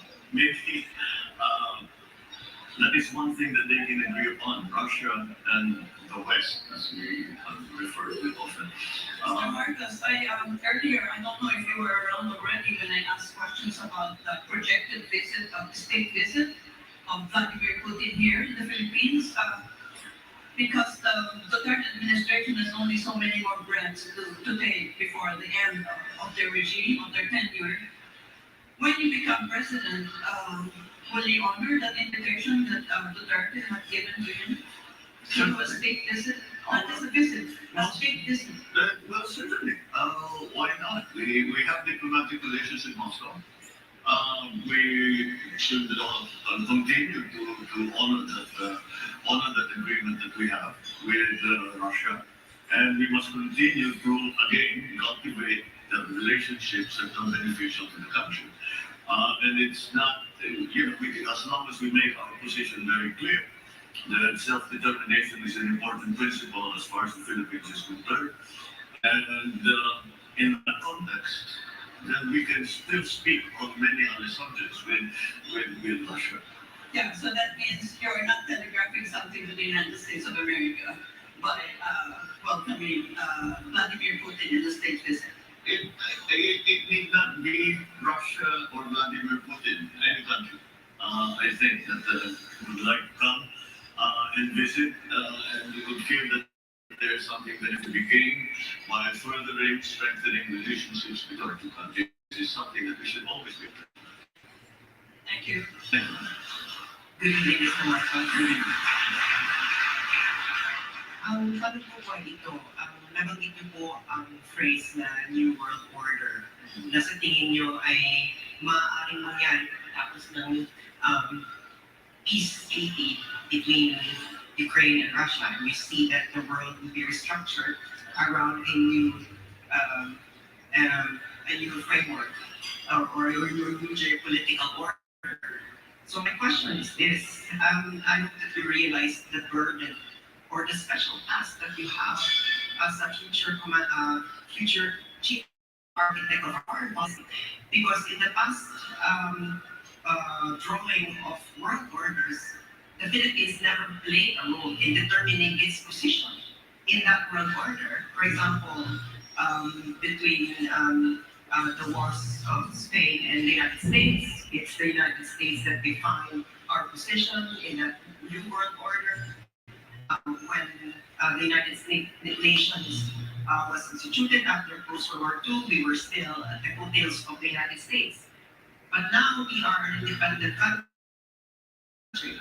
So yes, when this new world order that you think would happen after a peace treaty gets concluded between Ukraine and Russia, how will you position our country in this new geopolitical order?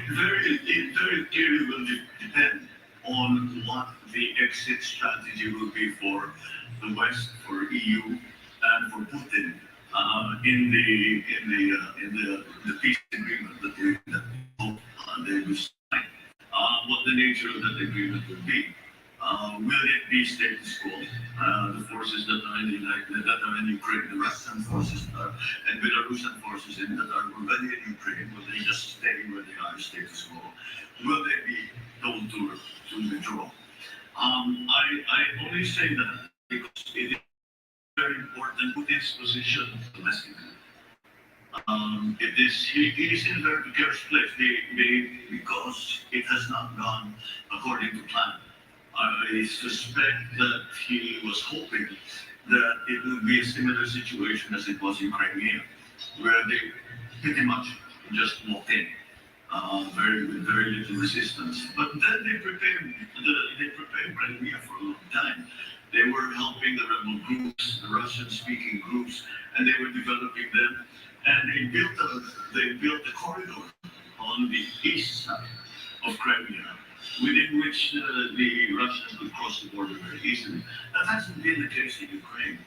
And so, depending on how it is viewed, the peace treaty that we hope will come, it depends on how it is viewed by the local domestic political scenarios in Russia itself.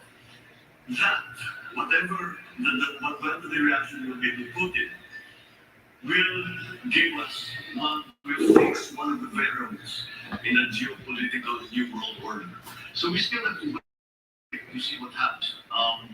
I'm sure China is waiting with bated breath to see what's going to happen here.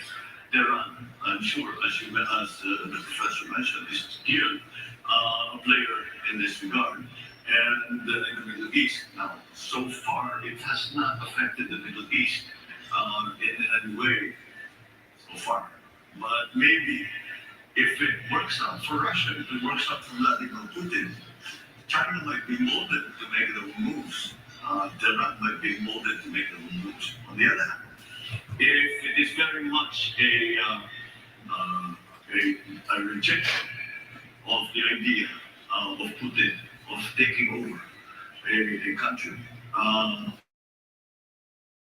that also influence their thinking as to what can and cannot be done for their own interests. So yes, I don't think we can predict very closely because we cannot.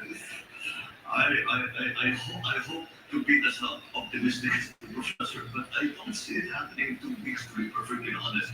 I hope it is. I hope it does, because the economic effects on every single person in the world has been enormous.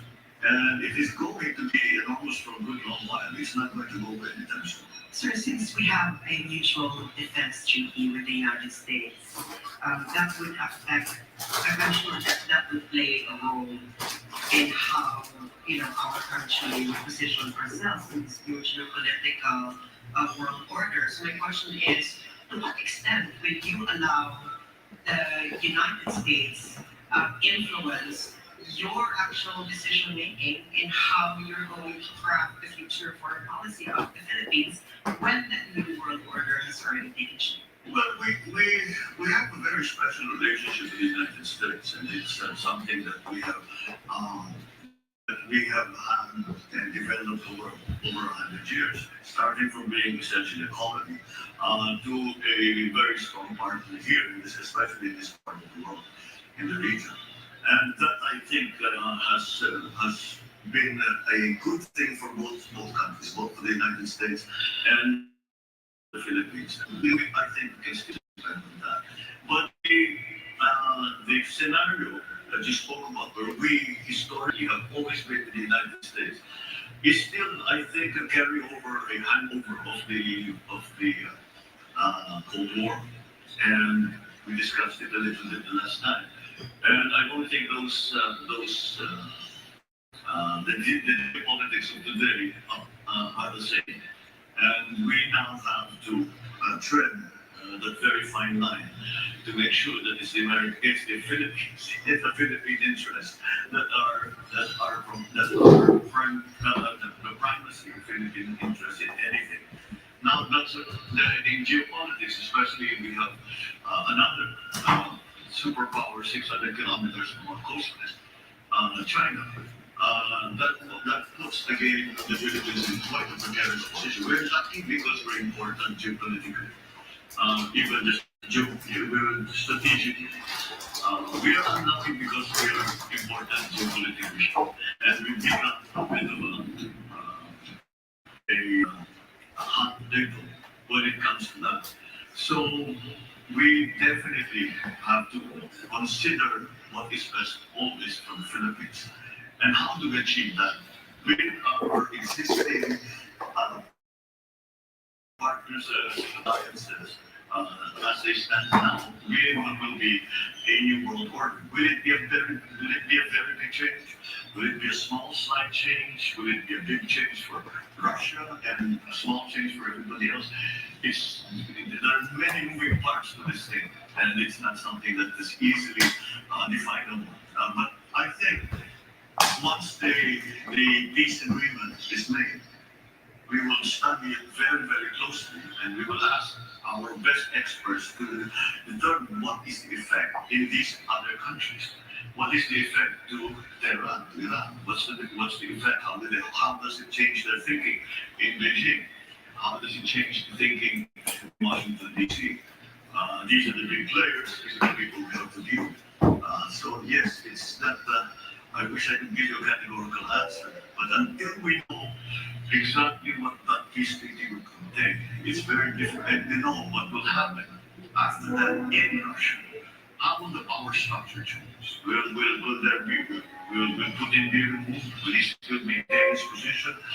All of these things are going to play a part in what it will look like after that peace agreement. Senator, good evening. With this as a backdrop, the discussion with Russia, Ukraine, I was wondering if you can pivot to domestic concerns, particularly your energy policy. Yeah. Because as you said, the conflict is being felt for a while, and among the things that we are seeing are sky-high fuel prices. But how would you address this? What would be your policies, particularly with energy security, going beyond this issue?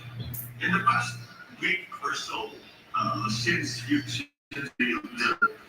war in Ukraine began, I have been espousing a policy of subsidizing all oil imports. Because the idea is that yes, transport is the first sector that's going to be affected, but everyone will be affected. And therefore, to support everyone, we have to subsidize all oil imports, in my view. However, I have been crunching the numbers. We can't do it. We cannot afford it. It's that simple. So we have to focus now with the maliwanag. Yung mga transport route, alam nagiging dahil dito sa pagtaas ng presyo ng langis. Pero alam naman natin, pag tumaas ang presyo ng langis, sabay-sabay susunod na yung mga iba. So we have to focus in the sectors that will actually that will mitigate the effects of the oil price rise.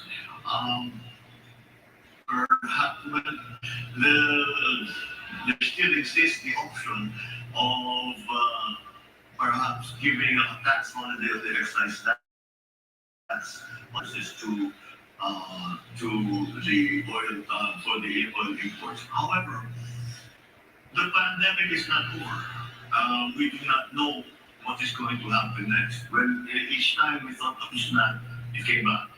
And I'm sure all of us after Christmas, after the Omicron hit the end of January, sabi natin siguro, makatapos nito, kapawala na. But then we hear news now about Korea, about China, about Hong Kong, that they're locking down again. So we need those funds.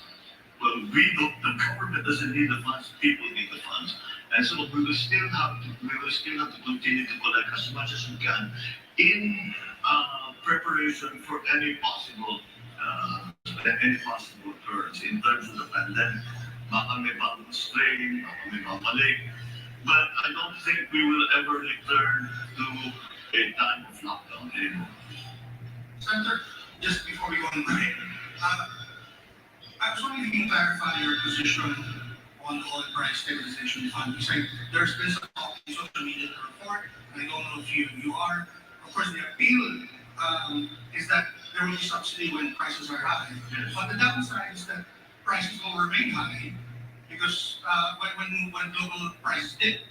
And there's the argument, of course, that the market is always more efficient in determining prices. Could you clarify your position? No, I think it is not to change the price of the oil, it's to change the rate of change. It is to try and mitigate the rate of change. So that, let's say, if the price increase is from Sunday to Monday, instead of increasing the full, let's say we're going to increase by, 5 pesos, that's it. Instead of doing it all in one shot, we do it slowly because we have a stabilization fund. There is no way to bring the price of oil down from the Philippines. We are at the mercy of the oil producers.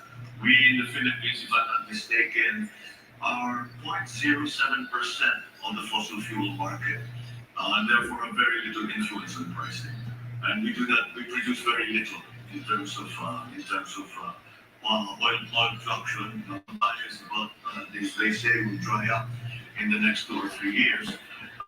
So yes, it is a very, very big problem. But the OPSF that I proposed and is to lessen the impact, and instead of making the impact instantaneous, we will try to make it happen over a longer time to give businessmen and consumers more time to adjust and to plan for the new regime of oil prices and oil products that would come to the Philippines. We'll have to take a short break for now. Yes? Yeah, unfortunately, I've become the symbol of the human time clock. But the panel will still have a lot of questions for you, Senator Marcos. Unfortunately, we have to interrupt for a short break. So to everyone watching, don't go away. The Deep Probe Smni presidential interviews will be right back.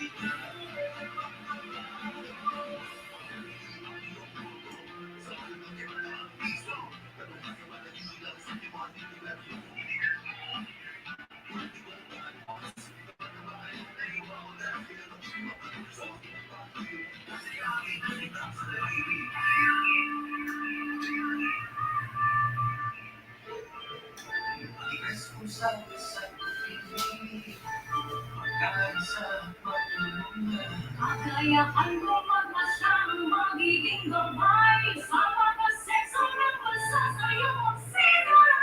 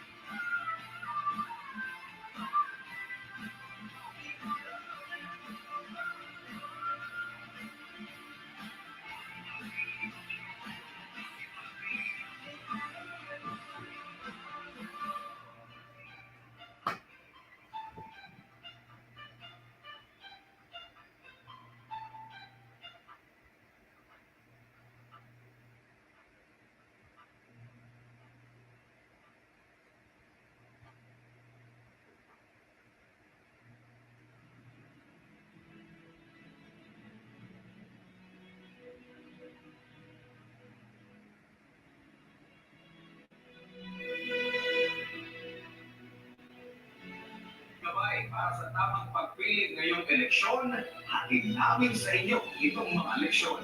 Sino ang dapat na magpatuloy sa pagbabago ng sila? Sino ang dapat na mailuto sa kapangyarihan? Dapat may paninindigang ipagpatuloy ang laban kontra insurhensya at iligal na droga. Matapang, ngunit may puso, may malasakit, handang magpatawad, tagapagpatuloy ng kapayapaan at pagkakaisa. Handang isakripisyo ang meron siya, mapunan lang ang kakulangan ng iba. Ang pulso ng taong bayan, nasa sa kanya. Maubak, padiskarte at alam ang sandaw ng batas. May konkretong solusyon sa bawat problema, lalo na sa gitna ng krisis at pandemya. Kilalanin mo ang iyong iboboto. Aralin ang plataforma. Paano ito isa?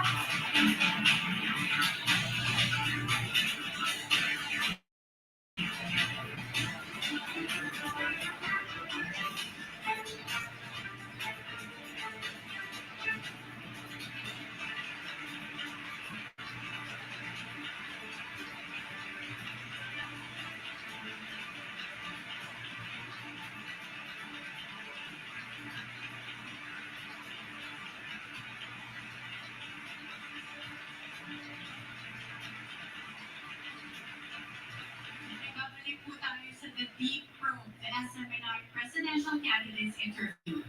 And right before the break, the conversation between presidential candidate Senator Marcos and the panelists was spanning several issues, including the geopolitical conflicts and the oil price crisis.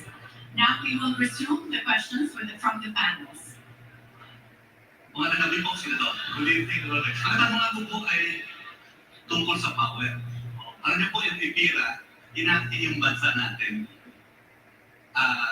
Electric Power Reforms Industry Act, IPIRA. Yan po ganito.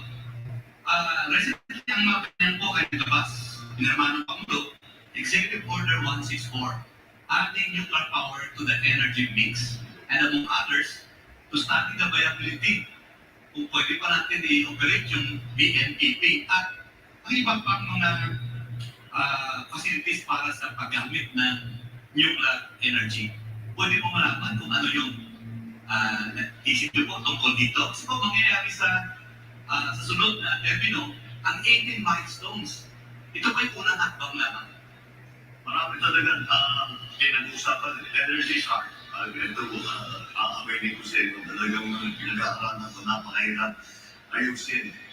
Lagi na yung ating sistema, pinaloob marami talaga nakakontain dyan na kailangan pag-aaral ulit. Because ang reklamo sa buong bansa, both na consumers naman at saka yung mga negosyante, kasi natin napapag-usapan mga foreign investors na nagre-reklamo sa power, pati local investors. Kaya ang investment sa Pilipinas is not capital intensive. May mga investment sa Pilipinas short term lang, kung minsan hatma nila papasok lang yan. It doesn't build anything. So that is it. It is a major problem. Kung titignan natin ang mga projection sa pangyayari, and just as a perfect example, dahil narinig na siguro naman ng lahat, na sinasabi na baka sa eleksyon magkakaroon ng brownout.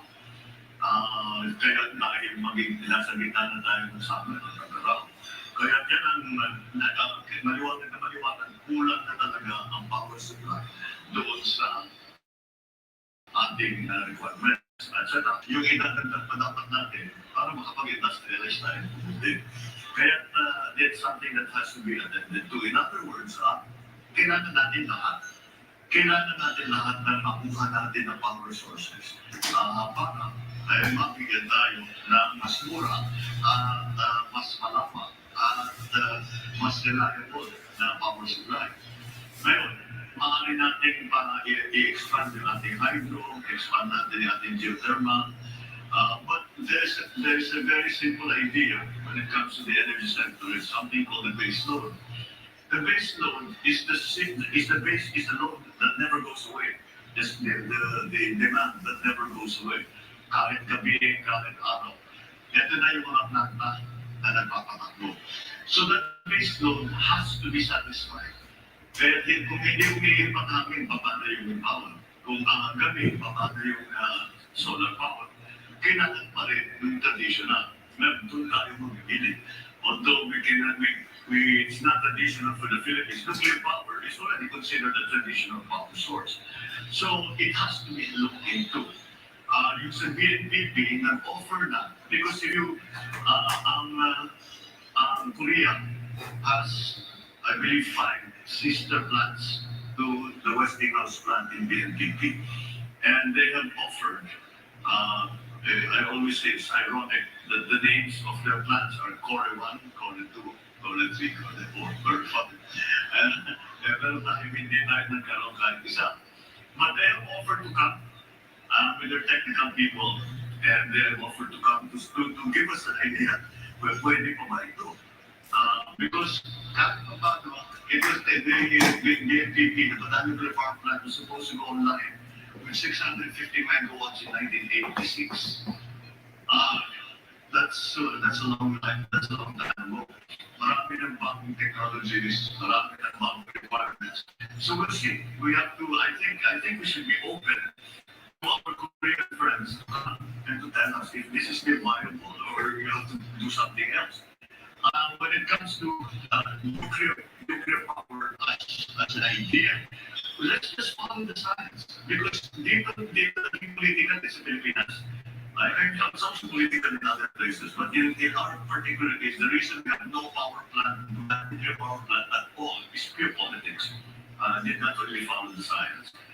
So we have to look into it because there are even after Fukushima, when everybody was saying nuclear power is good, we have to rethink we have to kailangan natin paralan ulit yan, delikado. Walang bago ng kanilang plano na pagtayo ng nuclear power plant kahit saan. America tuloy-tuloy pa rin. Sa France, the majority of the power is already created by nuclear power. So in the other countries, ganun din. So I still think that it's something we should examine. There are many new technologies. One of the ones that we keep reading about are the modular nuclear power plant. They start with a small one. Gusto mo malaki, bumili ka ulit ng module, ikakabit mo ng palaki ng gusto mo. Siguro naman kaya natin patakbuhin ang nuclear power plant. There's no reason na bakit hindi kaya ng Pilipino na magpatakbo ng nuclear power plant. So, it's something that should be part of the mix. Kasama niyan is COP26, where we decided to cut down on coal-fired power generation. And what happened, nagtaasan ng presyo kasi walang kapalit sa renewable. Ibig sabihin, yung mix ng renewable at saka traditional, kailangan talaga natin, we have to decide once and for all, what is the mix that is good for the Philippines. I think it's not going to be a static point. I think as the years go on, and we develop renewables, we develop other sources of power, that mix is going to slowly shift towards renewables, hopefully, because that's what we want, because of climate change. But nonetheless, that mix is still something that's up in the air that we haven't really determined what is proper and appropriate for the Philippine setting. But to make a short answer to your question, is that kailangan natin palakihan ng hydroelectric, kailangan natin palakihan ng geothermal, kailangan natin paramihan ng mga power plant, kailangan natin tumingin sa mga bagong technologies of wind farm, solar, kailangan natin tingnan ng nuclear. Kailangan talaga, hindi balikan natin oil farm. But oil farm has become less and less attractive because of what's happening in Singapore. The volatility of oil prices, especially in the last 2-3 years, then with this new development in Ukraine, talagang kailangan pag-isip-isipan natin ng mabuti. Kasi baka maipit tayo, pag tumaas na naman, hindi natin may patakbo yung plata natin, matik na naman tayo sa dati, nasa brownout na naman tayo. Now we have lots of coal here in the Philippines. The Chinese claim to have good enough technology. I've actually visited one of the coal-fired plants that is not that they're able to extract the carbon and they're able to dispose of the carbon properly. So all of these things we need to look into. Lahat ng kailangan natin. But after generating companies, meron tayong transport. Bigla sa transport. Open ba kayo sa idea na katulad ng tubig? May sector operator, may e-sector operator, chachap-chap natin ang transport? I don't think so. May economies of scale yan. Ang business model ng high tension na delivery na ginagamit ng Transco is the same as a tollway. You maintain the tollway, you collect toll, and that's how you pay for what you build. That's the same thing that Transco should be doing. Yun lamang, siguro na hindi sapat.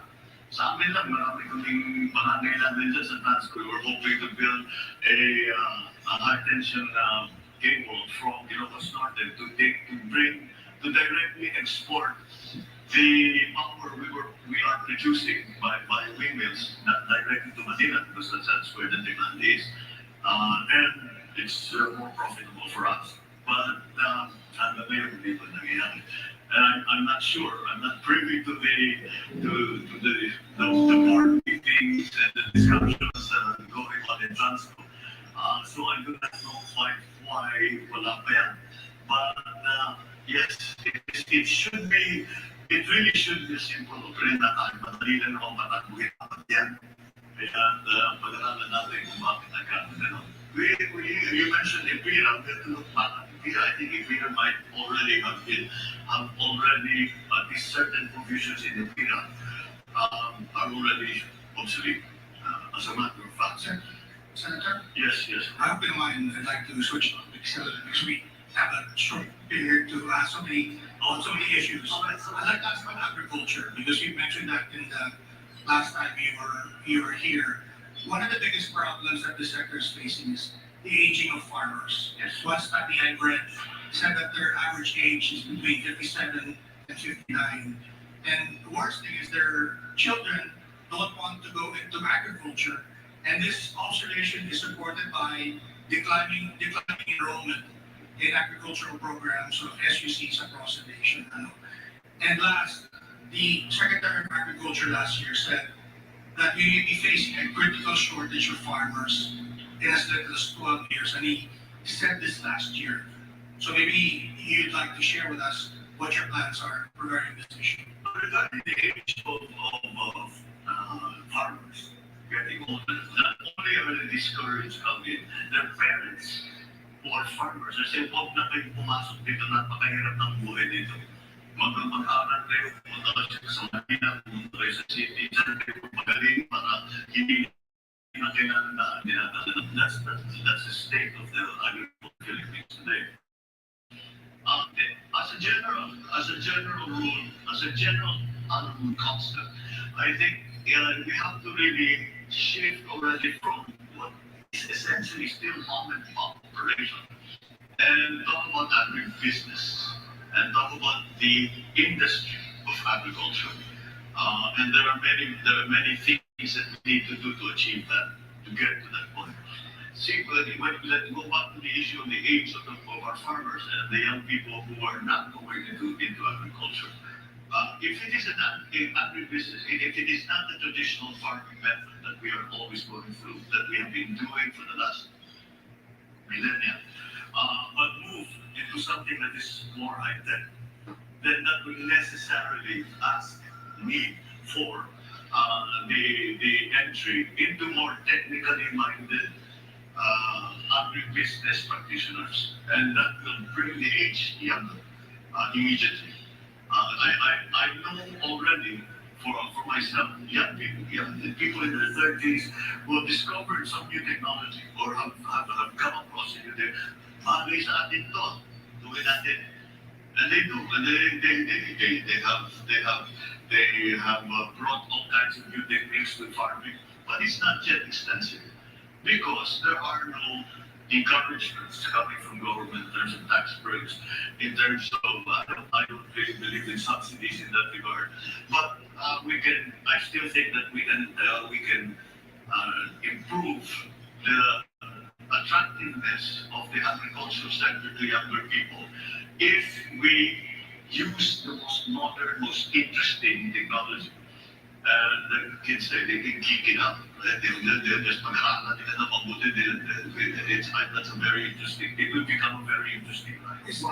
Is there an important role for government to play? Because if you look at the public spending on agriculture in the Philippines, it's only about 1.7% of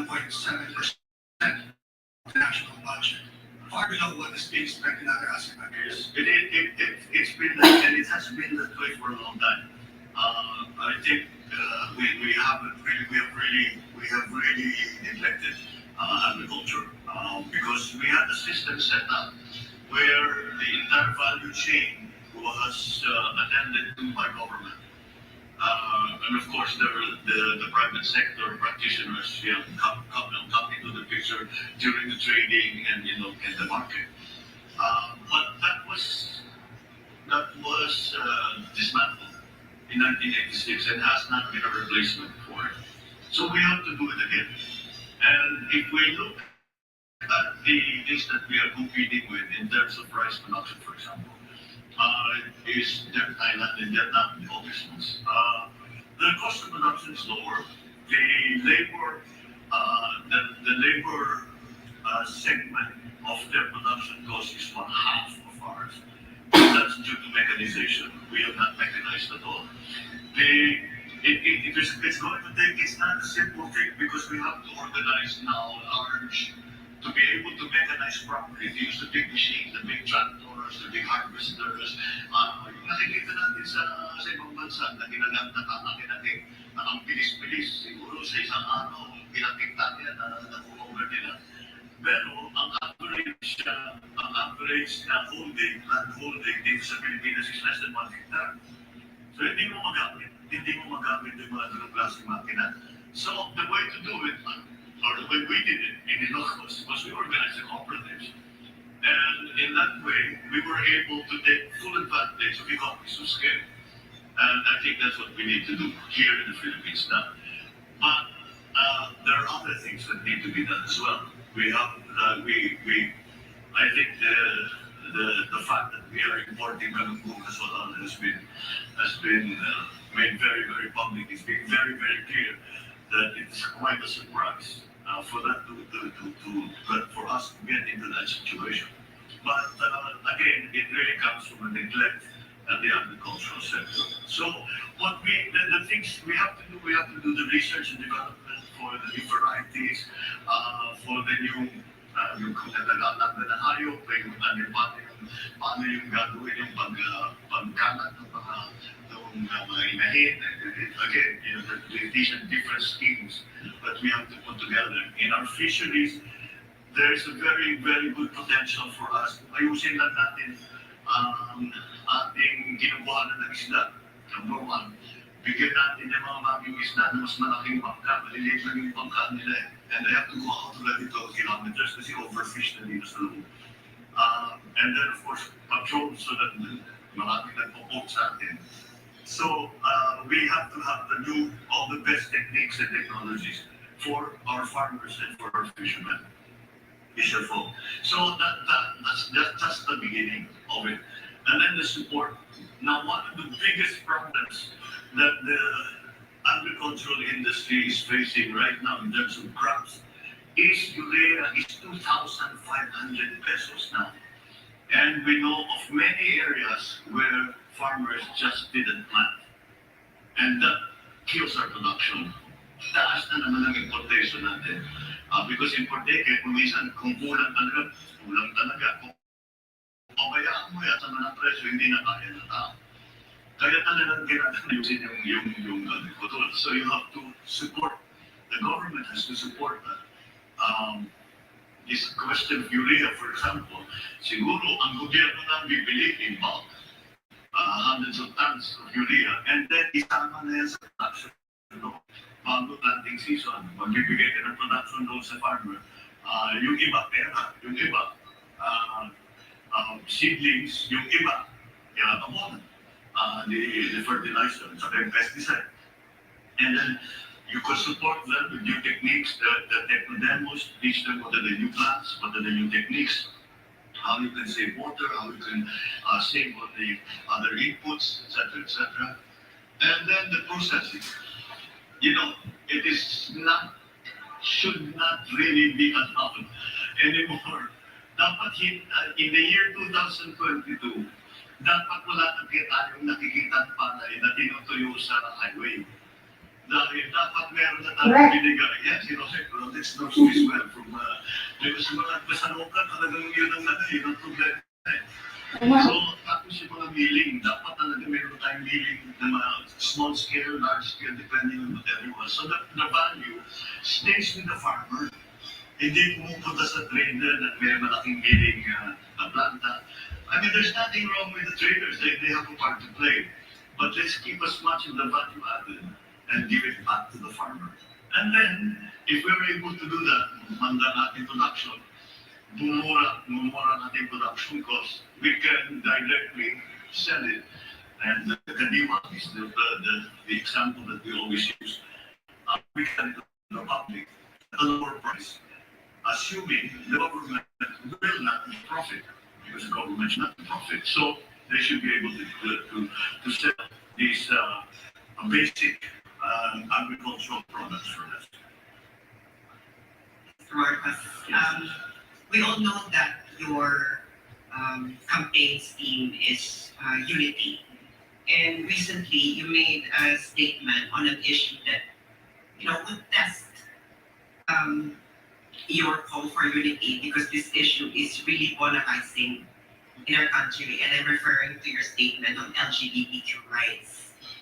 And so my question is, there are a lot of interests that had to be balanced here, especially that even though that we are a secular country, our people, around 80% of our people have really, really strong religious beliefs, and these two things, are always contrary to each other. So my question is, how will you balance the legitimate aim of protecting the rights and welfare of LGBT people while at the same time respecting the legitimate interests of religious groups that they can freely pursue their belief on this matter?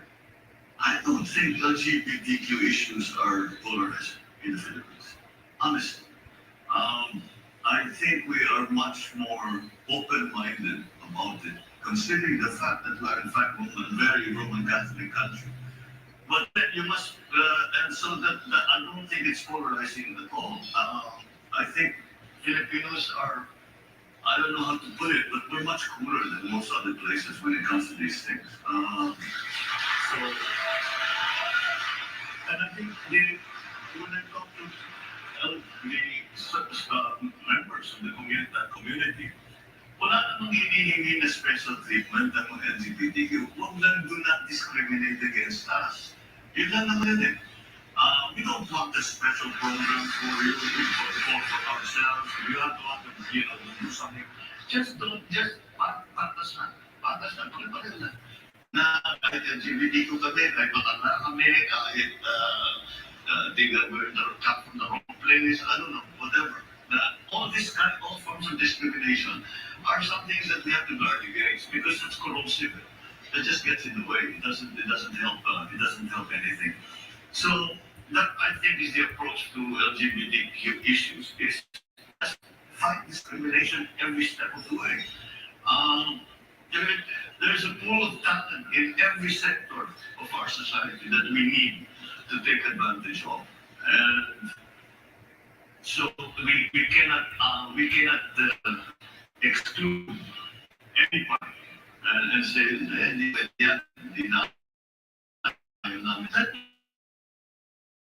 the point. I mean, LGBTQ, Roman Catholic, when he was asked about same-sex marriage. And I think the book was who might imagine. And that's the attitude that we all have. I think we go down the right.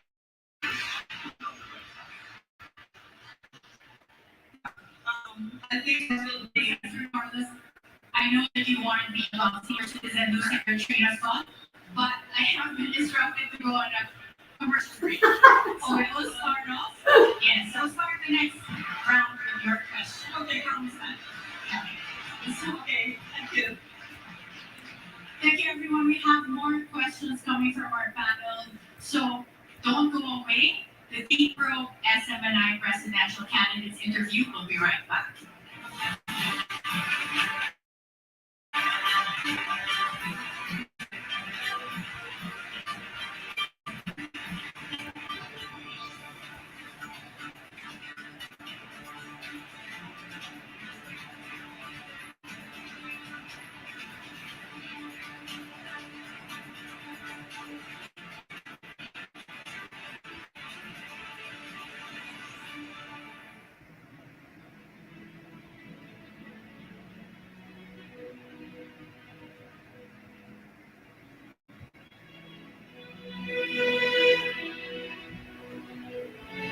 Gabay para sa tamang pagpili ngayong eleksyon, hatid namin sa inyo itong mga leksyon. Sino ang dapat na magpatuloy sa pagbabago ng ilan? Sino ang dapat na mailuklok sa kapangyarihan? Dapat may paninindigang ipagpatuloy ang laban kontra siya at iligal na droga. Matapang, ngunit may puso, may malasakit, handang magpatawad, tagapagtaguyod ng kapayapaan at pagkakaisa. Handa isakripisyo ang meron siya, mapunan lang ang kakulangan ng iba. Ang pulso ng taong bayan, nasa sa kanya. Maubak, maliskarte at alam ang saklaw ng batas. May konkretong solusyon sa bawat problema, lalo na sa gitna ng krisis at pandemya. Pinalangin mo ang iyong iboboto. Aralin ang plataforma. Paano ito isa sa katuparan at patatalagin?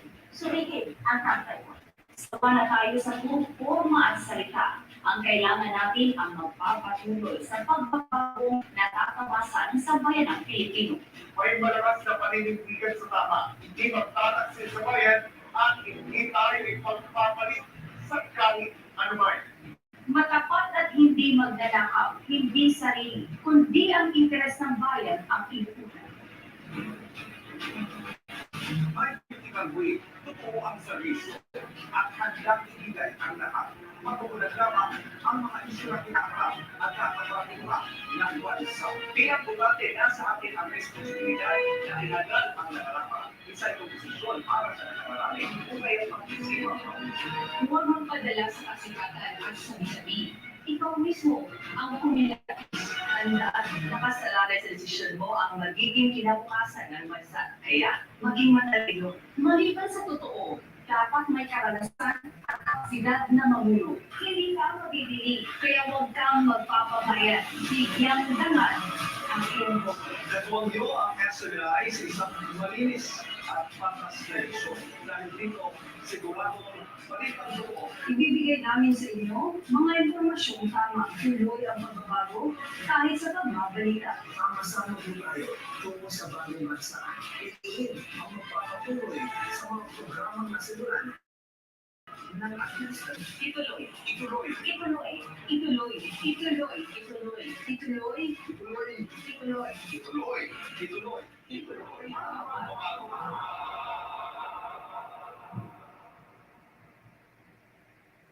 Maraming beses na tayo nasaktan. Binigo, nalagay sa alanganin. Minsan lang nandalawang isip kung itutuloy pa ba natin ang nasimulang laban. Dahil tao tayo, madalas nagkakamali. Nagbabago, nananala, nagtatalo, nagtatagumpay.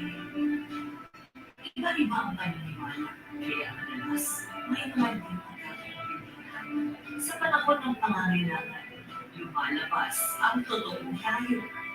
Mapagmahal, puno ng malasakit, nabubuo, mas tumihigpit ang gamit natin sa bawat isa.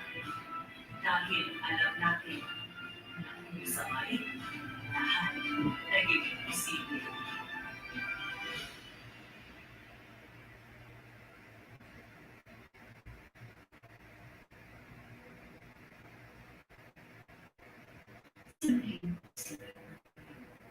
Isang desisyon ang kailangan pakawalan. Desisyon hindi lamang para sa iyong sarili, kundi para sa iyong minamahal. Desisyon para sa katrabaho, kapitbahay, sa iyong kaibigan, at maging sa iba, sa iyong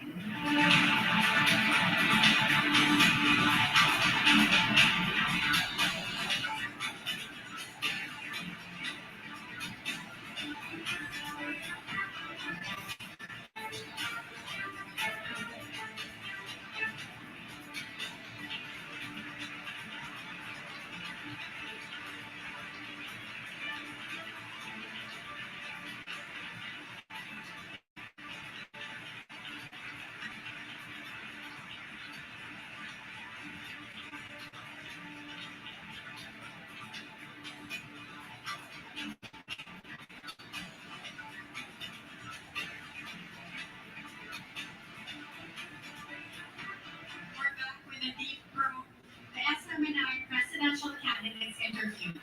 And again, 1 hour went by so quickly. So we're down to the last question for our last candidate for the evening. To start off with our last question, Professor Carlos. Okay, there is, I know Mr. Marcos, Professor Carlos, I know you're gonna love me for this. You're wearing your sunglasses again.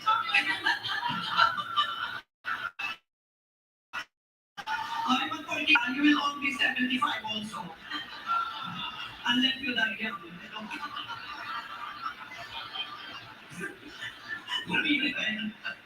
Okay, Yes, ma'am. I have a sense that this will be the last time I shall interact with you in a venue like this. So, let me introduce something which I have tested in my class on Elites in Politics. And this involves moving into an area called predicting leadership decision making. So I hope you don't mind if I give you 3 short questions, but they are related to each other. And it will give our people a chance to know you in terms of your leadership style. The first question is, do you think that you're basically an optimist rather than a pessimist? Number 2, do you think you are basically a high risk taker rather than a low risk taker? You'll notice that 2 are related. And the third question is, do you think you are Machiavellian? Well, the first question is if I'm an optimist or a pessimist. I'm essentially an optimist. And the reason I'm essentially an optimist, because especially when we talk about the country, we are optimists. I am optimistic because our biggest asset is the Filipino people. And I try to be very objective about it, man. I have traveled all over the world. I have not met a better people than Filipinos in every possible way. Am I a risk taker or not? When it comes to national issues, I am 10 doors conservative only because a mistake will cause so much suffering to so many people. In other words, you have to be very careful with the decisions you make. And it's not something that you do offhand. You think about it very hard. You talk to as many people as you can. And you make absolutely certain that you've done everything that you can possibly do to make whatever your plan is, to make it work. Am I Machiavellian? Well, I've studied him quite thoroughly. And I know very many Machiavellians in my life. But Machiavelli in terms of taking every means to produce an end, not the other Machiavellian, the bad Machiavellian. Well, certainly, we have to be aware of everything that is going to help whatever it is that you are hoping to achieve. And as on a national scale, that means you have to understand very well what the situation is on the ground. Dito kasi, sitwasyon ng mga tao, ito na sila. Nasa gitna pa ng pandemic, nagtrabaho yung mga yan, maasok pa rin yan sa tupa, sa agis, etc. O paano tayo lalabas? Where will they, what's the the country's doing? Kailangan maging maingat so I suppose in the same sense, as you said, these questions were related, it's a way of being careful and being very, very knowledgeable about what are the things that have to come into play so that you will achieve success, whatever that success, however you define that success. So in that sense, yes, I am a Machiavellian. Yeah, thank you. In future, if you have time, please come to the university and I will discuss with you. It's called the Operational Code Construct. Thank you very much. I would love that. Thank you very much.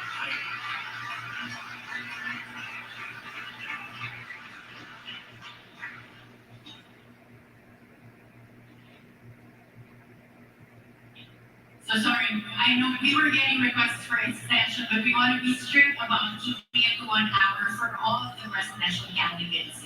So, Senator Marcos, you have the floor for your closing remarks.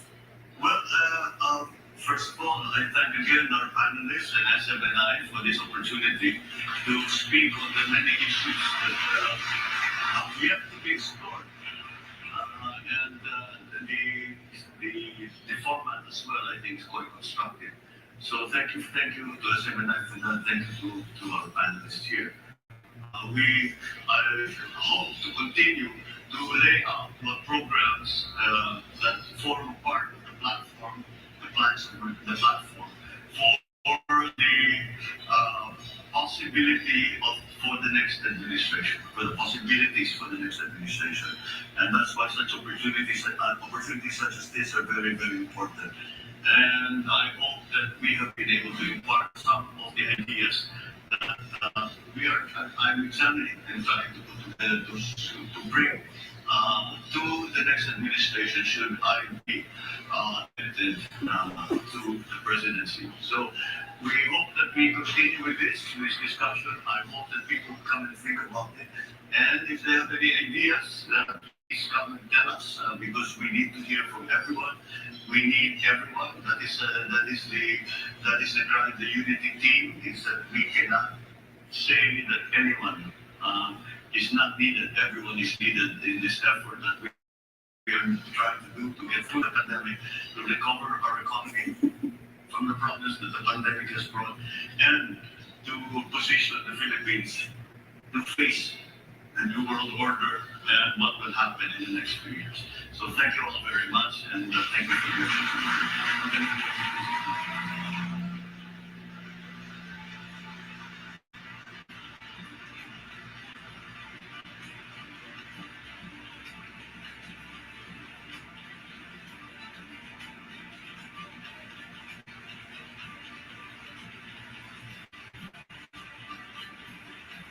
Bongga. Galing.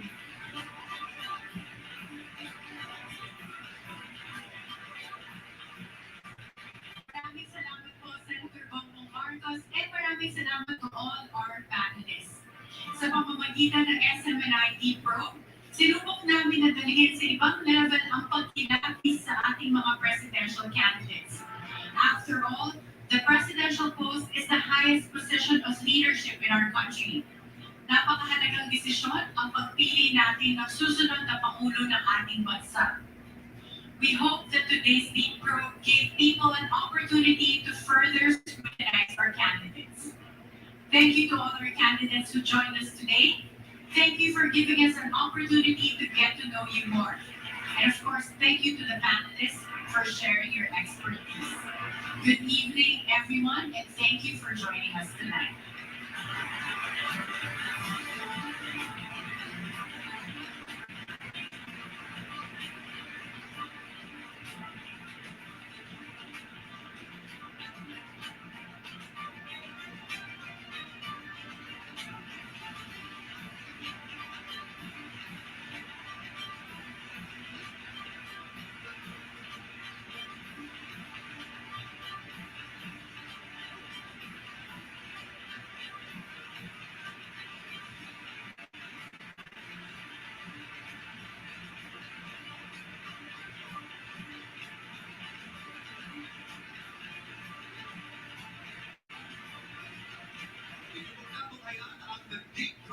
Presidential candidates interview sa Mayo at 9. Muling pagtitibayin natin mga Pilipino ang kapangyarihan pumili ng susunod na mga lingkod ng bayan.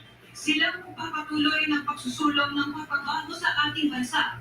Silang makakabuha ng tiwala ng taong bayan.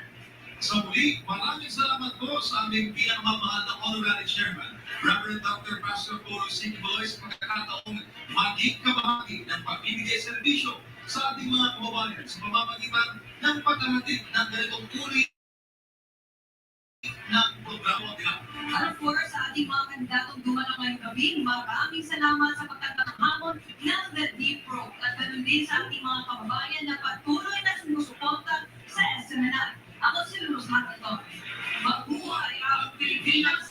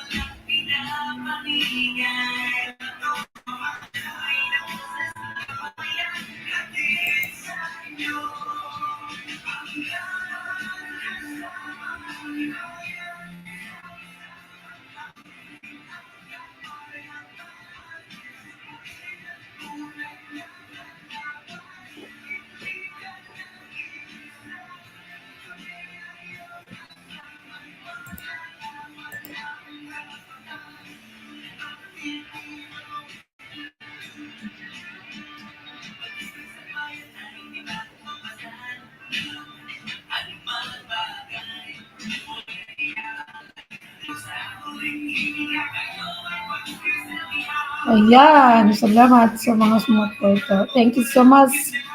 Bye.